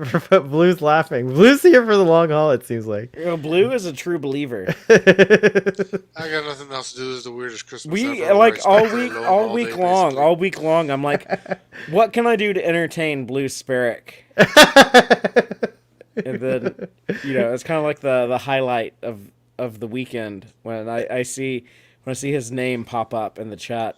I'm like, I hope we're putting on a good show for him. But my suggestion would be, well, maybe not watch Star Trek Discovery Season 2, Episode 1. We could watch another episode of another Star Trek. I'm down. Klingon tits? No, I'm just kidding. What? Oh, well. Maybe we all jerk off on screen to the. No, we're not. No, Yeah, that's YouTube never gonna is happen. gonna- That's There- never there gonna. are- No, like there we don't are just like sites below where the we could camera. do Below that. the camera. Okay, I think you can do that. No, just the no, we're reaction. not. No, Antonia. the show will never be that. This is never gonna Do you happen. think on it would Star- be legal? Tune like, into our okay, like, OnlyFans channel, everyone. YouTube Okay, won't maybe let there, You, it's true. whip out your junk and masturbate on camera. No, but, you can't. You're. But listen, hear me out. If people did it like under the table, but like while like their face was on camera, do you think YouTube would allow that? No. Yes, maybe. No. I'm glad. No, good. She said no, so that's Okay. who I get my legal advice from. Yeah, we're never gonna do that. Scratch But that what? idea, fine. What episode? What are you Okay. talking about? What episode are you What talking episode about? would you Well, suggest? today is Christmas Day, so because people are dumb and think there's a Star Trek Christmas episode, you just did Generations recently, so scratch that off the table. Yeah, it's a little. We'd all be asleep. So by the okay, end. there's three times. There's three times when when Christmas is mentioned in Star Trek Beyond Generations that I can think of off the top of my head after I've been drinking all day. Wasn't there a TOS episode? That's the first one I was going to mention is Dagger of the Mind when that's also where Leonard Nimoy invented the mind meld when because originally it was going to be like a hypnosis thing. Anyways, with Van Gilder, but that's where what was her name? Dr. Noel, whatever, Kirk. Right, the Christmas party. Yeah, Kirk. She had like this fantasy of like, what if Kirk banged me after the Christmas party? But I that's think the he thing. did. That's on the table. No, not. Oh in the no, real no, life no, version. you're That right, didn't happen. you're right. The next one is Next Generation. I think season 5, Devil's Due. Oh, double Ardra! check me on that. Double check me on Okay. that. That one opens with Data No, recreating that's a true. Christmas Carol. Carol. Yeah, that's it. And then after that, I have Star Trek Voyager Season 2, an episode called Death Wish, in which Q turns Voyager into a Christmas ornament on a Christmas tree. I vote for Death Wish because I must have been asleep when that episode happened because I don't remember it. So I vote for Devil's Due really, because it's a better Ruben, you're episode the than Death tiebreaker. Wish. You're the breaker. Well, No, Devil's he Due- could fuck it up. He could vote for Oh, he Dagger of could. the He Mind. could. And then Yeah, Blue would but have Devil's to But do. he Due is but one he of my needs to vote favorites. for Devil's Due. Devil's Due is one of my favorites. All right, Devil's Due wins. Blue, are you down? I even named the main villain of my current D&D campaign Ardra. Because I love that character so Sounds fucking like All we're right. gonna watch Devil's Due. It is I Devil's need Due. to get it more is. beer. All right, me too. Who's gonna? We'll stay on while you go get beer, and then you'll keep Ruben company while I get more All right, drinks. now I'd as be well. Okay, looking that sounds for good. the episode. All right, cool. Oh, and Blue says I'm down for this is fun. All right, awesome. What were you saying, Ruben? I love it. No, I'm looking for the episode. Oh, okay, cool. I got to do that too. This is. I love can't believe when I'm she not as turns drunk into as I a- usually am. She turns into Feklar, the Klingon, Oh, Feklar, yes, the Klingon devil or whatever That's the true. fuck it is. Feklar.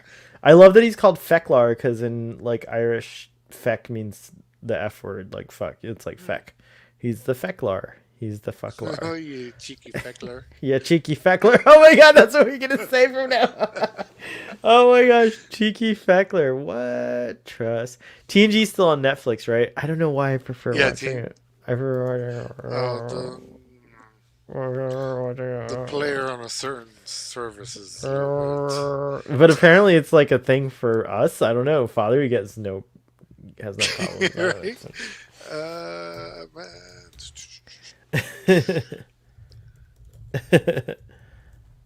Season is that? What is that? Devil's Due, yeah. I think it's season 4. This is a good idea. This will definitely take us into 4 hours, so we'll break our record from last year because we're already at Yeah, 3 hours and season 20 4, minutes. episode 13 on Netflix. All right, let me see. Yeah, this is in a period I call the golden age of TNG, or Oh, like this, like when it hit like this crazy stride, because it has Data's Day, The Wounded, Devil's Due, Clues, First Contact. It's like mm. bang, episode after episode, just hitting it. By the way, I've been watching. I started watching Knight Rider on Netflix. I'm really Yes, I interested. watched the Yes, first me episode too. the other day. I love Yes. it. I I love it. didn't remember that he was like another actor playing the Oh part and no, the whole I totally face. remembered. And Janet was like, "What do you mean?" I said, "Oh, there's Michael Knight," and she's like, "What do you mean?" I said, "Yeah, he has a different. It's a different actor." He's Michael Long, by the Yeah, way, Michael and then Long. Yeah, yeah, yeah. which is crazy. I didn't realize I'm that. a That's huge Knight Rider insane. nerd, so when it came on Netflix, I was like, "Oh my god, Yeah, I that was love Knight insane. Rider!" I hope it. Yeah, I've been watching it like little bits. I've only made it to episode 2, but yeah, I'm excited to keep Like, why going. they haven't rebooted that?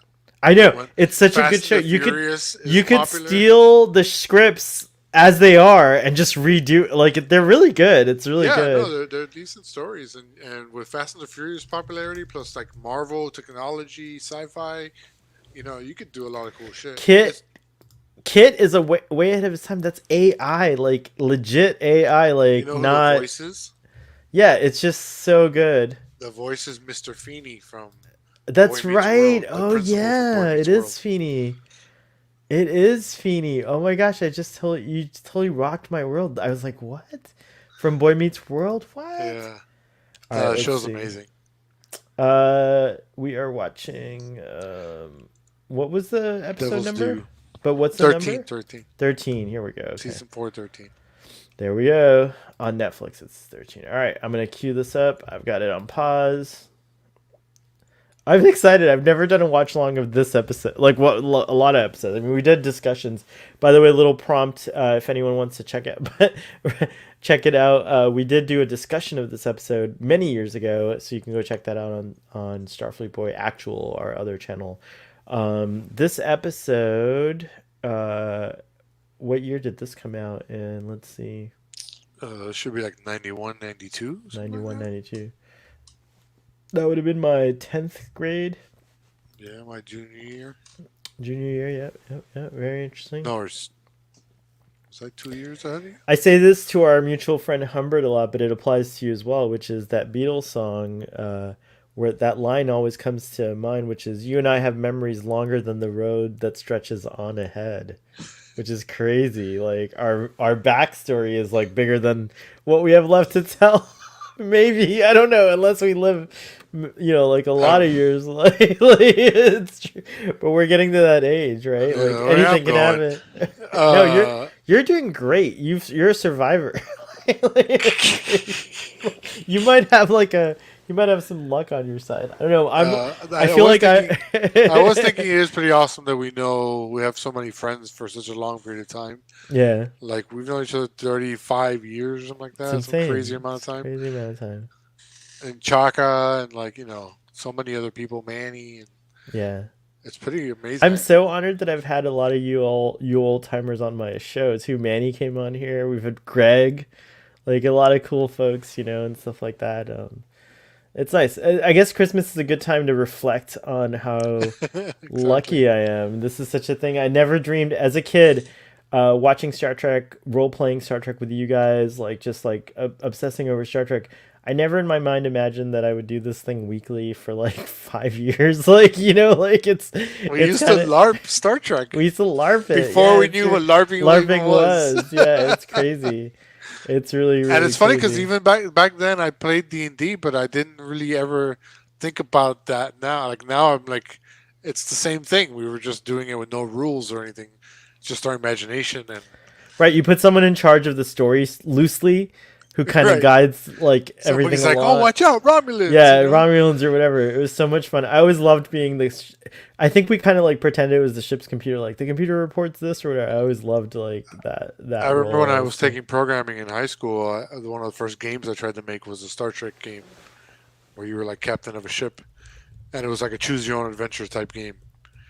where you had to make decisions, and it would take Oh, you different parts of the story. I vaguely remember that. What? I had think it I on played it. I think I played your game. I'm It's not sure. I possible. don't I know. know Joe Sarah was in that class. That's where I met Joe Sarah. Hey, sorry to interrupt, but would y'all mind waiting just a few more minutes? I need to take my dog outside. Oh, I don't mind. We can wax a little more. We were already like reminiscing, having a little Christmas moment. Go About for our it. LARPing. Yeah, about I'm LARPing. I'm just trying to pad out your runtime here so we can beat We're last definitely year's gonna record. we're definitely gonna make it to break the record. But yeah, I love it. I love it. It's good. Blue says this is so sweet. Ah, Blue, thanks for sticking with us. Father, we'll see you Yeah, soon. Merry Christmas, Blue. Thanks Yeah, it's for very nice. being part of our 2021 Christmas. We only get one 2021 Christmas. There will never be another. It's true. All right, I gotta take my dog outside. All right, cool. We're also coming up to that time where the folks in England are starting to wake up. So if you're sometimes we get a Maybe boost Geek in and audio. Review Yeah, sign Geek and Review. Yeah, like let me actually invite those guys. See if they're And Robbie. if any and Robbie. Oh, Robbie, if he's up, that'll be fun. Let's see. It's a little early. I don't know if his family's up at this time. My dog got 2 balls for Christmas, and he destroyed one in 15 minutes. That's great. That's what dogs do, I Go guess. sit next to him for a minute. Uh-huh. He's all weirded out because my wife is quarantined in the master bedroom, Oh yeah, that would and she can't pet him because then she might give it to me. give it or to him too. Yeah, it's true. Oh, Riker. There's my Riker. What's up, buddy? Riker. Flip your ear back. Here we're gonna put you Give me a high up to five. full High five. screen. Yeah, good boy. Oh, Riker knows how to give a high five. Oh That's yeah, cool. he knows a bunch of tricks. Cute. How old is Riker now? 6. Nice. Oh, you know what? I'm gonna give a little review while we're waiting for Father to come back. I didn't know that Balto's a fucking bitch. Did you know this about Balto? Do you know who Balto is, Ruben? Balto, the dog? Isn't that a dog movie? Yeah, like there's this like Balto is this dog that gets credit for like doing like this extraordinary run in Alaska like back in the 1800s or something like that. Maybe a little like later, maybe in the early 1900s. But there was like a virus or something, and they needed a vaccine in this like small town, and then there's the credit goes to Balto, but it was this dog Togo that really did the hard work. And so speaking of Robbie recommended this movie. Oh, It yeah, has I saw yeah that. Willem Dafoe like in it. Right. Yeah, I and, saw that you guys talked about it on Facebook, right? yeah, I think so. Anyways, Willem Dafoe, is fantastic, but the animal performers are like phenomenal, and it's like Old Yeller. I was just like at the end of the movie, I was like tons of tears just flowing down my face, like it was like if I was wearing mascara, my whole face would be like bleeding black or whatever because it was like that bad. But I didn't know the story was that like because so this one dog and this one team, you should call it actually, this dog sled team. Yeah, the dog sled is like usually like 10 dogs. Like 10 dogs or whatever. Yeah. This team, all the other teams did an average of including fucking Balto's team, did an average of 30 on a relay, did an average of 31 miles. Togo and that team, that team did 200 some odd miles. Like, and it's not, and all the glory goes to fucking bitch Balto. I don't even know. Like, I'm so mad about it. I'm really mad. Balto. Yeah, I'm really mad that Balto, because I remember when I was like younger, like Balto came out and everyone was like, Balto's the best fucking dog. It's Togo. Togo's the best fucking dog, and Togo's the real, like, Togo's the dog. You're the man now, dog. That's what Togo is. You're the man now, dog. Also, memes were invented then, not to, like, people don't realize that you're the man now dog.com was the first real meme, but whatever, I guess. I guess the first memes were hieroglyphics, right? Yeah, if you want to be technical, I suppose that's true. Could you imagine? They had like 30 symbols for like one letter and shit. It's so crazy. I'm just curious. I'm going to play Star Trek Online while we wait for Father. Oh, is there any way you could share the screen of Star Trek Online so we can see it a little bit? Is that possible on your... Oh, no, you have to do it like that? That's not like what I was envisioning. I was hoping you could probably see it like that, right? No, I don't want to see it like that. We're gonna... Starfleet Boy has a Twitch, and eventually I'm gonna get a PS5, and we're gonna start streaming... I'm gonna do streams on Twitch of Star Trek Online I just gotta log into. Oh, Father's listening. Father, did you hear what I said about bitch Balto? Because if you did, I don't know if you know about Togo, but yeah, I don't see anything. Oh, yeah, I'm gonna put No, you no, full. because it's loading. It's loading up. It Oh takes a long boy, time to my load. All right, my let's. password. This is so lo-fi. Starfleet, Star Trek Online. We'll see. Let's see the lo-fi version. 5-digit code, two-factor authentication. Oh, Oh don't show shit! us those things. Don't. We don't need to see those What? things. Hold on. Let me I'm not get you gonna wait off for the this full screen email to here. come in. I haven't logged into this game in like 5 years, so it's. I'm just curious of what Okay. they've done to it. I just messaged Robbie. Poor thing. He's probably asleep. And then let me message Geek and Review as well. Hold on. Let's see here. It might be up. I don't know if Geek and Review's up. I don't know if he wakes up early. Let's see. Geek and Review. Whose name is Al? Oh wait, it's the wrong email. That's why.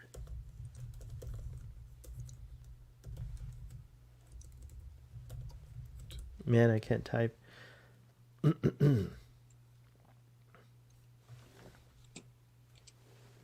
Ruben, what do you? Are you on? Are there different servers like WoW for STO, or is it all one server? I don't know. Let's find out. We'll find out Oh, now. this is the first time you're logging in like how In long? years. Oh, really? Yeah, because I tried out the game and I didn't really like it. Like So years ago. yeah, it was cool. The ship combat was pretty cool, but the ground combat was kind of. How are you playing? This is really funny. I think it's safe to post spoilers for. I don't know if I'm allowed to post this. Never mind. That's funny. Uh-huh. Geek and Review has. Did he send you a picture of him in the Spidey suit? No. Oh, okay. I'll ask if you're listening to this Geek and Review. Send it to Ruben. I was gonna post it online, but I don't know if he wanted to share. I don't know if he shared it on Twitter, on public Twitter. But So what'd you get for Christmas this year other than COVID? I got a Fitbit Nice. Oh, what? and I got a deck of playing cards, but because I collect playing cards, so I have a huge collection of playing cards from all over, everywhere I've gone. Basically, I try to buy playing cards, and Janet got me dog playing cards, but they have like dog facts on them, so every card has different dog facts. Although, oh look, to start the game, engage. Can you see that? Oh, I'm not pointing my camera enough. That's why. I'm an idiot. What were you looking? Okay, we'll go full There we screen go. a little bit Can you here. see that a little bit better? Here we go. Yeah, kinda. There we I don't go. know. It's so lo-fi. I kind of like it though. All right, let's I go. wish you were. Engage. Wait, so are you playing on your PC or is this through your emulator or This something is like my that? PC, but I play on GeForce Now. Cryptic was in the news recently. What's their deal? Like, why are they in the news? Like what was that? I missed that. Like the gist of it. Oh, I don't know. I think They're they're doing new making games, they're right? making a Marvel MMO. Oh, really? Yeah. So like I can play in the MCU as like One time code. interesting. God damn, another Ruben, fucking can code. you pick a ship like the Enterprise, or do you have to buy the ships? Like, how does that work? Well, it's monetized as shit. Oh, so you have to like, if you want like Enterprise D, you have to buy it or whatever, right? I believe so. All right. All right, so here we go. You see that going on there? Interesting. This is cool. And I heard they like recently they always like update the effects and stuff, so it's got probably like very nice. Yeah, Cryptic makes the DC Universe online game that I play.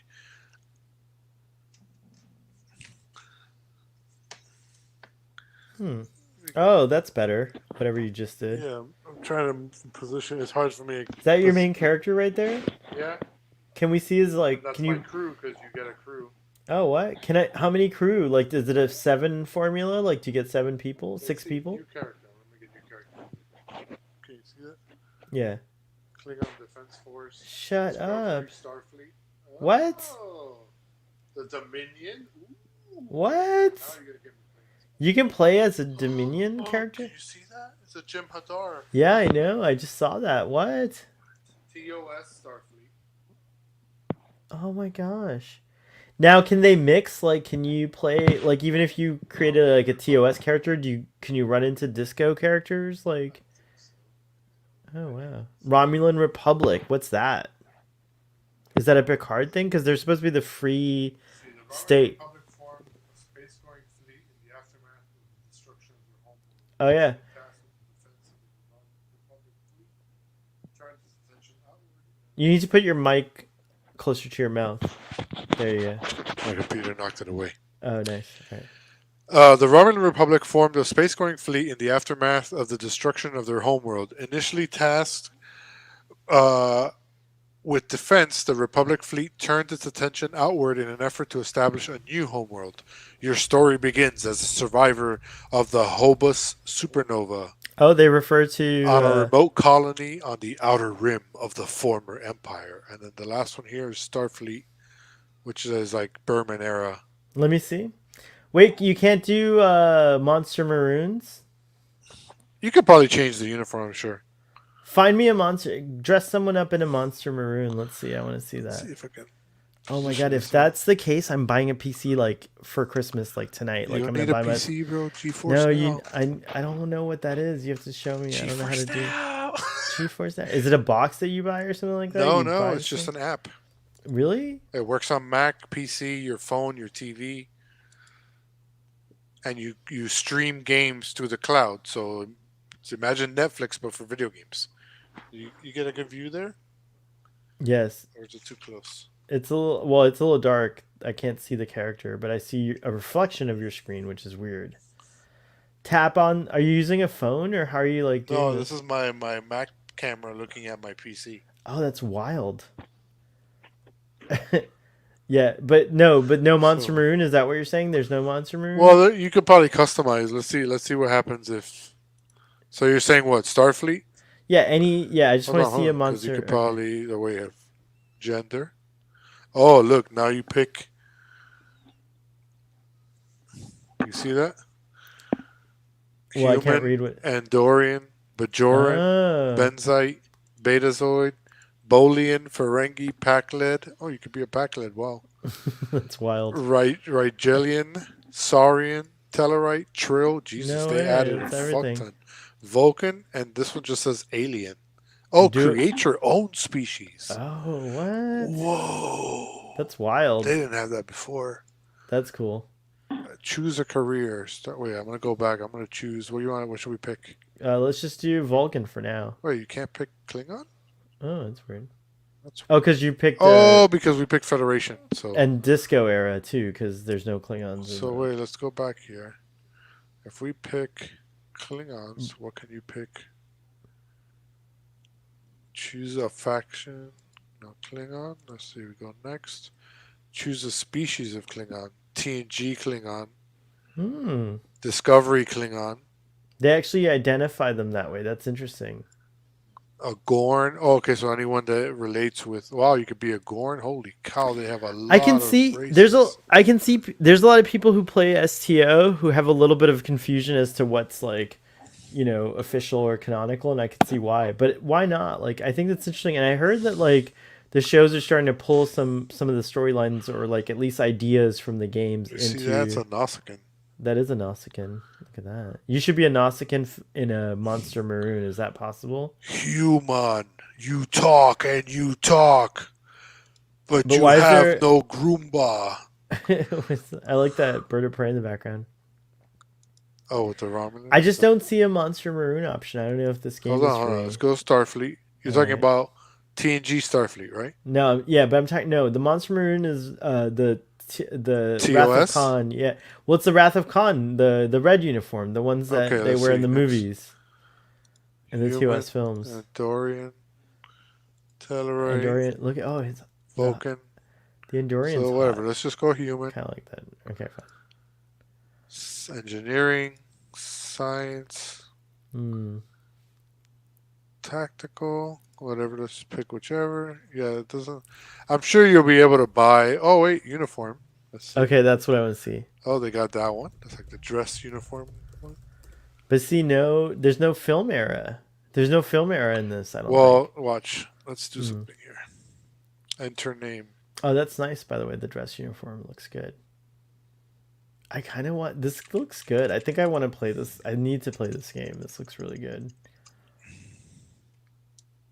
Now, is it a game where, like, since it's an MMO, can I, like, in WoW, can I meet you and, like, hang out with you? Like, Yeah, is that... absolutely. And I Oh, think you can okay. have like a guild type of thing.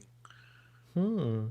Okay, so I'm gonna exit. If I'd never wanted to do their missions and just wanted to fly around in my fancy ship and, like, dress around, just, like, not do anything, like, catalog gaseous anomalies, you could also do that on the show, I right? believe so because I remember when I was playing, the fun part was you'd be flying around with your ship and get like a message that's saying, "Oh, we need you to go here," and then you would just go there.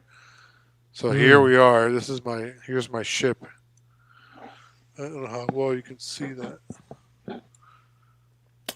Red Ketchum, hey, what's up? Whoa. Red says the maroon uniform is purchasable. Okay, that's Yeah, I fine. was about to say it's probably in the store. That's why I wanted to come into the game Okay. and look at the store. I could deal with that. That's cool. Thanks, Red. I gotta get this game now. I'm kind of very intrigued by this little setup area, this little setup here that we're getting. Wow. Is that your guy? Or this is a new character? No, this is somebody sending me a message. Hmm. Admiral Jarrell Quinn. Don't trust admirals in Star Trek. Just saying, they're really bad. By the way, Red, nice to see you and happy holidays.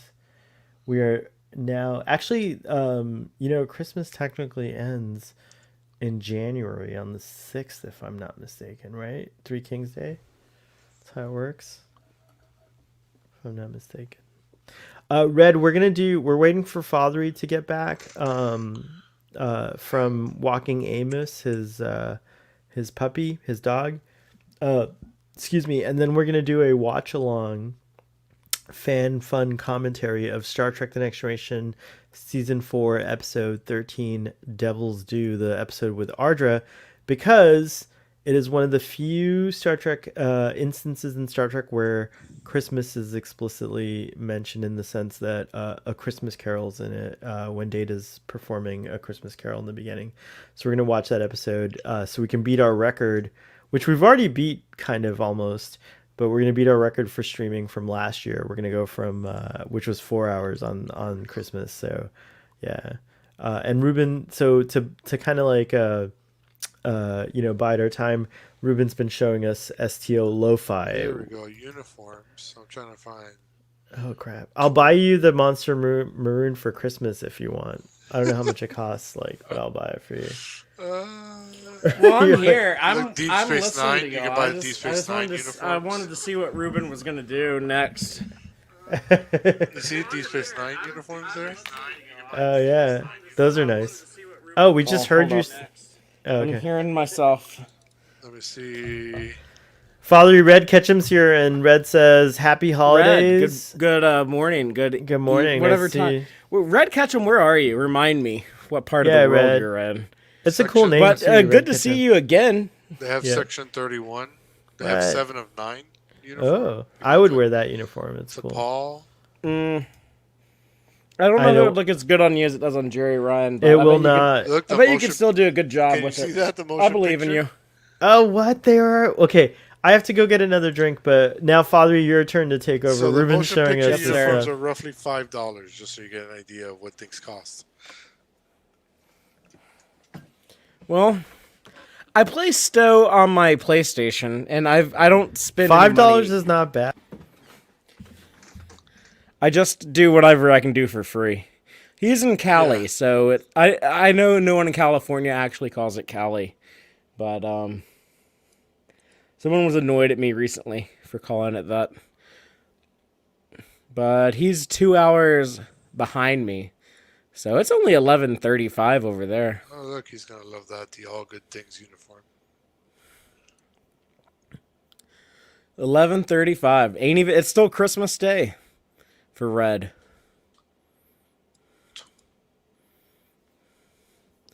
Well, Red, I don't know if you heard. I don't know how long you've been here, but we're about to do a watch along of the Star Trek Next Generation episode Devil's Due. Which I claimed earlier was in season 5. Did anyone double check me yet? It's, four, To see if it's I was... season 4, episode 13. God damn it.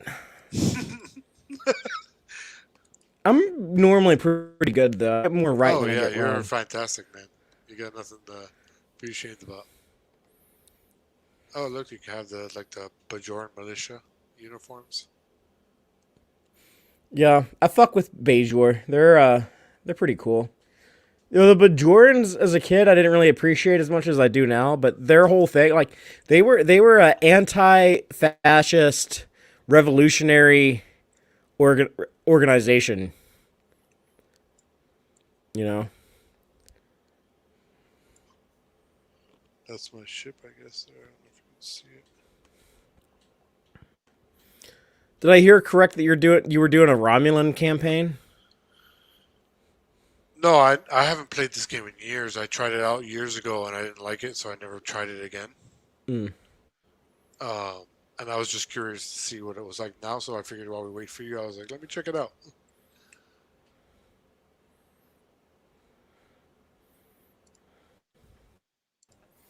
What does Sohel drink when he's always like, "Let me go make a drink"? Like, what is he even drinking? He was having like some blue thing earlier. Sometimes he'll ask, like, "What's everyone drinking?" So this is what he's not on right now, but this is what I use. This is GeForce Now, which is basically an app you put on your computer, and then, for instance, Star Trek's You on stream games. there, and you just stream a game, and you don't download anything.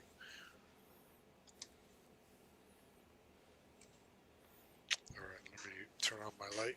I can't see shit.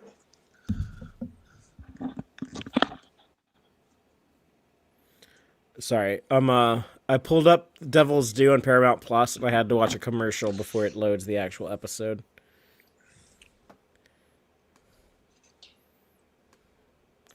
Okay, I'm paused up, ready to go. Who else is watching live? We got red and blue. We have two of the three primary colors in our audience with The two Red Matrix Ketchum and Blue pills. Sparrow. I haven't watched the new Matrix yet. I don't know what to expect. I don't know if I'm gonna like it or hate it or what, but I'll give it a try. I have no emotional attachment to Matrix, so it doesn't matter. I think the first movie is really good. I think the second and third movie, there are movies that like didn't need to be made, and each one though, like I'll say this, like just to be positive about those movies, there are sequences that are pretty cool in both those movies. No, I'll say at the very least, like I didn't think the first one needed sequels. It was not warranted, really. It didn't really need anything else. Yeah, But I will say at least the two sequels had some interesting action sequences and some interesting ideas that just didn't really go anywhere. Because I like the whole thing of the ghosts and the werewolves and the kind of programs that were thrown out, you know. yeah. But Even this, just something as simple as like in that second movie when they're having like that car chase, you know, like how cool Morpheus looks on the street when he has like the sword in one hand and the gun in the other. You know, like he turns around. You have like the dramatic music. It was like ba da da da boy. It's like a choir singing shit. I mean, it's like the plot is really dumb with a lot of the stuff happening at that part. But I Right. mean, like at least you know It you got looks cool. pretty pictures on screen Yeah. to look at. So no, it looks cool, and it's something like that. Like you're like, wow, how'd they do that? Like how'd they make that? It looks, it was very experimental. Yeah. yeah. But then you know you have like the dopey stuff, like the when they ask like that old Asian dude, the keymaker, when they're like, "How do you know all this?" He's like, "I know because I must know." I'm like, okay, Yeah. so you're just making shit up. But Right. You're whatever. basically telling us because the script says so. Yeah, The script is saying because the script says so. yeah. But you know it is. I think like that third movie when you have like the big Zion battle. I think that is you know I'm like on the edge of my seat the whole time watching that. What did I do? The first time I saw that in the theater, though, I was so frustrated. I was like, I really need to know what's happening to like Neo and Trinity. Like, why won't you cut back and show me them? But, and then I saw, I was like, oh, it's that. It's funny. That third movie actually borrows some stuff from the second Dune novel, which may be adapted to the big screen at some point. Yeah, it's coming, right? June. Yeah, you said the second novel, right? No. But he wants wants to do that too. What's his Denis Villeneuve's? He wants to do. He wants to finish the first book and then do the second book is really short, by the way. Like you could do the second book in a 2-hour movie pretty easy, without even like Because cutting the stuff next out. movie is supposed to finish the first book, right? Yeah, yeah. But the first book is like 500 pages, and the second book's only like 200, so it's a lot shorter. Yeah, it's almost like a novelette. Yeah, it's a quick read. So in our live audience, Blue Spirit says, "Yeah, the Moravini. What is it? What the hell is that word? The Merovingian. Merovingian. Oh yeah, the French dude. The Yeah. Merovingian was cool. I haven't seen the new one either. Is it good? No spoilers. I don't know yet, Blue. I'm probably gonna watch it tomorrow. Me and Antonia are gonna sit down and watch it. I don't really know what to expect. I don't have any high hopes or anything, but I do want to support the filmmaker Lana Wachowski, and give her a fair shot. So if I end up liking it, I'll let you know, and if I end up disliking it, I'll let you know. But I'm gonna try to go into it as open minded as possible, and maybe it'll be good, maybe it won't be. We'll I find mean, out. I know a lot about the movie already. I've read spoilers and seen things, and I've had a good friend of mine who loves Matrix say Mm-hmm. what he thinks. I've heard a few of my friends already say what they think. I don't really want to say it just to not like influence, your perspective in any Yeah. way. But yeah, I'm planning on watching it. It was kind of funny. I actually looked for it on the bootleg app that I've used. It usually has movies ahead of time, and it was the day after it came out, and they still didn't have it. And I was like, that's weird. Yeah, especially with it being on HBO Max. Yeah, yeah, Any dipshit with a video capture card can get a 4K copy of it yeah. on the internet instantly. But I haven't heard too many reactions to it other than just a few that seem pretty split. People either seem to really like it or really hate it. And to be honest, I'm probably going to fall somewhere in the middle. But I don't know yet. I'll find out. Yeah, I'm just gonna go in with it like the sequels, where I was like, well, I don't really care because I didn't want any more. Yeah, I was that's happy probably where with. I'm going to be with it. I rewatched that first movie a couple of weeks ago though, and it's the first time I had seen it in a decade. Um, well, that's a bit of the first time I'd seen it in probably like 7 years or so, but I used to watch it all the time. Like I bought that first movie, I had it on VHS, and I bought it again on DVD. Then eventually I bought it again on Blu-ray. Like I watched the show. I was a teenager when it came out, and that was like the biggest thing for like so many years. Like people were just so in love with that first movie. And I probably liked it a little too much. And then like the sequels came out, and they were what they were. And over the years, I kind of fell out of love with the Matrix. And then watching it again without seeing it in several years, but watching it again a couple of weeks ago, I was like, oh no, like this first movie is actually pretty great. Yeah, the first movie is really solid action movie. I mean, the story is what it is. It's not. It's good for an action movie. And it has such a good flow to it. Like it's a 2 hour and 10 minute movie, but it really doesn't feel like it's over 2 hours. Like What is that? it's a smooth ride, and that looks like a smooth drink. What is that? I'm ending with a chilled whiskey for the night.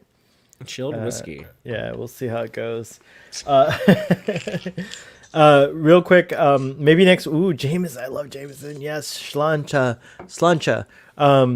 Was I gonna say? Oh yeah, and you're riding the steam engine there. What is a Coca-Cola? Oh my god. Diet Okay, Coke. Okie. Shout out to Larry This is the Nimmer. playing cards I Merry was telling Christmas. you about that I got for Christmas. Oh, cute. My dog. If I friends find playing my cards. Pan Am original playing cards that I got when I was a kid, I'll see if I have them around. I'll give them to you. Wasn't gonna say. Hey, Oh yeah, ca- maybe next week we could talk about the Matrix Follery. Okay. I have playing that'd be cards cool. from the So- Bigfoot Museum in Georgia.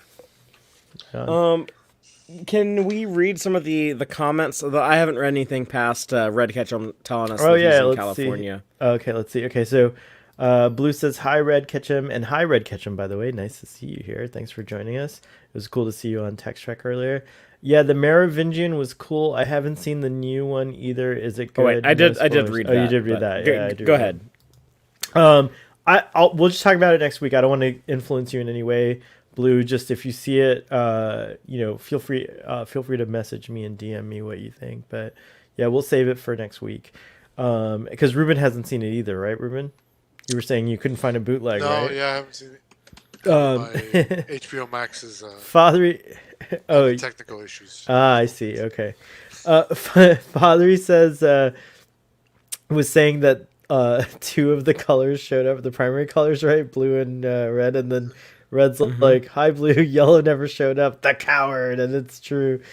Yellow is yellow's a coward. Coward. Yeah, yellow bellied, no good. In Texas, we don't say yellow. We say yella. Like Yella. there's an A at the end. Yellow.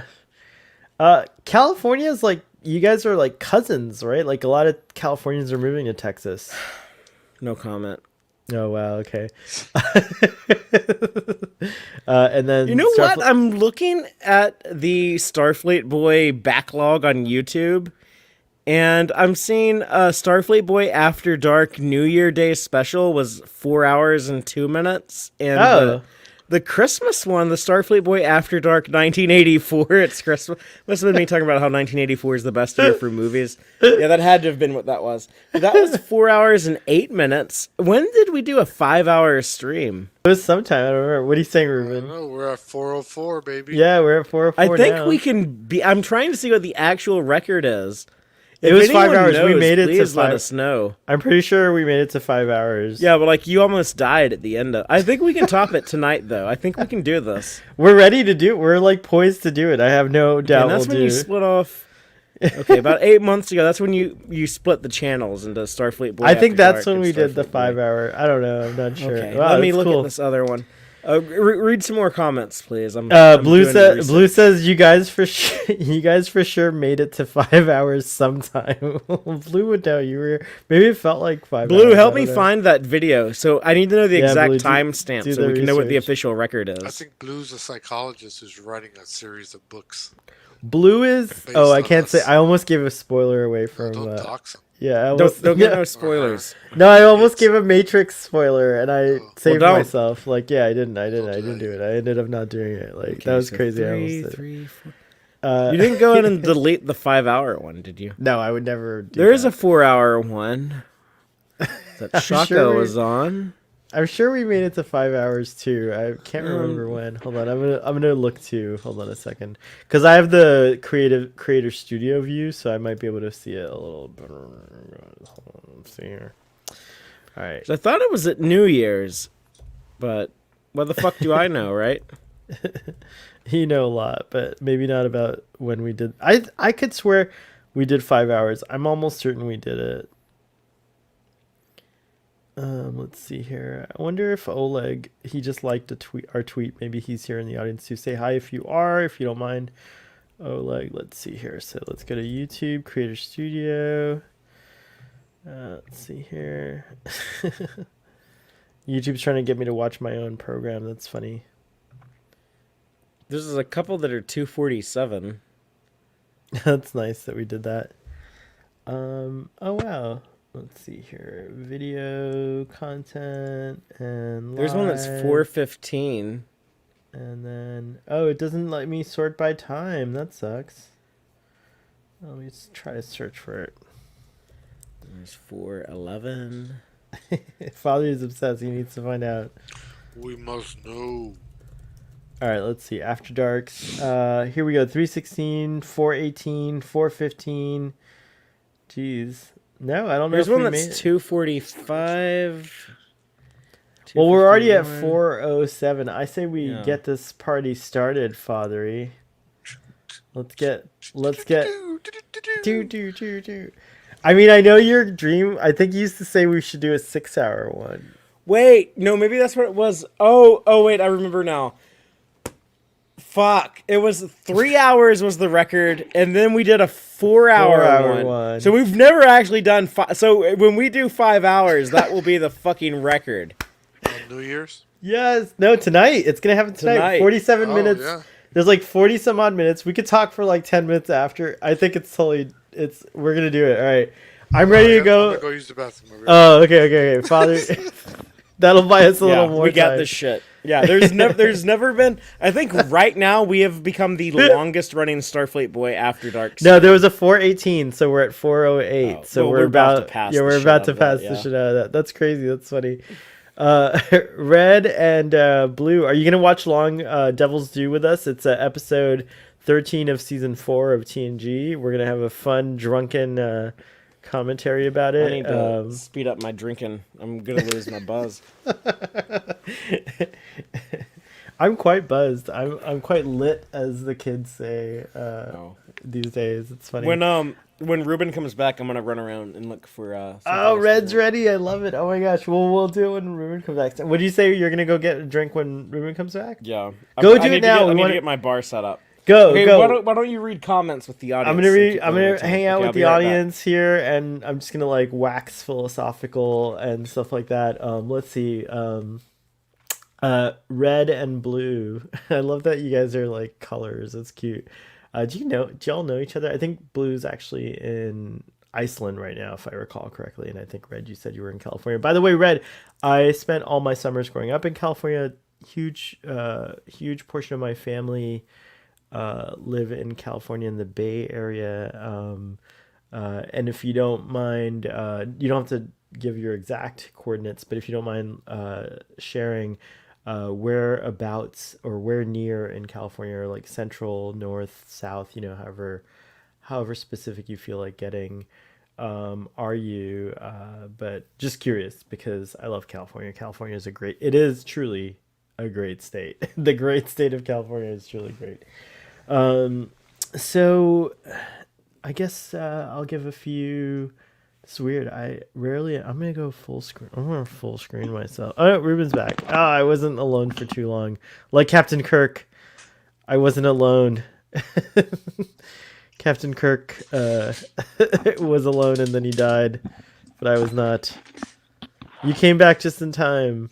I was about to like put myself full screen, and I was doing this whole like Captain Kirk dies alone thing. And then you came back, right, like Spock did at the end in the clutch. You came in the clutch for me.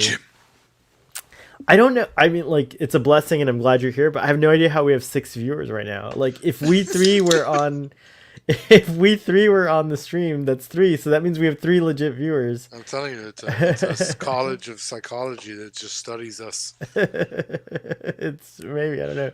Red says somewhere near Cerrito, Auto Square commercials. Interesting, Red. Very interesting. Very cool.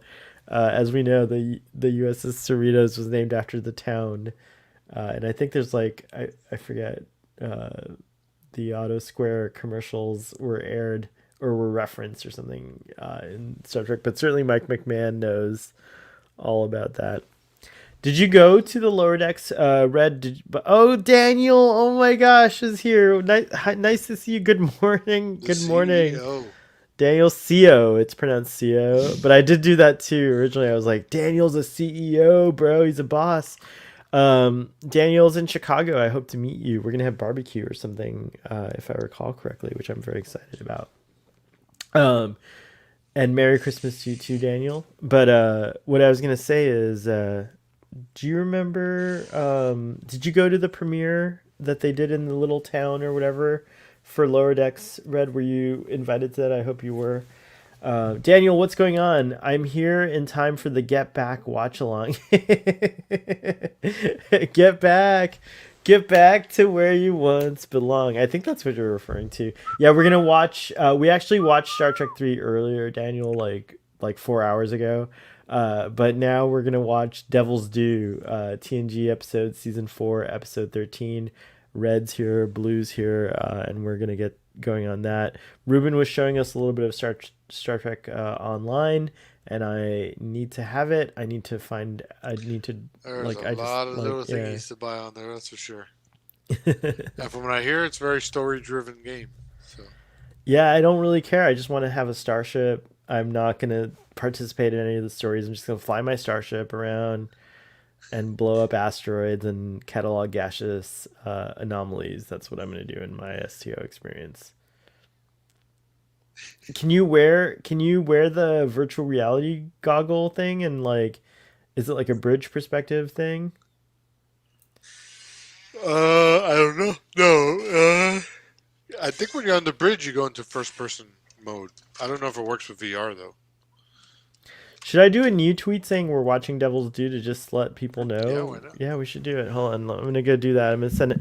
Father, I'm gonna try Fathery has returned. Does it? By the way, you Daniel's think here. it seems Daniel CO, what's up? Represent Yeah. Chicago, Illinois. That's a way cooler intro than I did for Daniel, so I like that. That's how we're gonna introduce Daniel from now on. The Bears, the White Sox, the Bears. Bulls. They have Bears. a hockey team. What's the Chicago hockey team? I'm not a hockey Blackhawks. dude. Chicago Blackhawks. Oh, okay. I don't think that's right. Hey Google, what's the NHL team of Chicago? You just probably triggered people's hey Googles. There's the Blackhawks. Well, what do you know? That's right. Okay. I know my hockey. I live in Texas. We don't watch hockey. I don't know shit about hockey. There's like I the just Dallas happen to know Stars, but yeah, I can't name you one fucking person who's the ever only played thing for I the know about Dallas hockey is Stars. NHL '93 for the Sega Genesis, which I loved. Yeah, that was the it hockey was game in the that had Kevin the Smith fighting. movie. Yeah, it was in Mallrats, right? Oh, I used to play that game. I loved that game. I didn't even like hockey, but I loved that game. Does it seem like to It was the really well audience that Fathery is trying to like pad the timing to like create the longest runtime? We're making history right now with Starfleet Boy After It's true. Dark. Every moment in time is every second of time is a moment in history. There's that episode with Data and Jordy. You know, I think we did do 5 hours at some point, though. It feels like we did, but we're still gonna exceed that. I think we got to do 6 hours. We got to do a 24-hour charity drive. I would love to do that one day. Captain Jack of Trek Central. I mean, sorry. Yeah, Trek Central did that. Do people cheat when they do that though? Yeah, he took a break. Like someone else took over, but that we could relay. It's a relay. Like it would be like a relay. You know what I mean? Like, I'm gonna do the real fucking deal. Like if I go to the bathroom, I'm taking my audience with me. I love it. I mean, your audience might not want to do that. I don't know. Well, it ain't up to them, is it? It's true. Just point the camera. Too up. bad you're coming. All right, here's my tweet. Holy shiitake mushrooms. We're still going and trying to At head into our 4:15. longest episode of Starfleet Boy After Dark ever. Now we're doing a watch along of Devil's Due. You know what? It's I so think random. if we hit 520, I will comfortably say it is the longest.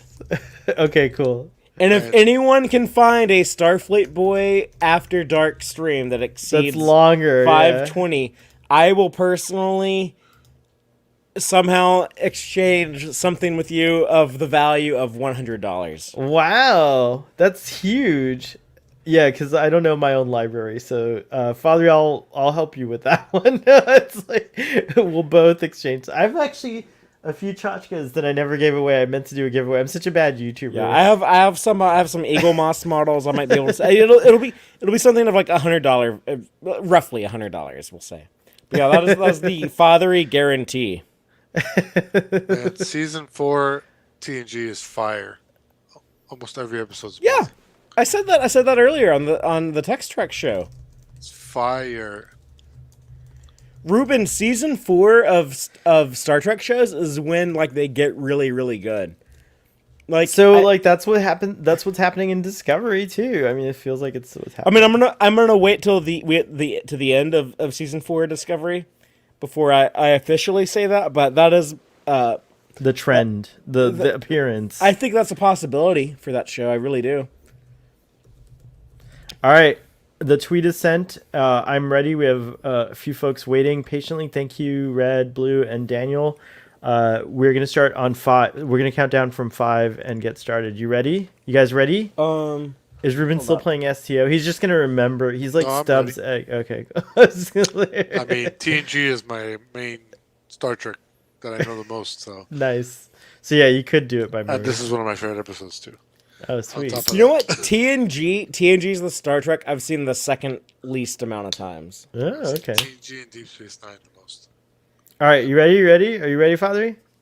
By second least, I mean some episodes of TNG I've only seen 5 times. I think, right? know. Daniel says TNG seasons 4 through 7 is usually pretty amazing. Can't think of very bad episodes. 4, 5, and 6. 6. I think 7 Well- wavers. There's great stuff in 7, but there's also some weak stuff in 7. Three's pretty good too. Yeah, 3 has some weak stuff too, but 3 gave us fucking Yesterday's Enterprise, Best of Both Worlds Part 1, and Sarek. So those were all on fire. That's some good ones. All right. Yeah, I'm looking at like the CBS I logo. I guess I should rewind and pause at 00:00. 0, 0, 0. One. Distract. We already watched that. I know. Wait, I'm gonna play through the CBS logo and then pause when I get to the real screen that has the actual Yeah. episode. I'll put some little droplets in my eyeballs while you guys do that. I'm not gonna do it on air though. I'll be right back here. All right, He let went us off know when camera. He turned back into Sahil. Yes, I am Mr. Sai. Oh, I can't do it right now. Starfleet boy, I'd rather watch this episode with Sahil than Sohel. So, if you could arrange that, I would appreciate it.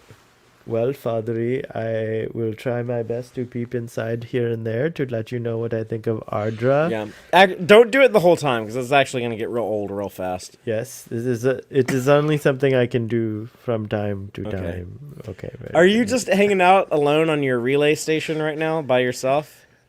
Bring them back. Yeah. Yes, Fathery. I am hanging alone in my relay station, but they've rebuilt it. They sent us a new shipment of programmable matter, and now it's like a bomb-ass station with like a promenade and like, like shops and shit. It's But it's just you. No one else is there. It's just you. Yeah, they still haven't sent people here. I'm still part of the vanguard, but soon they'll send it over. Well, anytime you're lonely, you can always drop into Starfleet Boy After Dark. I think yes. we'll save you a seat at the bar. You're always welcome here.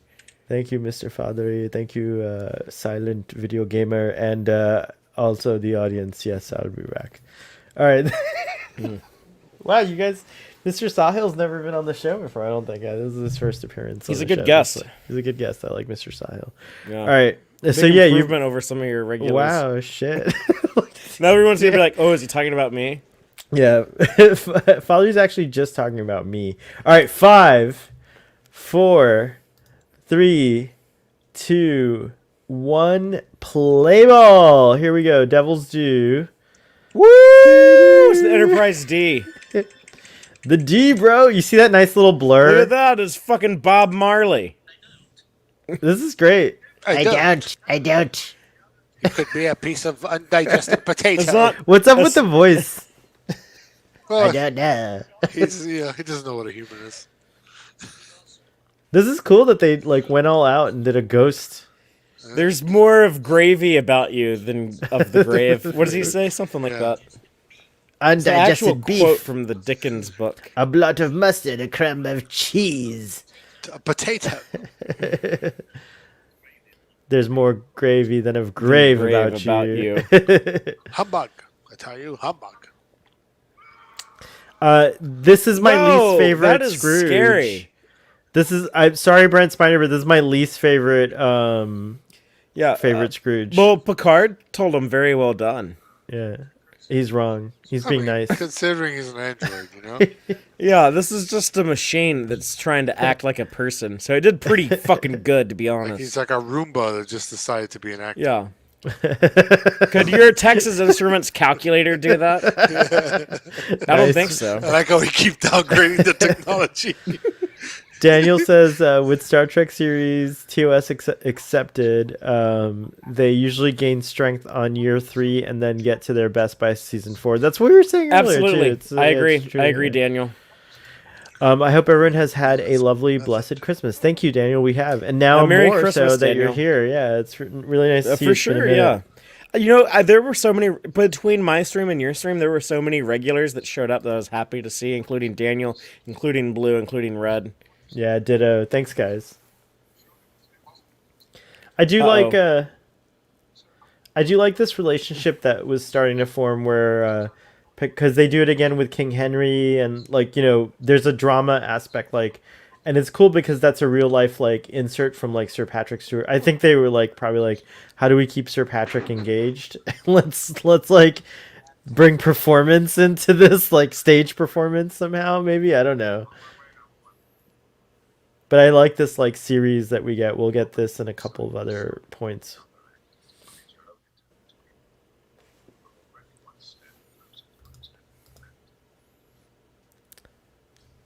I haven't seen the Sir Patrick Stewart Christmas Carol in such a long time. I have it on DVD. I've actually never seen it. I was thinking about watching it this year, but I didn't get around to it.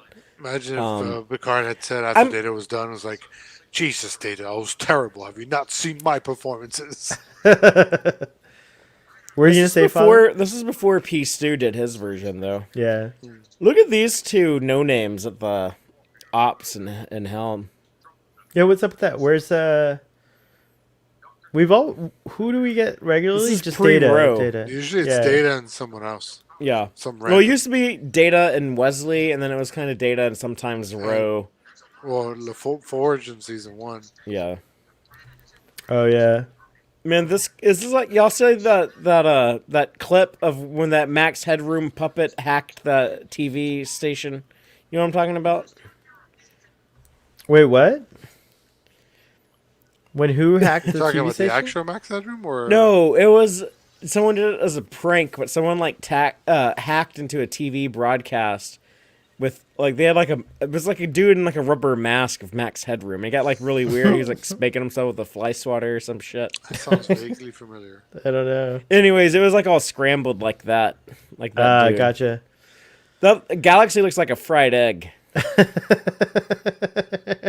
And then there's like this planet I don't know here. what they did to Saturn. Like I always wondered about this. Like Saturn, what's going on if Saturn? that's Saturn, it looks like Saturn. it looks like it's made out of Doritos, not nacho cheesier, Yeah, like- or like, what is spicy or going on? nacho, one or the other. I don't consider that planet to be Saturn. I call it Dorito Prime. Daniel says the Max Headroom incident happened here in Chicago. Oh wow! Well, it might have been Daniel for all we know. No, They never found the dude who did that. Daniel is not the guy. It was it was during a PBS broadcast of That's Doctor Who. that's something that the dude would say too. Yeah. It's like he Wow. he wants some acknowledgement of where it was, but he doesn't want to give away that he is the one who did it. Daniel says you can see footage. Yeah, he of he wants us to see his work. We're We're actually going to I'm saying it like I'm in charge of the fucking show. But after this you're okay. episode, we're going to show that clip on screen Are live. we okay? Yeah, if we need and to, react if we to it. need and to then go we're way watching past. Star Trek 4. Oh, then we're gonna watch the entire season 6 of Star Trek Voyager. And then I'm By the watching way- season 2 of Discovery Live. Okay, this is the first double feature watch long I think that We're ever gonna done watch also. also on Paramount Plus. We're gonna watch all the odd number episodes of season 4 of Nash Bridges. Sorry, my screen keeps buffering. Freezing. I No, got I'll give Bernie you a Sanders- timestamp. Bernie Sanders here on the TV. Oh yeah, it's Bernie Sanders. What? I'm here Alright. to tell you. All right, we're at 5, 42, 44, 40. Oh, hold on. Why? I I'm hate at Netflix. five. I'm at at 547, Yeah, 48, you're good. You're good. 49. Hold on. Why doesn't Well, Netflix give me a timestamp I'm where at I'm at? 605, 606. No, come on. Are you serious? Yeah. Captain Picard, the top 1% keeps not paying their fair All right. share of I'll taxes. come back to you. I'm gonna guys. read the Where you at? lines. Ready? Out of this. Okay, hold on. Hold on. Give me a second. I gotta. I'm hear at it. co-producer Peter Lawrence. Okay. Yeah, that's where we are. That's where you're right. You're okay. That's not where I'm at. He's serving tea to to Yeah, Bernie David Sanders. Livingston I'm not there yet. David Livingston. to Bernie Sanders. I'm on the I'm at Peter Lorison now. Okay, go 10 seconds forward. Like 5 Okay. seconds forward. Okay, right. I'm at 636, Michael 37, Piller. 38. Michael Pillar. The Ventaxian culture, an extremely advanced scientific level. Okay, give me a Trying timestamp. That's 652, 652. Ruben, give the timestamp because it's not working. 57, 58, 59. Directed by Tom Benko. Benko, yeah. Ruben's in sync with Okay. me. The old man has the same clothing pattern as the crew. He's got that science uniform, which I've always liked. It looks a little rough here though. Ruben, you might Yeah. want to move your mic. I'm picking up some of the audio of the episode. Oh, thanks. Oh. Oh shit! Wrong button. Yeah, we could get a copyright strike. I don't know. Yeah, he does. He does. I don't know. He looks a little uglier than Bernie Sanders, I think. but- Oh, he's like a descendant of Bernie Sanders. It's Yeah. like- Wow. Ardra's coming back. Ardra will be here soon. Who is this Audra? Badass bitch. I wish they would have brought her back. She was really cool. She was a good charlatan character. Did it remind you of... Was this TNG's take on the Squire of Gothos? I believe this was actually a script that was a holdover from Star Trek Phase 2. But I Really? might be wrong. Wow, this late? Yeah, it's Yeah. surprising. Because I thought they had used most of those up in the. Yeah, they used some in seasons 1 and 2, but I think they still had this one floating around. Riker and Troy are like a Phase 2 concept, right? Yeah, Like, they were originally Decker and Ilea. Ilea, yeah. Bernie Sanders' outfit is just next level. I can't believe you would allow this! Oh, by the way, I switched to my TNG era badge for this. See here? See here? The watch along and the uniform are accurate. Adra's arrival was supposed to be heralded with the shaking of the cities. Now there's been a series of geological tremors on the planet. Minor quakes, nothing extraordinary, I but wish he poorly sounded like- timed. This I is wish you totally Bashir's sounded like cousin that. here. By the way, I really like this version of the TNG uniform, but I don't know how I feel about this. Like it could have been a shirt that you pulled over. It doesn't need a zipper like it has in the back, right? Yeah, the zipper in the back uniforms were always a little weird to me. Because I'm like, it must be kind of uncomfortable to put on. I think, Dan- I think zip-up shirts are more comfortable than No, but pullover. the zipper's No, in but the it's in the back. Like you have So to have you really someone need zip someone you. to help Yeah, that's what the wardrobe department's for. No, Right, but I'm but- saying from the perspective of like their world, you know? Yeah. Oh, Like, it it probably seems it very- probably has like an auto zip feature. You just throw it on, that's a good point. and it like electronically zips itself. Oh, That's yeah, a good Daniel. point. Daniel has a good point there, too. This is TNG's take on the Devil and Daniel Webster. What is that?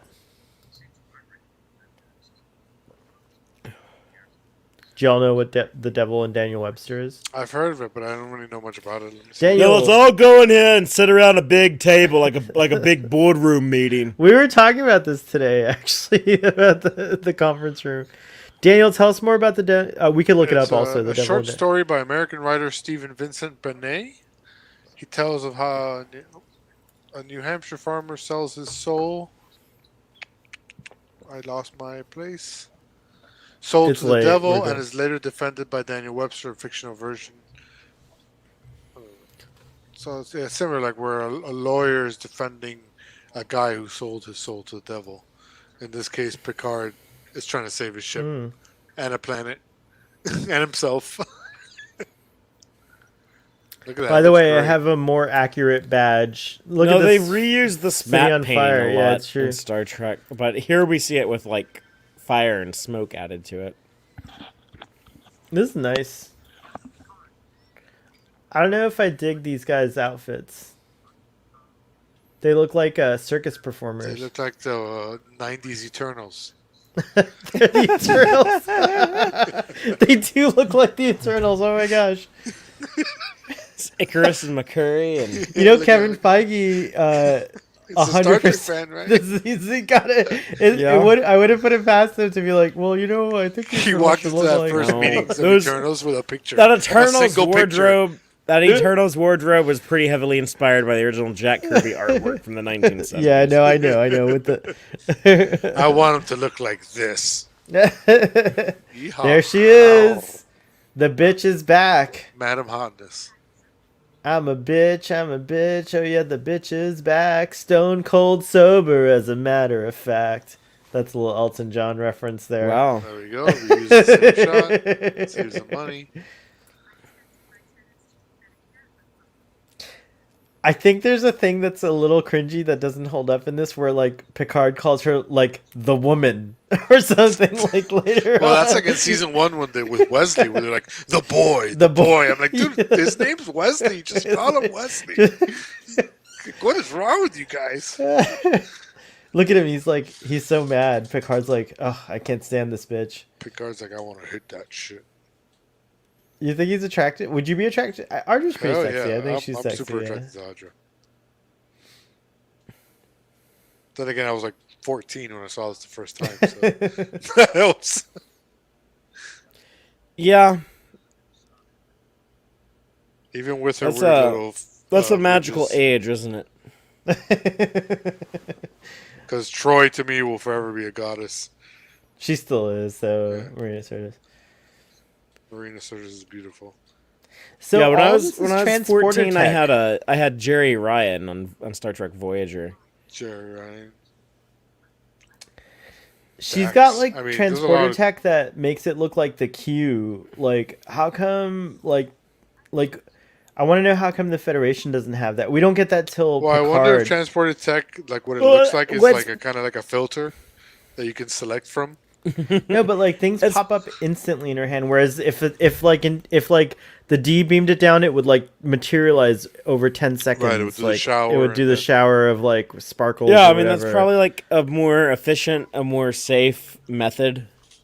Right. I get what you're saying. I Uses see. less energy. It's more safe. And, there's probably like a bunch of regulations and shit in the Federation. You give I like see. everything like up to code. Ah, but I am. Look at Feklar. Teklar's fucking badass. Cheeky Feklar. Cool.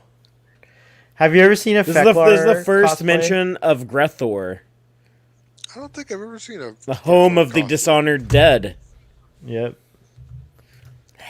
What a cheeky Feklar. Even though they were fucking up canon. They're fucking these next generation hack writers. They were fucking up canon. Could you imagine the blasphemy Today, that would be yeah. cried out if they did this now? But yeah, in the original series, in season 3, in the episode with Kang, what was it called? Day of the Dove. Kang says, "We have no devil." Which is proof that those aren't real Klingons. No, they were real. Kang is a real Klingon. Kang is the realest fucking Klingon No, in the I fucking know. franchise. That's all he's using. But what? How do they explain how he changes and has ridges on his head all of a sudden in DS9? They explained that in Star Trek Enterprise, but you were asleep in that episode. Oh yeah, the augment virus. Never mind. I wasn't asleep. Yeah, then they were saying like, oh, well, we can, correct it with, cranial implants and stuff. Yo, we have 7 viewers. Nice to see you. If you guys need a timestamp, we got you. Ruben will give you a timestamp. Yes, our timestamp is. Oh, I gotta change the what we're 15, watching 20, banner. 21. Yeah, I didn't know 22. Star Trek 3 no more. This ain't no. Yeah, it's true. We're This watching. ain't no Planet Genesis. Genesis is planet forbidden. But isn't that Star Trek 3? I know it's not like an actual episode of the original series, but that I kept mentioning it the whole time we were watching. That movie has so much like TOS flavor saturated throughout all of it. And this episode is so quintessentially next generation style, isn't it? Yeah, I would say so. This is like a slower, talkier like there's no like what I often call like the dramatic sense of urgency is totally absent in this episode. Well, I don't know about totally, but No, there's tons of tension and drama. There's just no action. There's no real fighting per se. Physically. Daniel says my timestamp is Bailey's Irish Cream. What are you all drinking tonight, by the way? I'm drinking a Michelob Ultra, and I'm drinking I got like a bunch of people give me a lot of like little bottles of liquor. Like so this is Jameson and cold brew coffee. People are like, "Oh, Fathery loves alcohol and caffeine, so I know exactly what to get on." I mean, whiskey and cold brew, hard to go wrong with that combination. She's basically all 3 ghosts from Christmas Carol in one. Oh, she's pretending to be anyway. The ghost of the past that made a deal. Oh yeah. That came back to the present to control the future. Interesting. dark future. You know, Oh, it is so like that. Yeah, that's cool. that's what Flim that's flam, the tension. flim And flam so- artist. Yeah, they do a Flim good job flam. of making you wonder: is she really a fucking like another Q type of thing? And that's Yeah. where the tension comes from, the drama. Yeah, this So is- we know Supposed to. Daniel's this is our having second, Baileys. This is our second meeting room scene of the episode. It's true. Low frequency tractor beam projected against the tectonic plates. Also, Blue's having Aquavit. I love Aquavit. I love Lena Aquavit even more. That's cool, Oh. Blue. Very cool. But the Sanders family now in the future are fascists. They're trying to destroy the Federation. What strain are you having, Ruben, of your imbibery? This is orange. Kush? No. Orange. What's it called? Ding Dong Palace? No, I'm just kidding. I don't know. What Ding that is. Dong Palace. Oh, I can't It's, remember. a palace full of ding dongs. But anyways, Well, I'm sure many people would find that neat. maybe. Daniel's pointing out that there are a lot of meeting room scenes in TNG. Look at this lady just being so cool here. You know, Picard wants to fucking wants that whip on his ass. Give it to me, He is girl. attracted to strong female characters. He it's wants true. he wants a woman capable enough to like subdue him. Yeah, he's always in charge, so you need someone to be in charge. That's why Vash. Oh. Put Vash on works those so well. diapers, Picard. Oh, so what I was trying to say earlier is I like the two-piece uniforms, and I'm trying to get one that looks like this, like screen accurate, and I can't find one. So if y'all know any suggestions, Yeah, of I like can a get you, I can pre-made get you one. one out of a sweatshop in China. I know, 100% you serious. said that right. So yeah, like send me that link because I'm just gonna push the button on it. Tonight might be the night that I get it. I mean, she's trying to be seductive. She's very forward. What is this where he's holding his hand up against his chin like that? He That's was interesting. like, Oh, he, like, he pulled was it like back, disgusted by her. He's like, yeah, "Ugh." he's like, yeah. So like hell, Count is that Dooku. is that how you react if a woman tries to like pet your hand? I think I might actually react that way. Oh my goodness. I think she looks sexiest in the. I mean, I don't know In what this, it says about me. yes. But yeah, I think her the in the uniform. in the T The in uniform? the TNG uniform is the Starfleet uniform is the sexiest she's looked so far. I mean, like she's clearly a a handsome lady, as Boimler would say, but.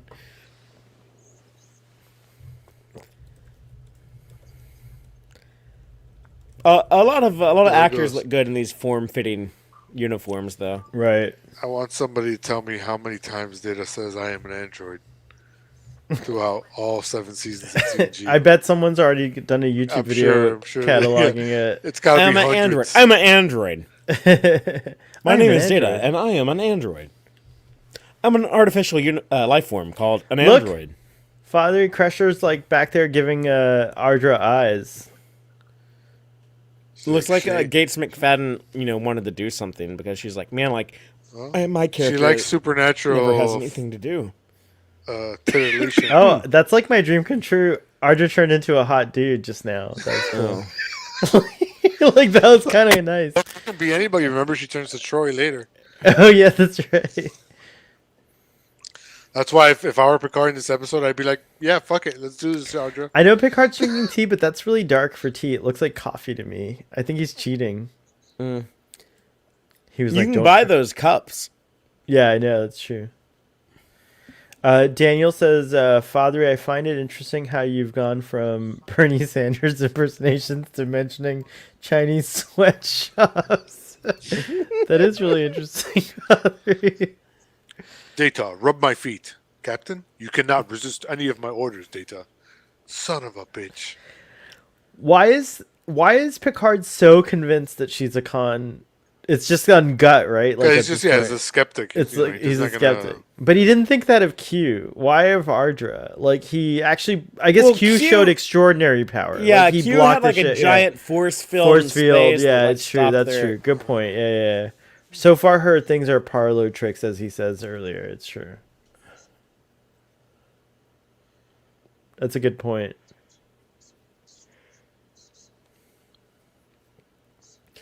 And that's kind of a theme throughout Star Trek, is that Star Trek is often about questioning and Skepticism in a way. Yeah, being that's Right, true. yeah, Good being scientist is skeptical. skeptical.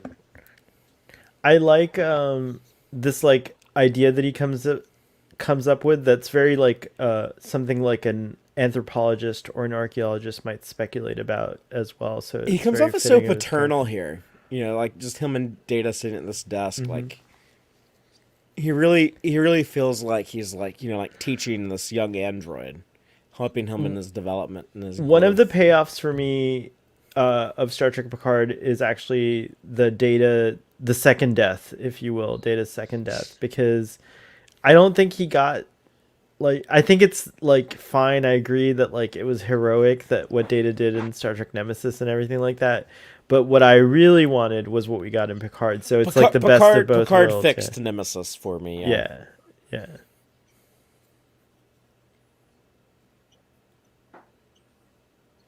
And there's that intimacy that you see here. That you see throughout the show. Yeah. Yeah, exactly. I don't understand how future computers work. It's a monitor and one button. Like, Yeah. what do you like? Well, it's like it always makes me think of the original iPods. Oh yeah, it was Remember only that, one the click button. wheel That's and true. the It one had a button? click wheel. You're right. Look at we get to see more Picard pajamas. That's like my favorite part of TNG. Is like And what the is he? flowers Yeah, on top of his yeah. bed. On top, what is that all about? Like, why are the flowers? Aren't they like Aromatherapy. maybe? I don't know. Woof. Oh yeah, that's. Oh my god, Let's that's do like. this, Audra. My ship She's is yours, completely bro. naked underneath that. Whoa. And that hair. Look at that. That's wild shit. Ruben had this dream as a young man. Yeah, and by young man, he means 45. Like 2 Look at weeks what ago. Picard's wearing though. There's like hardly. It's like right below the butt cheek line. It's like not even like. There's like just like a slight bend the wrong way, and you would see like full ass. Like, That's Oh, that's the diversity I dropped my pen. of tastes. That's the diversity of taste that you get on Starfleet Boy After Dark. When me and Ruben are like, oh shit, like yeah, I jerked off to this as a kid. This bitch is hot. And then Sohel's like, oh yeah, but like look at Patrick Stewart's shirt. Like that's really neat too. it's true. No, this But Oh, it's infinite look, she diversity. thinks this is. She's right though. She thinks this is what Picard. Oh yeah, right? yeah. She's got Like, Picard's number. Like Well, we see his no, fantasy in Generations. in and general. it's shockingly similar to that. Look, every porn I searched. That's hilarious. one woman. Yeah. She checked his browser history. He's like, Victorian woman amateur porn. No skin. Notice she doesn't turn into Crusher. Who wants that flat ass? Dang, Ruben, that's harsh. That's like really harsh. I'm sorry. No, I had a crush on Crusher too. A crush on I was Crusher. like 12 or 14, man. Casual wear of the 24th century, indeed. It's true. Look at this but look, outfit. they're I shorts. love. You see it in full light now. They're shorts. They are shorts. They're barely shorts. Let's just, They're like 80s NBA basketball shorts. if Jean-Luc were hungrier than he is, more hungry Oh than yeah, he is, that I would be actually wear inappropriate. that outfit to bed There was myself. there's always this weird line in season 1 that Tasha. Wait, Ruben, Mike. I hear you. Oh, this Yeah, season 1, Tasha says this line to Picard, where it's the one where the second Q episode when Q comes back the next time, and she's in the penalty box, Oh yeah. and he's like, "Oh, Captain, if you were younger," and I'm just like, "Why would you say that to your boss? That's so weird."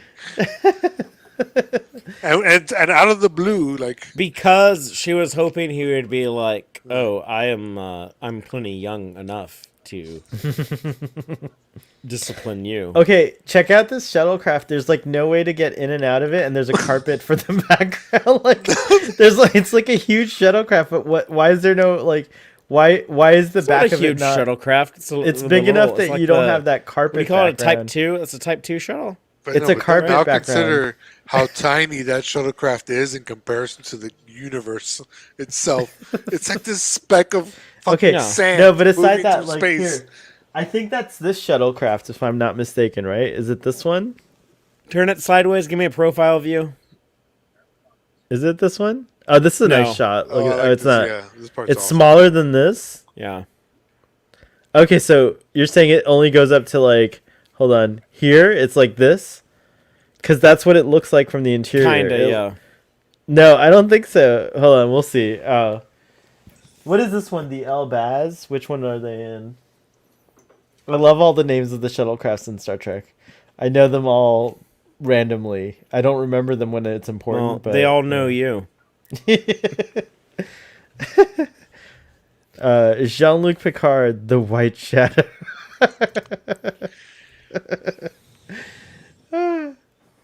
Here's an coup de grace. Nice bunch of coup de grams here. Yeah. He did all these in not Illustrator, preceded Illustrator called Aldous PageMaker, and I used to use that program too when I was in middle school. Yeah, all the coup de displays? grams. Yeah, Oh, everything. cool.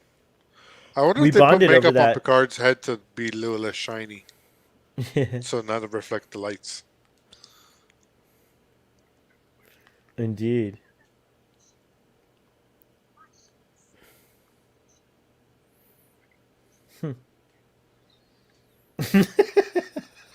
I do not recognize your claim on the Enterprise.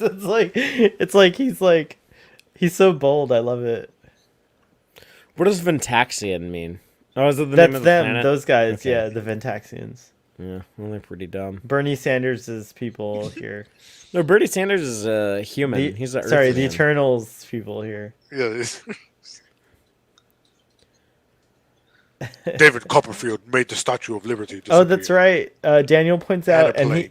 Picard does say this, but anything is allowed in the penalty box, even crying. Oh, Captain, if only you weren't the captain. Two of the most inappropriate lines of Star Trek dialogue. It's That's so weird. Oh, Captain, if we were... But also, anything is allowed in the penalty box, even crying. And she's like, oh, even butt stuff? Especially butt stuff. Yes. Captain's prerogative. You know, as an archaeologist, I love to dig. Oh, no. Sorry, so sorry. That was really bad. so sorry. Next level. So bad. Maybe that's what Data did. I like what your breath is terrible. Oh, she just said your body's mine, but I want more. I want your heart, your mind, and your soul. She's a dom. She wants him to be a sub. Mm-hmm. That's what this is all about. This is 50 Shades of Grey before the movie existed. We should do an edit where we take this episode and edit in sex scenes from Shades of Grey. Someone on YouTube's already done it. I guarantee you. That's already There's a whole done. OnlyFans channel Yeah, for it. it's already done.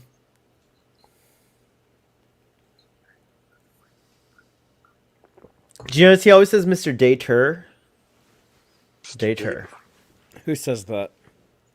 Picard, you always puts an R on Data. Mr. Dater.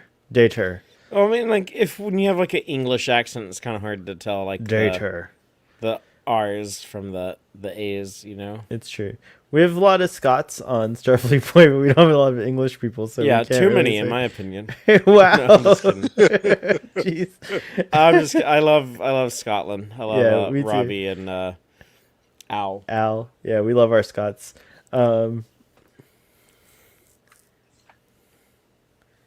We know what Picard. Daniel's like totally vibing on the penalty box. Shades of Picard's penalty box. Get y'all's mind off the penalty box. Let's, Oh, Captain.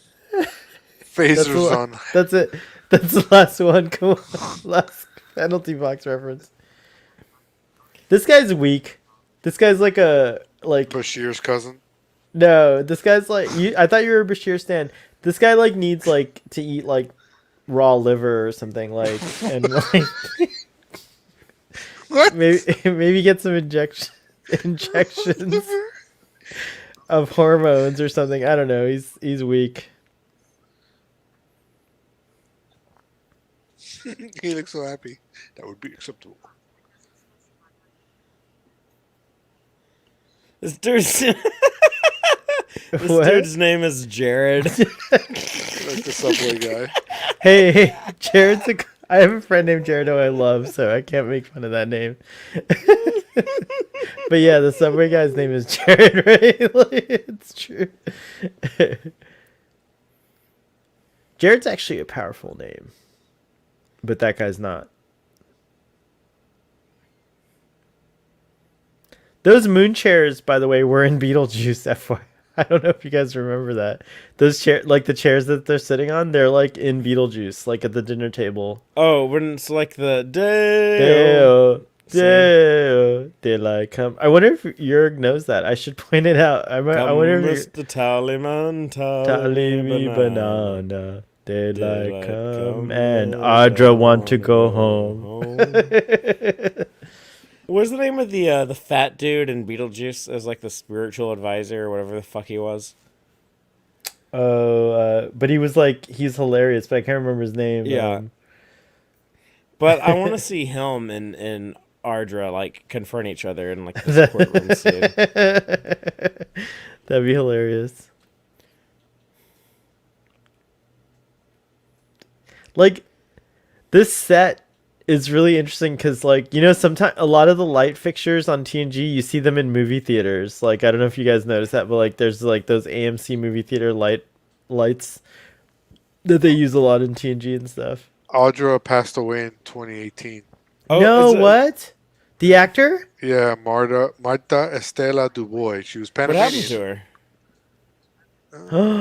Well, she was born in 52, so I'll put her, what, 66 years Still, old? oh my god. She Ardra, was rest 38. in peace. She was What? 38 That when sucks. this aired. This aired in 90 or 91, right? Season 4, episode 13. That really sucks to find that. I find that out a lot sometimes when we're on air, and I'm like, oh. Wow, she was on a lot of TV shows, though. In the 80s and 90s.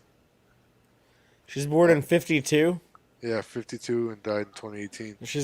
I got an aunt and uncle that were born in 52. She was so on the maybe the same 18, age. MacGyver, It's only 69 now. TNG. 69 ain't that old, yo. In this day and she was- age. Oh, here we go. The classic devil. Picard. Yeah, cut that shit out, yo. Judge Data ain't gonna play around with your fucking bullshit games. Man, like the original series, if they were doing this episode, they would already killed like 4 red shirts by this point. Like, I'm just saying. Ardra was the same age as your pops. Yeah. Oh, it's sad to find Daniel, out the how actor old died. are you, if you don't mind me asking? Just out of curiosity. What are Z We might particles? be- we might be Seems similar made up, but it's ages. probably real. I'm 43. Father is like 23, and Ruben's like I'm 47. 23. That's Oh, news to 33. 33. 33? 34 degrees north, 62 degrees east, at an altitude of 210 kilometers.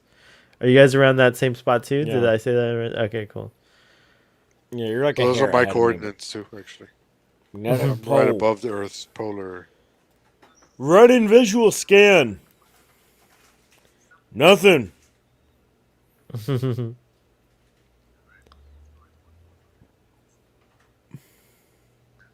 You founded a sub chain. Father, We you went got to your jail answer in for the being chat. a I'm not going to child say it out molester. loud, Daniel. So you know.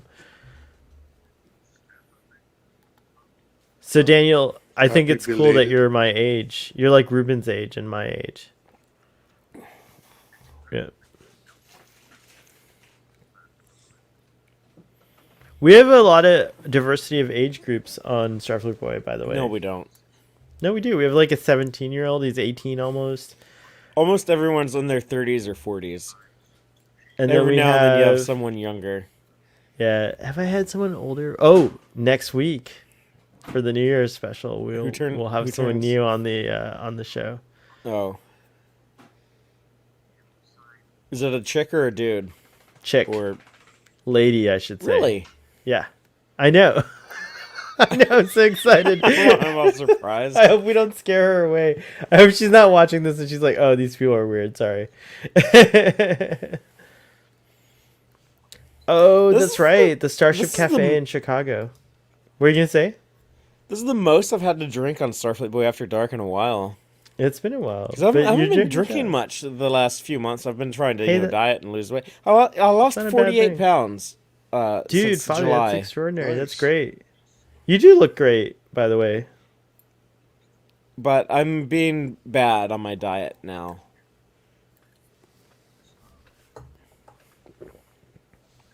Picard does do great in the courtroom, though, doesn't he? Yeah.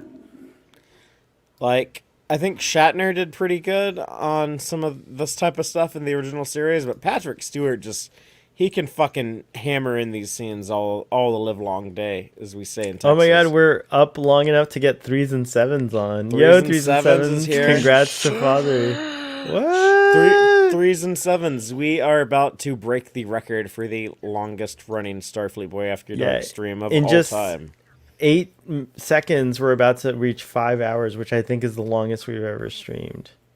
No, I think we did 5 hours at some point. I think so just can't too. find proof But we'll of it. definitely exceed 5 hours. Yeah. So we're gonna break the I record. think If we I ma- think if we do 5:20, if we can do another 21 minutes, I feel confident saying that is the grand winner. this episode ends in And if you around... can find one longer, then I owe 7 you a minutes gift and worth 15 $100. seconds. Yeah, I don't think we have a longer episode than 5:20. This episode's about to end. In 7 minutes, but then we have like 10 more minutes to do, and then we're good. Yeah, we can like bullshit. Well, for we're about 10 watching what minutes Star after Trek that. 5, right? I watched that with my mom. I love that she thinks it's a Christmas movie. It was What fun does your to mom watch. think that? She said because of God, and I was like, "Mom, it's not really God." And she's like, "I know, but still."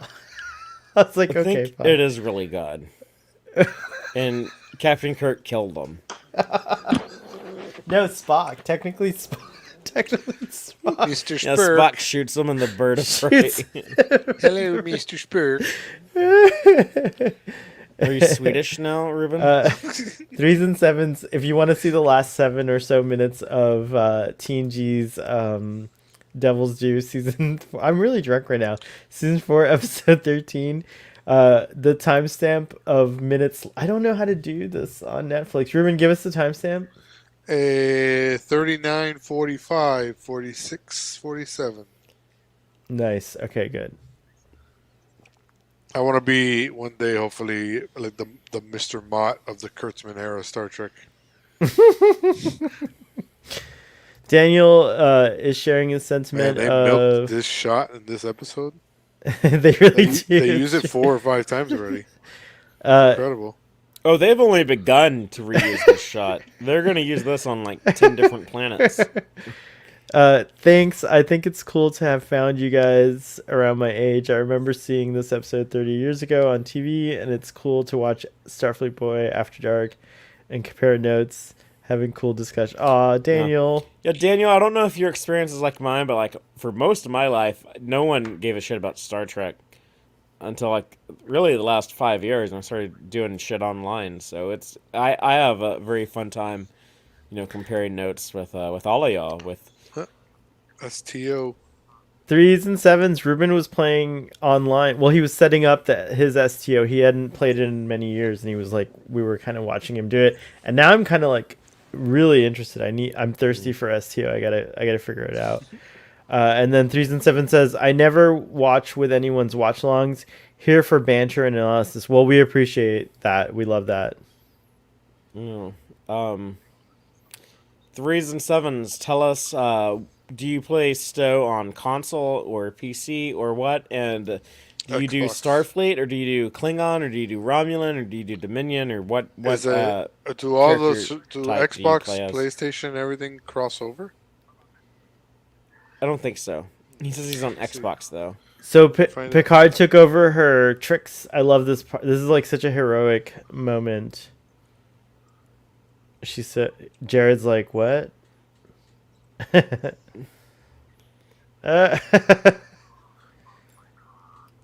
Impudence. Who doesn't exist?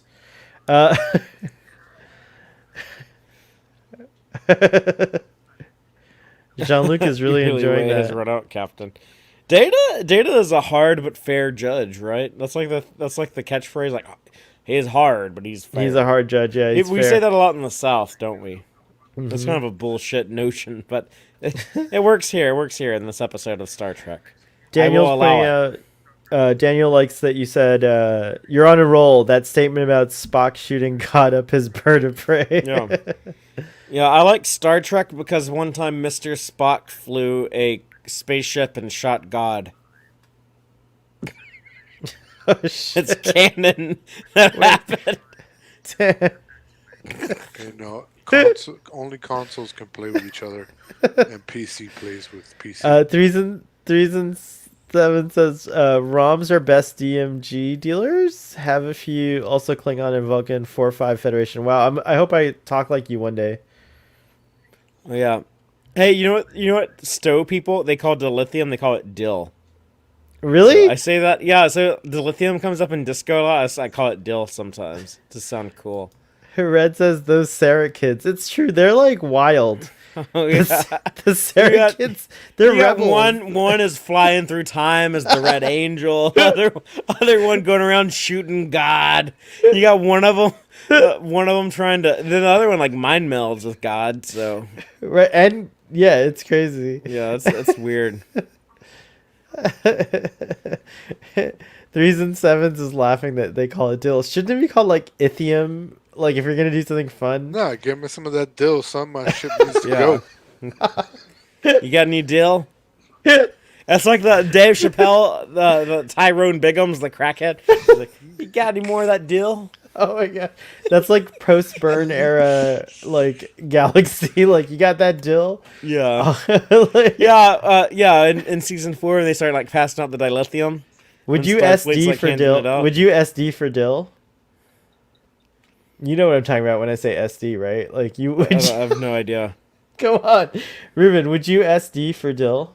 Yeah, baby. You would. Suck you would. dick? Yes. I'll shine up No. I'll polish up my lips. For If that. you needed I the don't dill, you don't need the dill. What if you needed the dill to like get home to your baby or something like that? I don't know. I need the D and the dill. The D and the dill. All right, this episode just ended, and I don't even know what happened, but I loved it. That was fun. Picard won. Picard that's won, and they can go to the next planet. We never hear about these dumb people again. The end. No, the Daxians fell into chaos after this episode. Yes, executive story editor Joe Manosky, who would later go on to work on Star Trek Discovery. Yeah, it's true. Joe Manosky. You know, Has and- he come back this season yet? I don't think so, right? No. Is He written was in only for involved this in season? season 1. It was part of the Alright. musical chair game. But I'll say this: like, it's interesting that there is only 2 times in Star Trek history where there's just like a clean break in the creative team and control, and like totally new people took over. Because I always talk about Star Trek as like Picard's Sorry. penalty dill. Sorry. Picard's penalty deal. I don't know what that means. It's just funny. I know what it means. I kind of know. Deal. It's like, all right. Anyway, Are you sorry. saying his dingaling is like a dill pickle? I don't. Or, Picard's dingling is so powerful it can power a ship. oh, No, it's not that powerful. I don't think it's that powerful. It Take some of this, He's wearing Tasha. like he's wearing Well, super short shorts and none of it's hanging out. Hold I don't on, think- now. Wait just a second. No, it's because he has it tucked up into his shirt. Ruben, hold on. You said that it would be powerful enough to be a power source. Is that what you said? Is that what you said, That's Ruben? indeed what I said. Okay, that's actually incredibly incorrect because actually, dilithium is not a power source, as any It's true true. Star Trek fan would know. It's true. It's a actually regulator. used in the process of antimatter combustion, and that's the way that you regulate the power flow It's from there true. to create warp plasma to power your nacelles I love and create this the warp character. bubble. So, if you actually knew what you were talking about, you would know dilithium is not a power source. Picard. Father uses- is working hard to get to that 520. Yeah, and that was a great. I love that character. I've been padding this shit for like 2 fucking hours. Daniel Co says, "Funny." This shit is more padded than a 7th grader's bra. Wow. Wow. Daniel Seal says, Father, I had a similar experience growing up in a small town in Michigan. I seem to remember being the only kid who loved Star Trek. Everyone else was big on Star Wars. Not that I don't like that. Yeah. Yeah, well, that other Star franchise is aight, but it's just Star aight. Wars. Lil Dill, new hip hop artist. Yes. Lil Dill. Oh my gosh, can you be a hip hop artist on STO? Because, like, that would be like my dream come true to be Lil Dill. Lil Dill. My name Lil is Dill Lil X. Dill. I would be Lil Dill X. You would see me dance on lap dance on Ardra's lap, like Lil Nas X does for the devil. I would just do it. Oh on yeah, Ardra. that would tie in pretty well, wouldn't it? Right, yeah. Lil Dill X dancing Down on to the Ardra. old Klingon devil. That's my new nickname, Lil Dill X. Gonna take my shuttlecraft to the old warp trail. Gonna fly to the neutral zone. Red Kitchen Red Kitchen says, "Wow, that is the perfect Professor Frink." Hey, no Truck on the Tube? Can we put Truck on the Tube song on here? Yeah, I think it's. We a did lot. that Hold on, before, I'll though. pull it We up. did that Yeah, I before, feel but like it's been we've a done that while. before. Okay. But here's more padding. Wait, We'll what just did do I one more. promise earlier? What did I promise earlier? We're gonna show and do like a live reaction. What was it? Someone in the audio. Oh shit! Oh my fucking god! Hold up. Calm down. I said calm down. Like y'all were one of the ones reacting. It was actually me. My Sulu almost overflowed. If you know what I mean. Oh, okay, gotcha. I'm mixing a drink out of a Sulu tiki cup. I'll show you in a second. Hold up.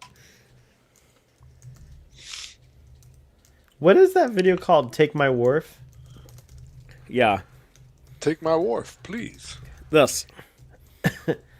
Oh, nice. That is a really good one. Dang, I love your tiki mugs. Did you ever get the Mugado?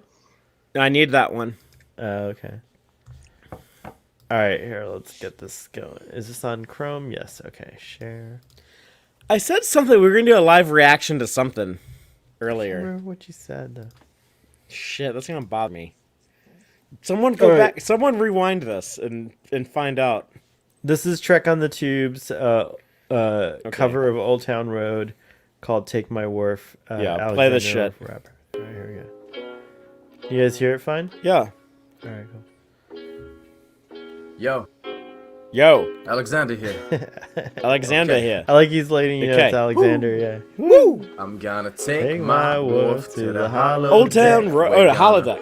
Fight crime till we can't no more. I'm gonna take, Take my my wolf wolf to the to the hollow holodeck. deck. We're gonna fight crime Is he like till we can't superimposing no more. I got Alexander? by my side. That was really Plus my good. daddy on his right. Yeah. Them and me together, we gon' make this town alright. Data got this bugged up, turning to these tough thugs. Now we speaking funny and we're unable to log out. Whoa, Jordy, please do something. Yeah, please do. Oh, we have a new mode. We can watch this video like That this. is Hold not on. a This is more merry fun. man. He's not a merry man. Look at this.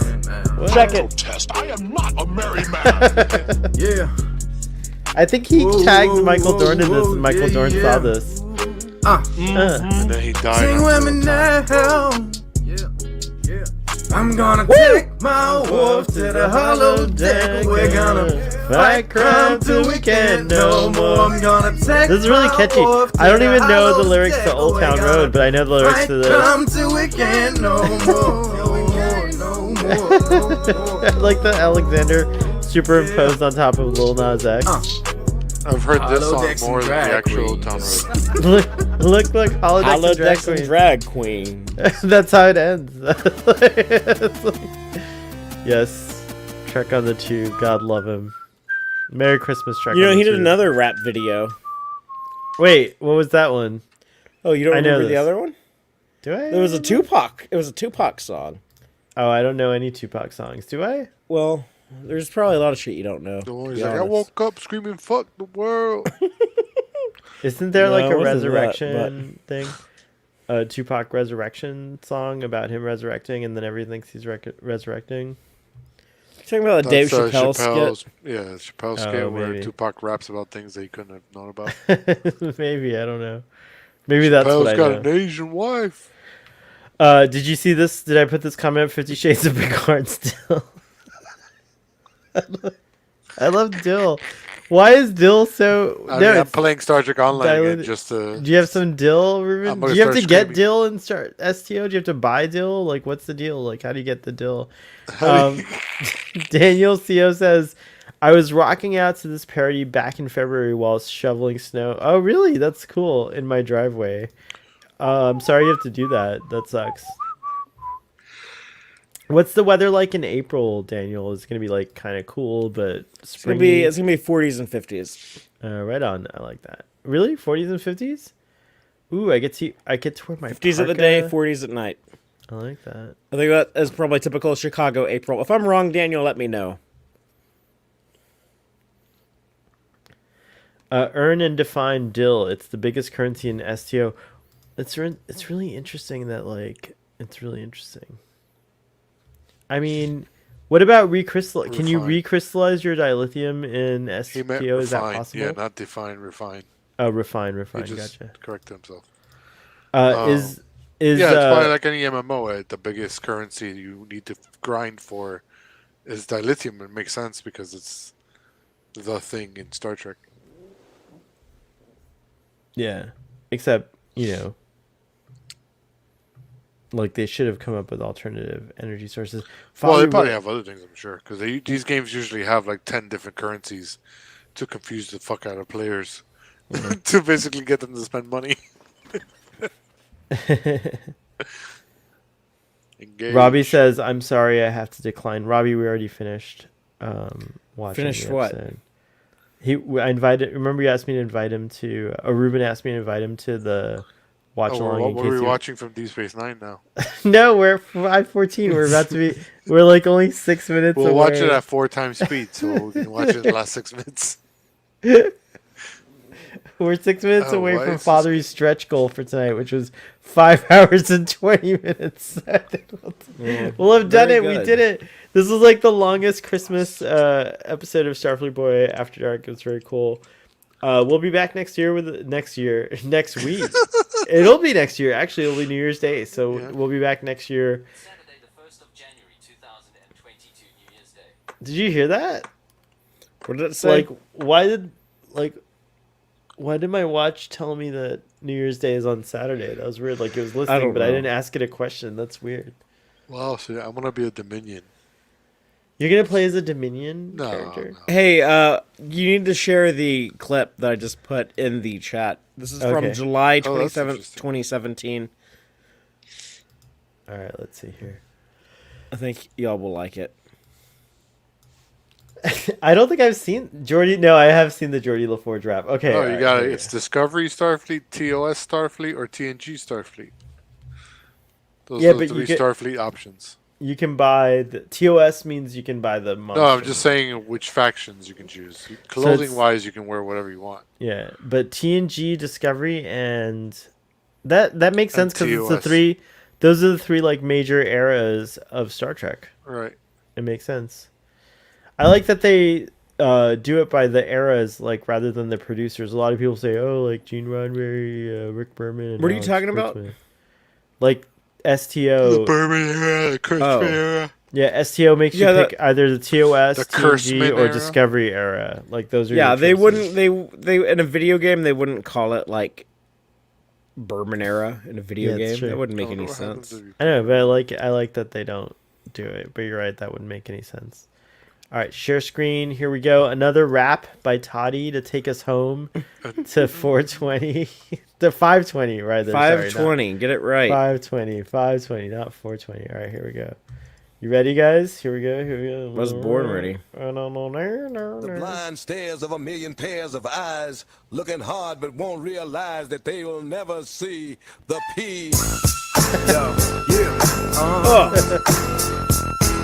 Yeah. Engineer on the flagship Enterprise. Now, They telling me that I'm is this never a cover gonna of a make rap it song or is Season this one original was over, music? and people Rich wanna shit ass know Toddy. I moved on to better days, not like Russia, y'all. I got my bonds my gosh. on, I see you haters. Hater. You say I'm blind to in black, I say a Worse. unaccepting people. You be living in the past, I'll be living in the vastness of space, yeah. Walk Yeah. 9.999 with these bars that I fire when I rhyme, yeah. You can't see me, even if I'm glowing blue. I be beaming, transporter All right, and Shawty got my back, but he be telling me to Does this lie about my rhyme? greatness. But the fact is I'm famous. My universe and my verse ain't 50. This is like the non-rhyming type of freeform rap, right? What do you mean non-rhyming? Like none of that rhymed. Did it, any of that None of it rhyme? rhymed. Was there rhymes there? Are you like fucking like Ben Shapiro now, being like, oh, this doesn't even rhyme? You know, I think it's kind Ew. of lazy. Did you just compare me to Ben fucking Shapiro? Yeah, that's how like Probably. Ben Shapiro like criticizes rap music. He's like, oh, this doesn't even rhyme. You know, like I'm I'm too ignorant about this genre of music to understand No, how he rhyme says- schemes work. He says in the thing rhymes, but I didn't hear. Oh, maybe yeah, it's true. Starfleet Tactical. Was it iambic pentameter or like tetramic pentameter? Do you know? It was neither. Oh, okay. Just wondering. I made the second one up. Anyways, that was not a real pentameter, It's a tetrameter, or rampant whatever. It was. bagger. Rambicata. We should get Trek on the Tube on here to defend his rap because I have a lot of questions. What do you mean about that defend last it? one. I don't know if that was the second one was like a legit rap. What do you mean? The Lil Nas X cover was, but I don't know about that second one. The one with Jordy. I don't know if that's That was Wicked Cool Pisser. that was way better. It was way better. Wicked Okay. cool man. Oh, you could be a trill. Oh my god. I feel like I'm gonna have to do another apology what tweet rap music tomorrow. do you like? Just out of curiosity. Run DMC. Okay, they were pretty technical back in the day. DMC. That's the only rap I know. Well, they made a Christmas. Oh no, song. I lied. I like the Streets. They're really good too, and I also like Lil Nas X. I forgot to mention, but he's like hip hop more than rap, right? He's Lil Nas X is not a very good musician. I like Nas. as a rapper. Yeah, Nas. I'll take Nas over Lil Nas X for sure. Oh my trying to god. think of Saurians other are rappers. So ugly.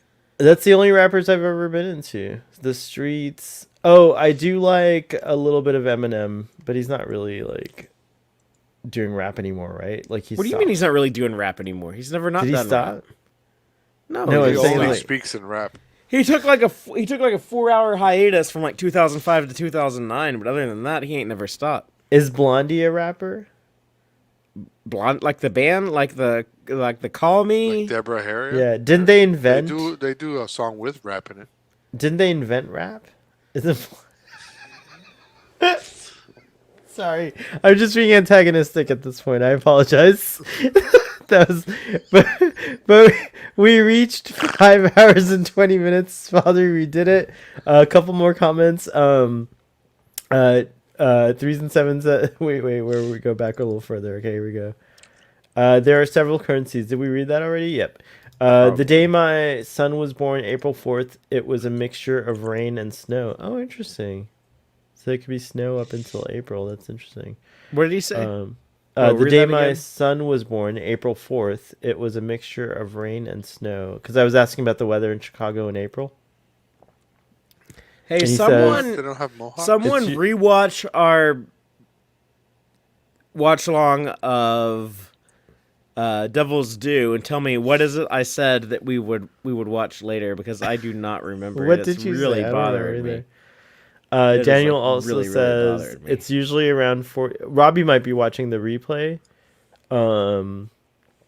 So Robbie, if you're watching the replay, let us know. Yeah, please, in by all the means. chat. I mean, sorry, not in the chat because you're not in the chat, but in the comments. It usually around 40 and 50. Sometimes it might rain. Sometimes it might snow. Oh, I'm going backwards. I gotta go forwards. Threes and sevens says, happy holidays, all. Happy holidays to you. Yeah, this was fun. I think we're going to wrap up here. Advice. Romulan Starfleet Tactical first chat. Character. First character. Oh, okay.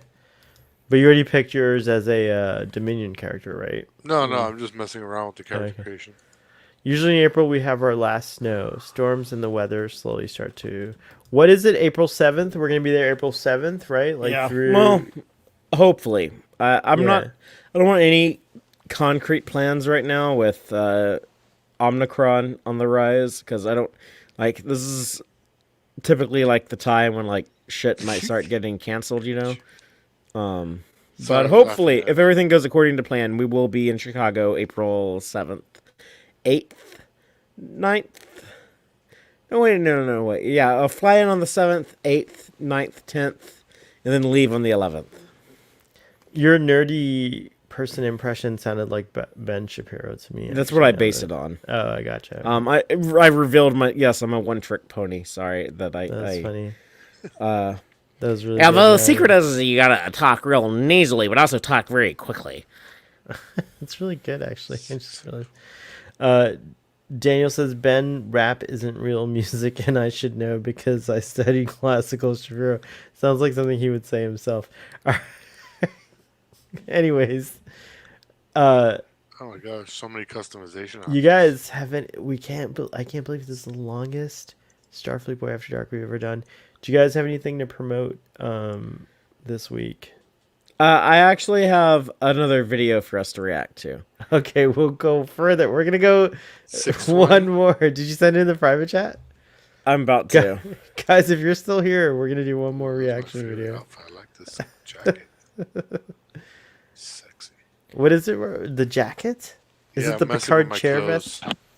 Is it the chair vest jacket? All right, here we go. We're gonna open up another one here. Open link a new window, and then I'll share. Wow, there are so many customization options.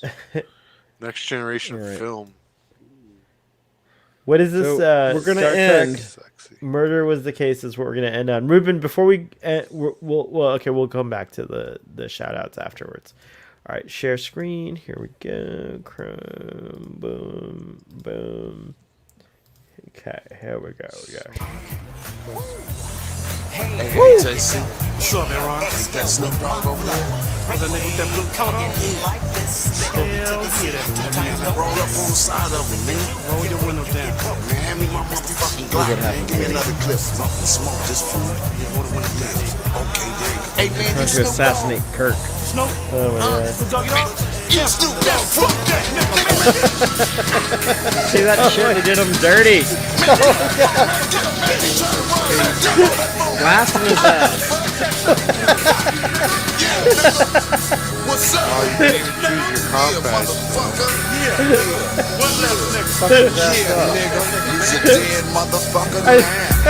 Look at this. As I look up at the sky, my mind starts tripping, a tear drops my eye. My body temperature falls. I'm shaking and they breaking, trying to save the dough. Pumping on my chest and I'm screaming. I stop breathing, damn, I see demons. Dear God, I wonder, can you save me? I can't die, my boo-boo's about to have my baby. I think it's too late for praying. Hold up, her voice spoke to me and it slowly started saying, Bring your lifestyle to me, I make it better. how long will I live? Eternal life and forever. Or will I be the G that I want? Make your life better than you can imagine or even dream of. So relax your soul, let me take control. Close your eyes, my son. My eyes are closed. So good. Was the case that they ain't me? We just saw that movie, probably. I'm fresh up off my coma. I got my mama and my daddy and my homies in my coma. It's gonna take a miracle, they say, for me to walk again, to talk again. But anyway, I get fronted some keys to get back on my feet. And everything that nigga said came to reality. Living like a baller, low, having money and blowing hella chronic smoke. I bought my mama a Benz and bought my boo a Jag. And now I'm rolling in a 9 Triz AL dog ranch. Hell yeah. Indeed, agree, proceed to smoke weed. Never have a want, never have a need. They say I'm greedy, but I still want more. Cause my eyes wanna journey some more. Really though. Check it out. Now I lay me down to sleep. I pray the Lord for my soul to keep. If I should die before I wake, I pray the Lord my soul to take. No more endo, gin and juice. I'm on my way to Chino's, rolling on the Grey Goose. Shackle from head to toe. 25 with an Izzel with nowhere to gizzo. I know them niggas from the other side recognize my face cause it's the OG Eagle double G LBC. Mad dogging niggas cause I don't care. Red jumpsuit with 2 braids in my hair. Niggas stare as I enter the center. They send me to a level 3 yard, that's where I stay. Late night I hear toothbrushes scraping on the floor. Niggas getting they shanks, just in case the war pops off. Cause you can't tell what's next. My little homie, baby boo, took a pencil in his neck. And he probably won't make it to C22. I put that on my mama, I'ma ride for you, baby boo. Murder was the case that they gave me. Murder was the case that they gave me. Murder was the case that they gave me. Murder was the case that they gave me. Yeah. You like that shit? That was good. That was Snoop Dogg, right? Yeah, that was Snoop Dogg. I have to add based him to my list. on Faust. So we Yeah, have some it's really classical good. literature in there. So Very nice, Snoop Dogg. Good job. We'll leave on this note, which Blue says, this is the wildest Sabad. Starfleet Boy After Dark S-Bad. Everyone... we could probably get wilder at some point. I'm gonna save some stuff in my For New Year's. We gotta do New Year's. Yeah, we got New Year's coming up. Yeah, I This gotta. is the warm up to New Year's. I can't This is the unload my warm- whole arsenal right now. No, I want to no, go no. 10 hours on New Year's. Well, we're doing We'll- 5.5 for Christmas. We need another We've minute got- and 30 seconds. Yeah, so, we'll get there. I've got a few I want to little watch things. Star Trek 5 and 6 on New Year's. Like back to back.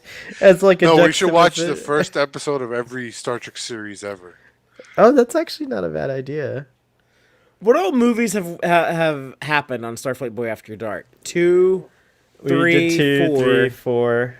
And Is that it? And no, and Generations, which was way drunk. Like that's an out of control Oh, okay. stream. Like that one's like I know. I came in for like 5 minutes of Yeah. that, and I was like, I can't. Just from like just looking at Sohel right now has given me alcohol poisoning. yeah. In that episode, Yeah. I woke up. I rarely ever wake up with a hangover, but I had a hangover the next day, and it was not pleasant. Oh, I wasn't even drinking that night, and I had a hangover just from looking just at from you. just from looking at me. Yeah. Yeah. And it's a shame because I love Generations, and I think I totally like didn't express all the things. I think I was only repeating over and over, "Oh, I love this," or something like that. I don't know. It was like really bad. I don't even want to go back and watch it. Oh no! Like it made me want to shoot myself. Like I saw, like I actually I loaded the shell into the shotgun. I didn't go as far as like aim it Oh at my my God. head, but I was very close. Well, next week we'll be doing something. No, that was fun an for sure. exaggeration. I apologize if that.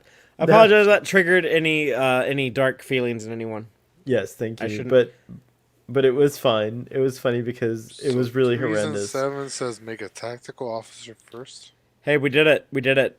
We did it 5 We did seconds it. ago. Oh my gosh, how cool is that? All right, everybody. No, we got to do 531 for section 31, right? Make it end it on. This is end to it- make section Hey, 31 happen. If you don't end it on 531:31 exactly, Okay. like, you got to be right on the money with that. All right, here we go. If you can't do that, I am done with you professionally. Wow. Okay, no, please don't do that. That's But what here, I'm gonna Christian try- Bale. No, that's what Christian Bale told that dude on the set of Terminator Salvation. All right, we're almost there. All right, real quick. Next week on Thursday, check out our reaction / casual and informal conversation / discussion of Star Trek Discovery's newest episode. Yes, sir. Then on Friday, we will not be doing episodes that It'll everyone. be New can Year's Eve. We'll be Yeah, getting New crunk. Year's Eve. We'll be getting crunk. We'll be with our fams, with you guys on Twitter, all that stuff. Then Saturday, we'll have another repeat of this special edition of TQIF. It'll be the hashtag TQIF New Year's special. New Year's, yep, it's true. And that will happen next week with a text track discussion of the latest discovery. And Of then- the Star Trek Discovery Season 4 For mid-season mid-season. finale. And then also Starfleet Boy After Dark, which we'll have a special new guest on. And then we'll have some weird... And whatever fun- surprises father he has up his sleeve. yeah. But Even though I don't have a s- 531. I All don't right, have a here we go. sleeve on my 28, own. 29. Live long and Do prosper. it! Here we go. We'll see